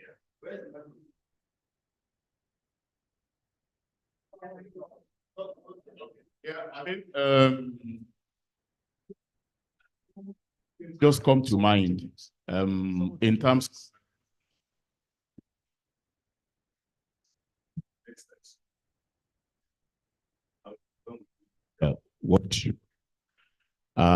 Two things quickly come to mind. The first thing is that I think we ourselves need to be very deliberate about and the conversations around it going forward. We need to be deliberate. We need to be intentional. because part of the challenge with us as civil societies, there is also an overload of reports. This conference now to another activity, there will be another report. And so reports have the attention span on reports are very, limited. So can we be deliberate about saying we are going to push this report until we have seen some of the demands and some of the things on this report gain traction? Because let it even be that the response is that they are disputing the evidence and they want to provide, counter evidence. But at least let's stick with this for a while until we get something out of it. I think that's the first thing. The second thing, and that's the final thing in terms of what I want to suggest. The second thing is that I've also heard us talk here today and other fora. We talk about, people, commissions of inquiry, white papers, and the reports don't see the light of day. Okay. And I'm asking myself, if the reports are not seeing light of the day, we are also partly complicit. Yeah? Why is it not possible for us to invest in our efforts in getting those reports out into the public domain? Either because it is released by the government, or because we actually get our hands on it around it. Because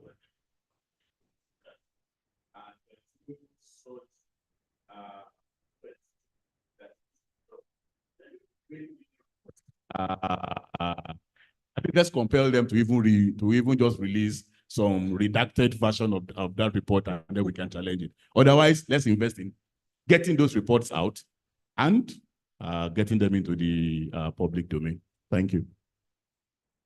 Okay.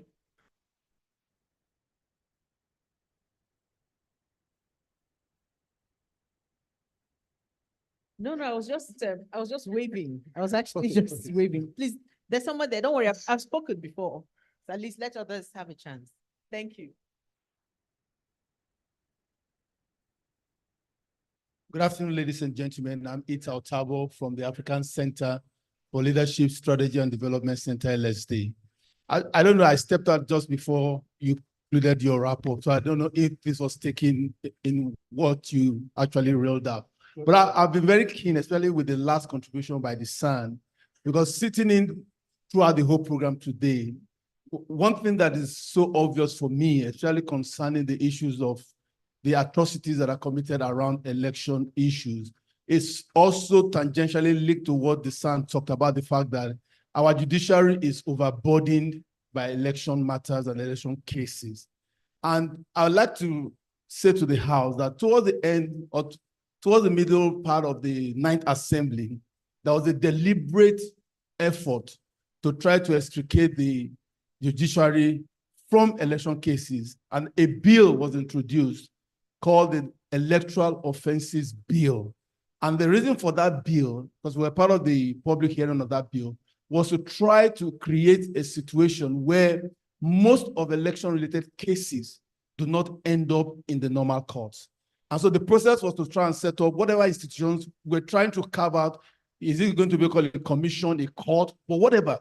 But the overall objective was to say election cases or election-related cases or offenses should not go to the usual court. But somehow, after all that elaborate public hearing and all that was associated with it, that bill did not scale in the 9th Assembly. So I'm thinking that if we're going to deal with these twin issues in terms of cases and then enforcing a situation where people are punished for electoral offenses and atrocities, we need to revisit the legal framework that deals with such offenses. That would be my intervention. Thank you. So are you suggesting that we reintroduction of the electoral offenses bill? In whatever it should be called, but I think that one of the greatest disservice is the fact that election cases don't get, election atrocities or all these cases, you cannot trace one from the 2020 election that has been prosecuted successfully, even up till now.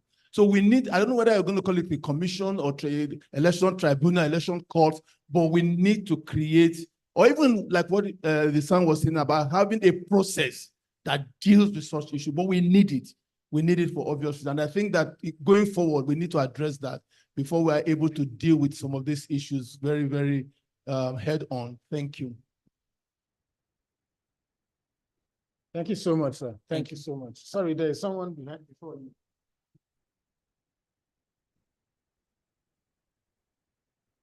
How many minutes do you have? Okay, thank you very much. You have 0 minutes. Good afternoon. Well, my suggestion basically. Yes, yes. So my suggestion would be for civil society organizations, journalists, and people who quote and unquote claim to want the best for this country. I think we should always approach all the information we get with as much open-mindedness as we can. And I remember the lead up to after the election, actually, 2023 election, I did 2 stories. I was working for a popular newspaper, the online newspaper. And the first one is that was that now president was meeting with the Chief Justice in London, in the United Kingdom. And a lot of people swung that story. And, you know, there was a great number of shares and likes and retweets. And then just weeks after that story, I did another one that said, oh, a certain presidential candidate spoke to a bishop, you know, before the election and said, help us convince your members to vote for us, which undercut his public assertion that, you know, he eschewed religious tendencies. And then the same people who said, oh, this is great journalism, when we exposed the CJN and the president, and the same people who came and wrote, you know, all sort of nasty things about both the reporter, myself, and the organization. And you cannot question their intention, right? They want a better country, but they cannot see themselves that they are biased and that their bias, you know, sort of stand in the way of actual work that we need to do, which is holding everybody alive, accountable, whether your favorite or your political opponent. So I think that journalists, we might get blindsided most times. I also have my political affiliation. I support the African Action Congress, Showres Party. So, and sometimes it just gets the best of us because of the passion and everything. And it's also represented in the civil society. We all have our biases because we are humans, but we must try as much as possible to approach all information we get with as much objectivity as we can, as much open-mindedness.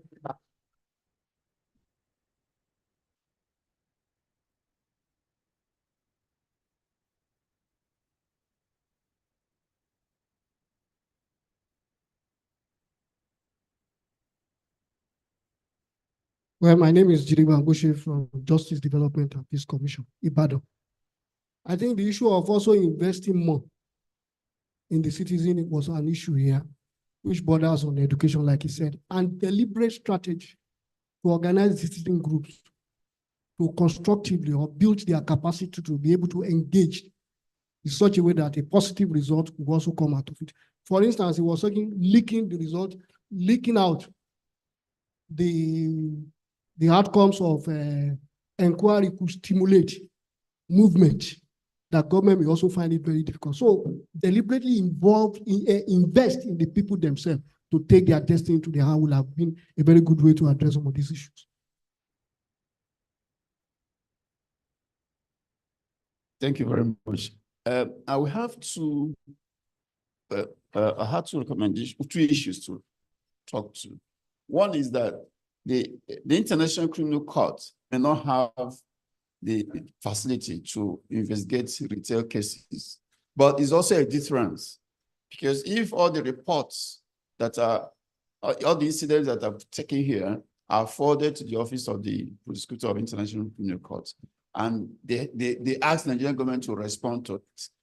In addition to many other, like what Okewangoma has said, all incidents there, they constitute international crime. So if we cannot get justice domestically, we can also seek the ICC. I think that's one of the strategies that Global Rights and its partners may look at.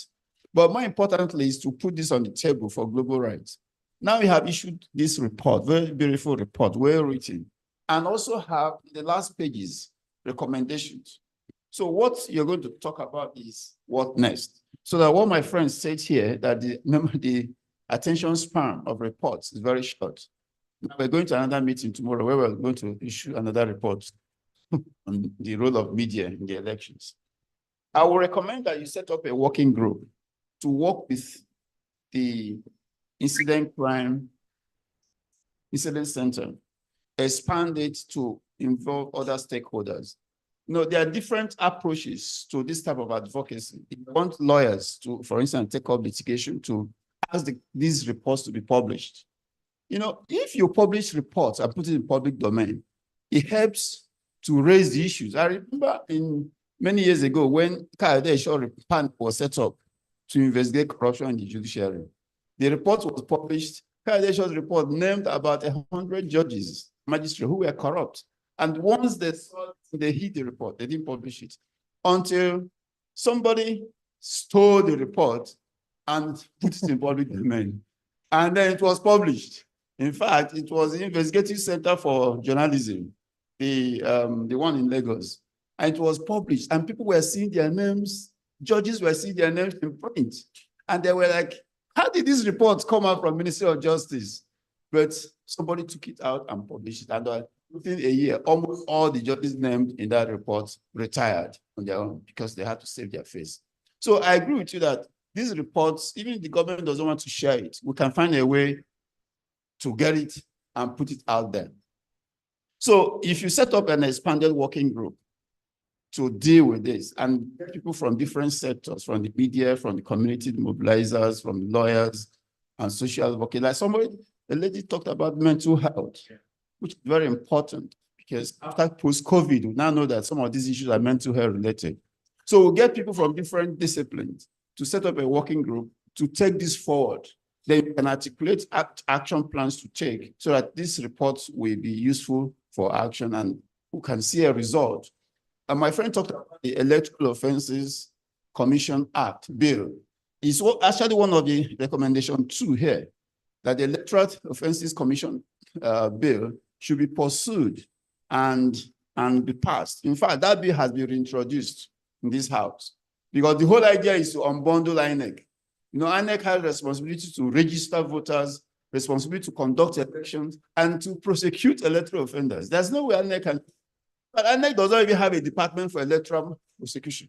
After the last election, they carried all the files sent to them, about 200 or so, and sent to Nigerian Bar Association.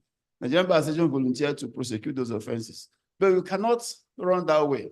And that's why the Electoral Offences Commission bill was introduced, so that all the issues relating to electoral offenses will be handled by this commission, by a special court insulated from the ordinary court.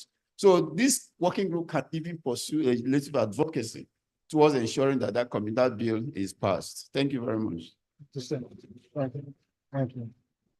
So, one of the biggest challenges I have with the electoral offenses tribunal courts or what have you, and acts is also the fact that I think I heard a lot of people mention that even passively, is the fact that you see some of the offenses that happen on election day, pre-election, or shortly after elections are premeditated and predetermined. So for example, what your report said, like some of the things you mentioned were like communal crisis. In Rivers in 2015, I was with Professor Chidi Odinkalu on the Rivers inquiry in 2015 violence in Rivers State.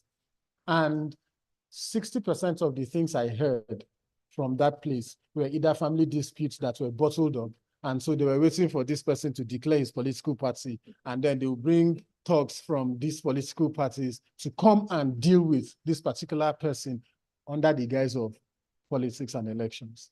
So I think that one of the strong recommendations that we should actually be focusing should be the idea that crime is a crime, regardless of whether it is election or not, so that people don't come under elections and consistently perpetuate violence and then say, maybe even in the Election Offences Act, our most honorable and distinguished men at the National Assembly can now say, oh, murder shouldn't be a capital offense because it's an election-related offense. You understand what I'm saying? So murder shouldn't be a capital offense. Let's give them 5 years. It's election. But in the real sense, someone has been killed. So that is where I play my devil's advocacy from. Thank you very much. Okay, so 1 minute, please. I've told we have 5 minutes. INEC has currently constituted. I can tell you that a lot of Nigerians have lost confidence on their capacity to conduct further future elections. Yes. So, and we have 2027 very close. I am thinking that following from this report and research, there could also be call for reform in INEC as an institution, if it is possible. Because despite all these reported atrocities, I've never seen where INEC issued caution to any of the political parties or to any of the perpetrators. They don't do that. And yet they are an electoral umpire. And so many people have even suggested that INEC should be proscribed. INEC should be. INEC as an institution should be proscribed and another entity come up.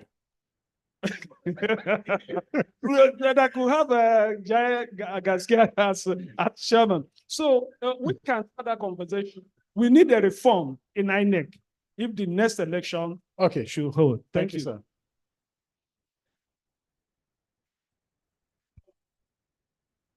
Good afternoon, everyone. Yeah, I want to look at education perspective and the conflict aspect. We agree lack of education, which could be formal or non-formal, could be moral or norms. Most of these atrocities that happen during, during, and post-election is right from the grassroots. And the actors are the youth. They are being brainwashed by the politicians. Factors are simple because there's no any constructive engagement with the politicians before the election. And if there's any document that the politician will sign and a constructive dialogue that will change the mindset of these youths to tell them the implication, then I believe the conflict issues at the community level will reduce. So this is my. Thank you. Thank you very much. I think first, thank God there are a number of lawyers in the house. Please, maybe see me afterwards and advise me if there's any civil suit I can institute against INEC and the head of INEC, because the trauma they have caused us as a nation, me personally, I don't know about the rest of you, in the way they handled this last election. You know, so please, lawyers, I'm serious, I want to sue somebody.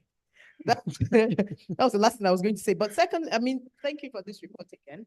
I think we should take the report and take a leap. I mean, I'm sure we've been following the work of Fisayo Shoyombo recently with customs and the other things that have come about as they've tried to expose some of the corruption in institutions. You know, the recent issues with the journalist that was abducted by the police. What's his name? Ojukwu Daniel, right? One of the things I learned from that is we have to go back to our days as civil society of being like bulldogs with an issue. Is that the right phrase? When you bite something and you're not letting it go until it's dealt with. So this report, we have something here to work with. And I think it's that working group, Edosa, we have to find money. We have to, no, seriously. We have to find money to now take this report and do with it what our political parties are excellent at doing. Extract the key information, do the graphics, whatever.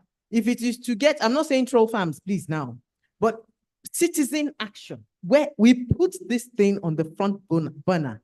Social media, if it's media partnerships, let us blow this thing and make so much noise until we begin to see some serious reform and some serious prosecutions. because some of the people named in this report are going around swaggering all over the place and telling us that I can do anything I want to do your worst, I will get the position, I'll be the appointee, I'll even be in the presidency, and there is absolutely nothing. They are destroying our country. So it's time we stood up and we take this thing. If it is to get one jailed, let us get one jailed, please. So let's do that. That would be my own. The last thing, please, I want to say on our mental health collectively, and I thank you. Is our psychiatrist sister still in the house? No, she's left. I think also we as civil society, we're all traumatized, as she said, we're scarred. And there's a place, as we're doing this work, it's very traumatizing work. Some of us work in other levels. I work with displaced people. Every day is one story you hear, you will just be. If it's not your 6-year-old ward, somebody getting raped, is a displaced woman being stabbed by her displaced husband, is dying. These are reports we're hearing every day. We all know it, we all hear it. So we're all traumatized in one way or the other. So again, I will appeal. I think some of the funders have left. But I will, Edosa, I think you know all of them or you know most of them. Please tell them that we need to do wellness for CSO workers. I'm serious. We need some wellness. We need to come together and even get help ourselves. Sorry, I'll just take a minute and say this. I ran for election and a group was, they sponsored another NGO to actually do a wellness session for female candidates that ran for elections. And we spent 2 or 3 days, see us crying, we cried, we did this, but it was helpful. And it gave us some power to say, okay, we can try and continue, even if we're not running again, we'll still do community interventions and all that. You know, so I would appeal that we also think about that for all of us here, because we have this trauma and we need to let it out, especially now. Things are so difficult. We all know that. Someone just told me today that even plantain for her now is a luxury. And a lot of us can relate. So please, we're not too strong to need that help. So I'll just close out on that appeal so that we can heal ourselves and be able to do the next round of work that we need to do, which is pushing this report. Thank you very much. Thank you so much. I think that's all for the witness. Sir, you want to? I said, I think that's all for the witness. You wanted to say something, sir? Okay, we'll just take you briefly.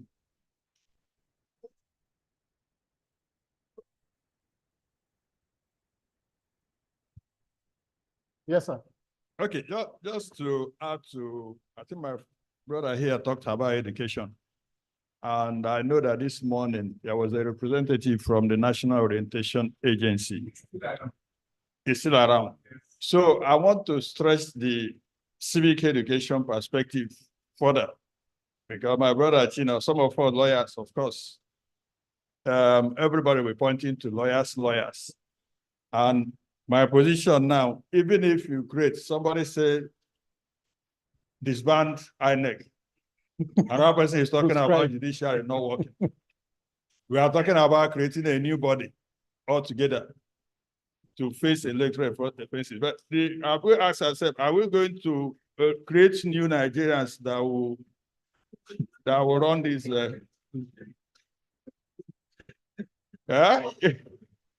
Chino talked about unbundling INEC. Now we'll have a different body that will deal with electoral offenses. Is it not the same policemen? Is it still the same policemen, DSS, that you pick from there, the same Nigerians? So I'm not sure those are the issues we have at hand. The real issue, how do we change the Nigerian orientation? Wherever I talk, I always talk about looking at our ethical values. That's why I talked about National Orientation Agency. So if you ask me, one critical issue here is education. From the ethical perspective, we need to talk to ourselves, Nigerians. Probably if you create a new INEC now, some of us here will find ourselves as INEC commissioners, and they will change their style. Chino has been in this CSO business for a very long time. He will agree with me now that some of his colleagues that were shouting democracy, democracy, those days from 1999, as soon as they made them INEC commissioner or you appoint them once, and they will change immediately. So I think we need to think more about reorientation of the Nigerian people. So let's think education.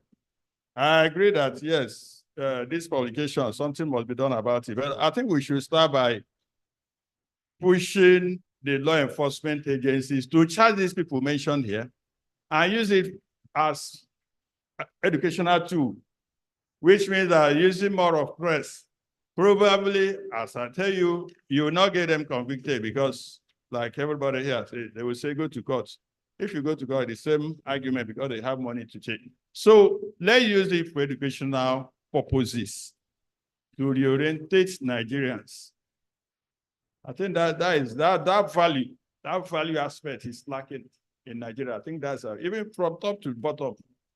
One will not mention them, but if you check, that's where our problem is. Okay. Thank you. Thank you very much. Thank you so much. So at this point, we are going to come to the end of this session, but let me just quickly recap. Okay, let's hear you, sir. Thank you so much. Finally have this mic. My name is Damila Ayeni. I work Foundation for Investigative Journalism. She mentioned Fisayo Shoyombo recently. So I'm one of his journalists. I'm the editor, actually. So I think that when trying to solve a problem creates more problems, a country has to stop, sit down, and start all over.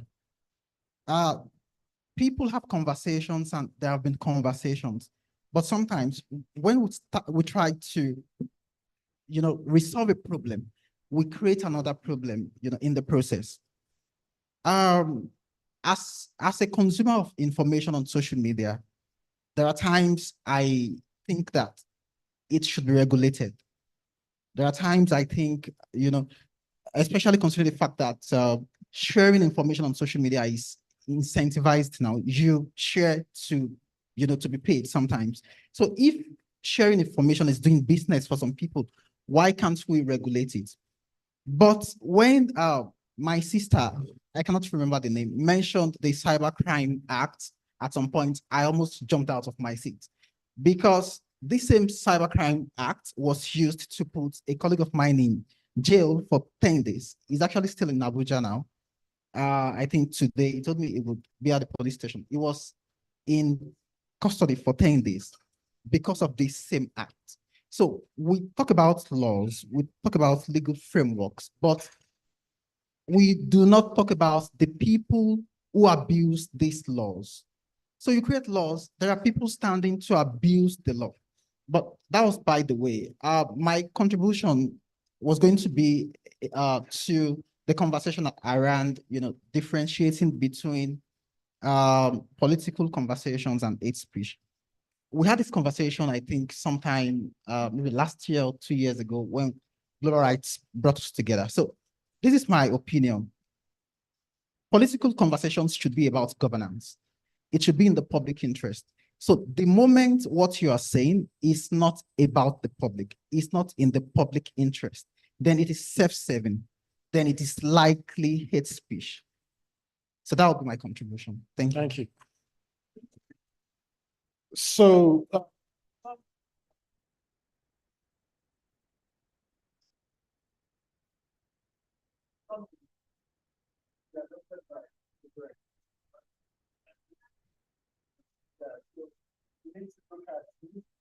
about reporting. So our report here has to be very intentional and insightful. Somebody talked about ensuring what our content of inquiries are implemented, and we should also invest in getting those reports in public domain. I'm going to merge that with one of the contributors who talked about ensuring that prosecutors do their work by charging people to court. Then we talked about either whether it is important to have either election offenses tribunal courts or commission or what have you, and also having a bill in that regard, like an election framework, a legal framework that helps to prosecute electoral offenses. Also, one of the conversations was about CSOs generally should approach information received without bias. I also met that with education as to why education is very important, whether it is whether formal or informal in terms of enlightening the public. Someone talked about taking their futures in their hands, and then setting up a working group with the incident center to ensure that whatever conversations around electoral offenses are being prosecuted and followed. Then another very important thing our Leonard Silk talked about was the fact that if we cannot get justice within local courts, why can't we explore international criminal courts or even regional courts that we have? The INEC should be reformed and unbundled. There should be consistency in our messaging, because that also helps in terms of ensuring that demands are actually being met.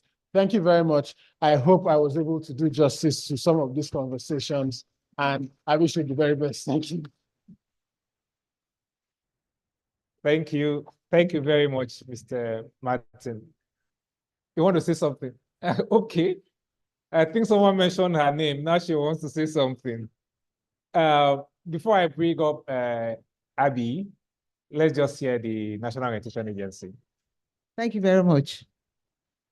I know Global Rights, you've been doing wonderfully well. And most of your programs will involve National Orientation Agency. It's not for us to always come to warm your seat, but because we believe we can add value to what we are doing. First and foremost, it's rejigging of our value system. One aspect, we have to make sure that our value system is top-notch in order for us to have the kind of changes we desire. He mentioned about civic education. Like I rightly said, this is one of our main programs we handle during election preparation.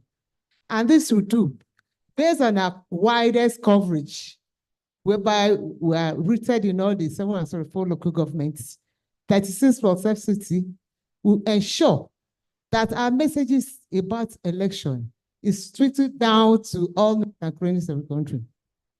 But mind you, like what we are doing here today, as we live here, how do we sustain it? How do we allow the literate, the non-literate to get to understand what we are doing today? And this is a role NOA can play in the sense that it's one of our strategic means of communication, whereby we translate whatever we're doing here into indigenous languages. NOA speaks 193 languages out of 520-something languages in Nigeria. So what we're doing here requires funding and requires collaboration. So if we can collaborate with NOA, I always voice it out. If we collaborate with NOA, we'll make sure that our messages, our communications gets down to every corner based on our strategic means of communication. Is not everybody, like now we have up to 72% youths. And some of them are social media. How about those illiterates? How about those artisans that don't have access to social media? So in this case, in this context, what we do, we make use of other means of communication. Up to this grassroots, we use tank crier to pass our messages. We use pamphlets to prepare. There are so many means we can make sure that whatever we discuss and whatever we want the public to know about, that we can help in order for us to do it. Doing it very well, because an old woman that knows how to dance, no matter the age, even if she's 80 years, call her to stand up, the way she will move her feet, you know that this woman is coming from somewhere, that she's not new, but she's a dancer right from when she's young. So this is the role, I believe. NOA is always ready to play if you call upon us to do that. Thank you. Thank you very much. Thank you very much. Let's applaud the National Orientation Agency. They have shown the challenge to us that they are there waiting for us to come. Let's collaborate and let's work together. Thank you. And as been said earlier, just for me to wrap up with it, I think there was something very instructive that came out of that panel conversation, which is the fact that we need to be able to draw a line between freedom of expression and hate speech. On that note, I will want to welcome again the Executive Director of Global Rights, Abiodun Bayero, as she takes the closing and set us off for today. Okay, they said I should pass the mic to Abby so she can give her own hate speech. Abby, over to you. Thank you very much. I have no hate speech to give. Thank you so much, Edosa. Can you hear me? Yes, we can hear you. Okay, thank you. I have no hate speech to give, but I have a lot of thanks to give. I would like to thank everyone that is still in the room at this material point in time. It's been a very, very long day, and I'm the only thing standing between you and lunch. And so please, let me start by thanking you. Thank you for investing a Monday morning to come into this meeting and to show how vested that you are in this country and in this project. There are people in the room that I would like to thank. They've been with us all day and have been very, very committed partners. Of course, I thank the Community of Practice Against Mass Atrocities, but let me also thank Leonard Silks, Professor Sam Irugo, and SAN, and of course, my big brother, Chino Obiagu. Thank you so, so very much. I've thanked our lead researcher and the chair of the Committee of Practice Against Mass Atrocities Steering Committee, Mr. Ken Enshaw, my sister, E.A. Jonathan Icheva, who has always stood firmly for Project Nigeria and has been a very staunch, very committed. If we had 1% of Nigerians love Nigeria the way E.A. loves Nigeria, we can't be where we are. She's not just thinking about how things have gone wrong. If you speak to E.A. on any day, it's about solutions. How do we move away from where we are into greater things? Also, I'd like to thank Barrister Tessie Inale of the National Orientation Agency. And thank you so much for always offering to help to push the message forward. If we also had public servants like Barrister Inale,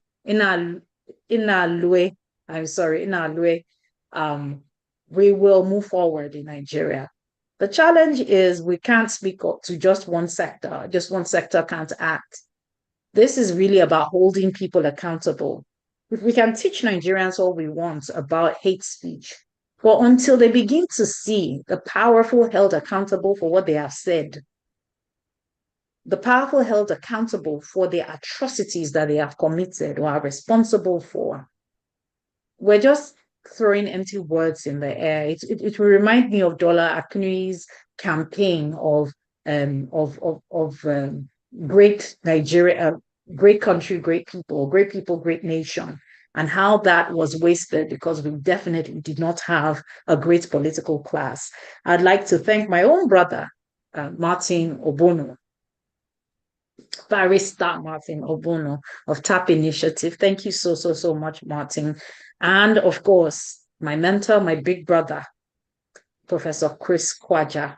I am always very happy to boast that Global Rights has churned out people, and I can boast just looking at the heritage of people that Global Rights has turned out and how they've also paved the way for the rest of us. That I'm grateful. I'm always grateful. And yes, I will always drop that in. So we still own bragging rights to you, Professor Kwaja. I'd like to thank Professor Amri Yao of the medical director of the Federal Neuropsychiatric Hospital, especially for a deep insight into how we're all walking with PTSD down this corridor. My brother, Mr. Adamu Kotokoshi, my big brother, Comrade Jaye Gaskia. Thank you so, so, so much, sir. And I hope you recall my sister, Annie Yodu, and of course, our long-term partner through the trenches, particularly in the Southeast and the sleepless nights, Dr. Wambafo of the TJPC. And for every single person that has been in that room all day, thank you. I'd like to thank Global Rights staff. What you people would, what everyone in this room would know is how much we fought leading on to today's meeting, and how much insomnia we've had to collectively endure, and the trauma that came with that, just trying to get this conference out. I'd like to thank you all for your patience. I'd like to thank you for the love, for the devotion that you continue to give to Project Nigeria, to Global Rights.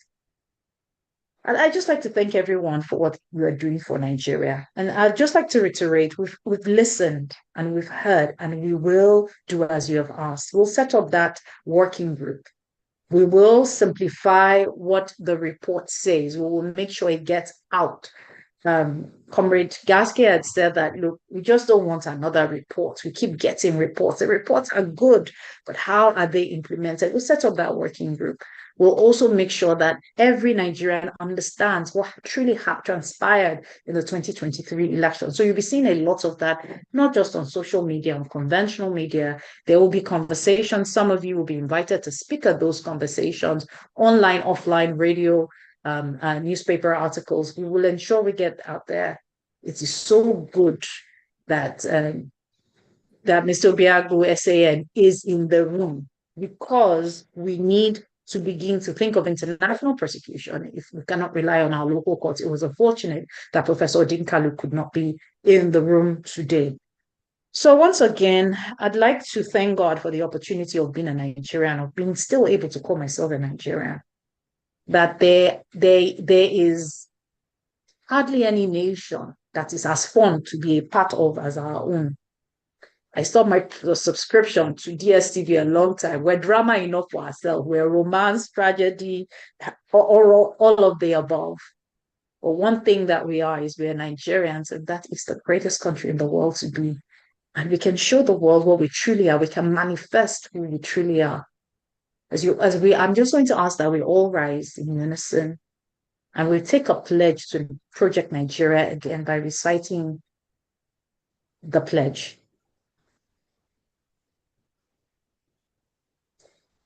I pledge to Nigeria, my country, to be faithful, loyal, and honest, to serve Nigeria with all my strength, to defend her unity, and uphold her honor and glory. So help me, God. So help us, God. Good afternoon, and have a delightful lunch and safe trip back to your homes, your offices. Have a great week. Thank you. Ladies and gentlemen, lunch is served.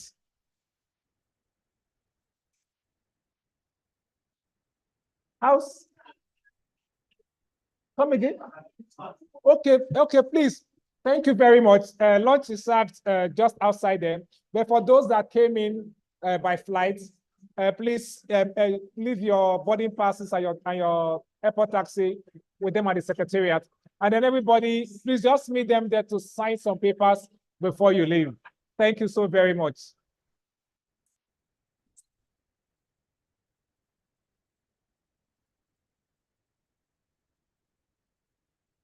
Okay, I've been told that the restaurant is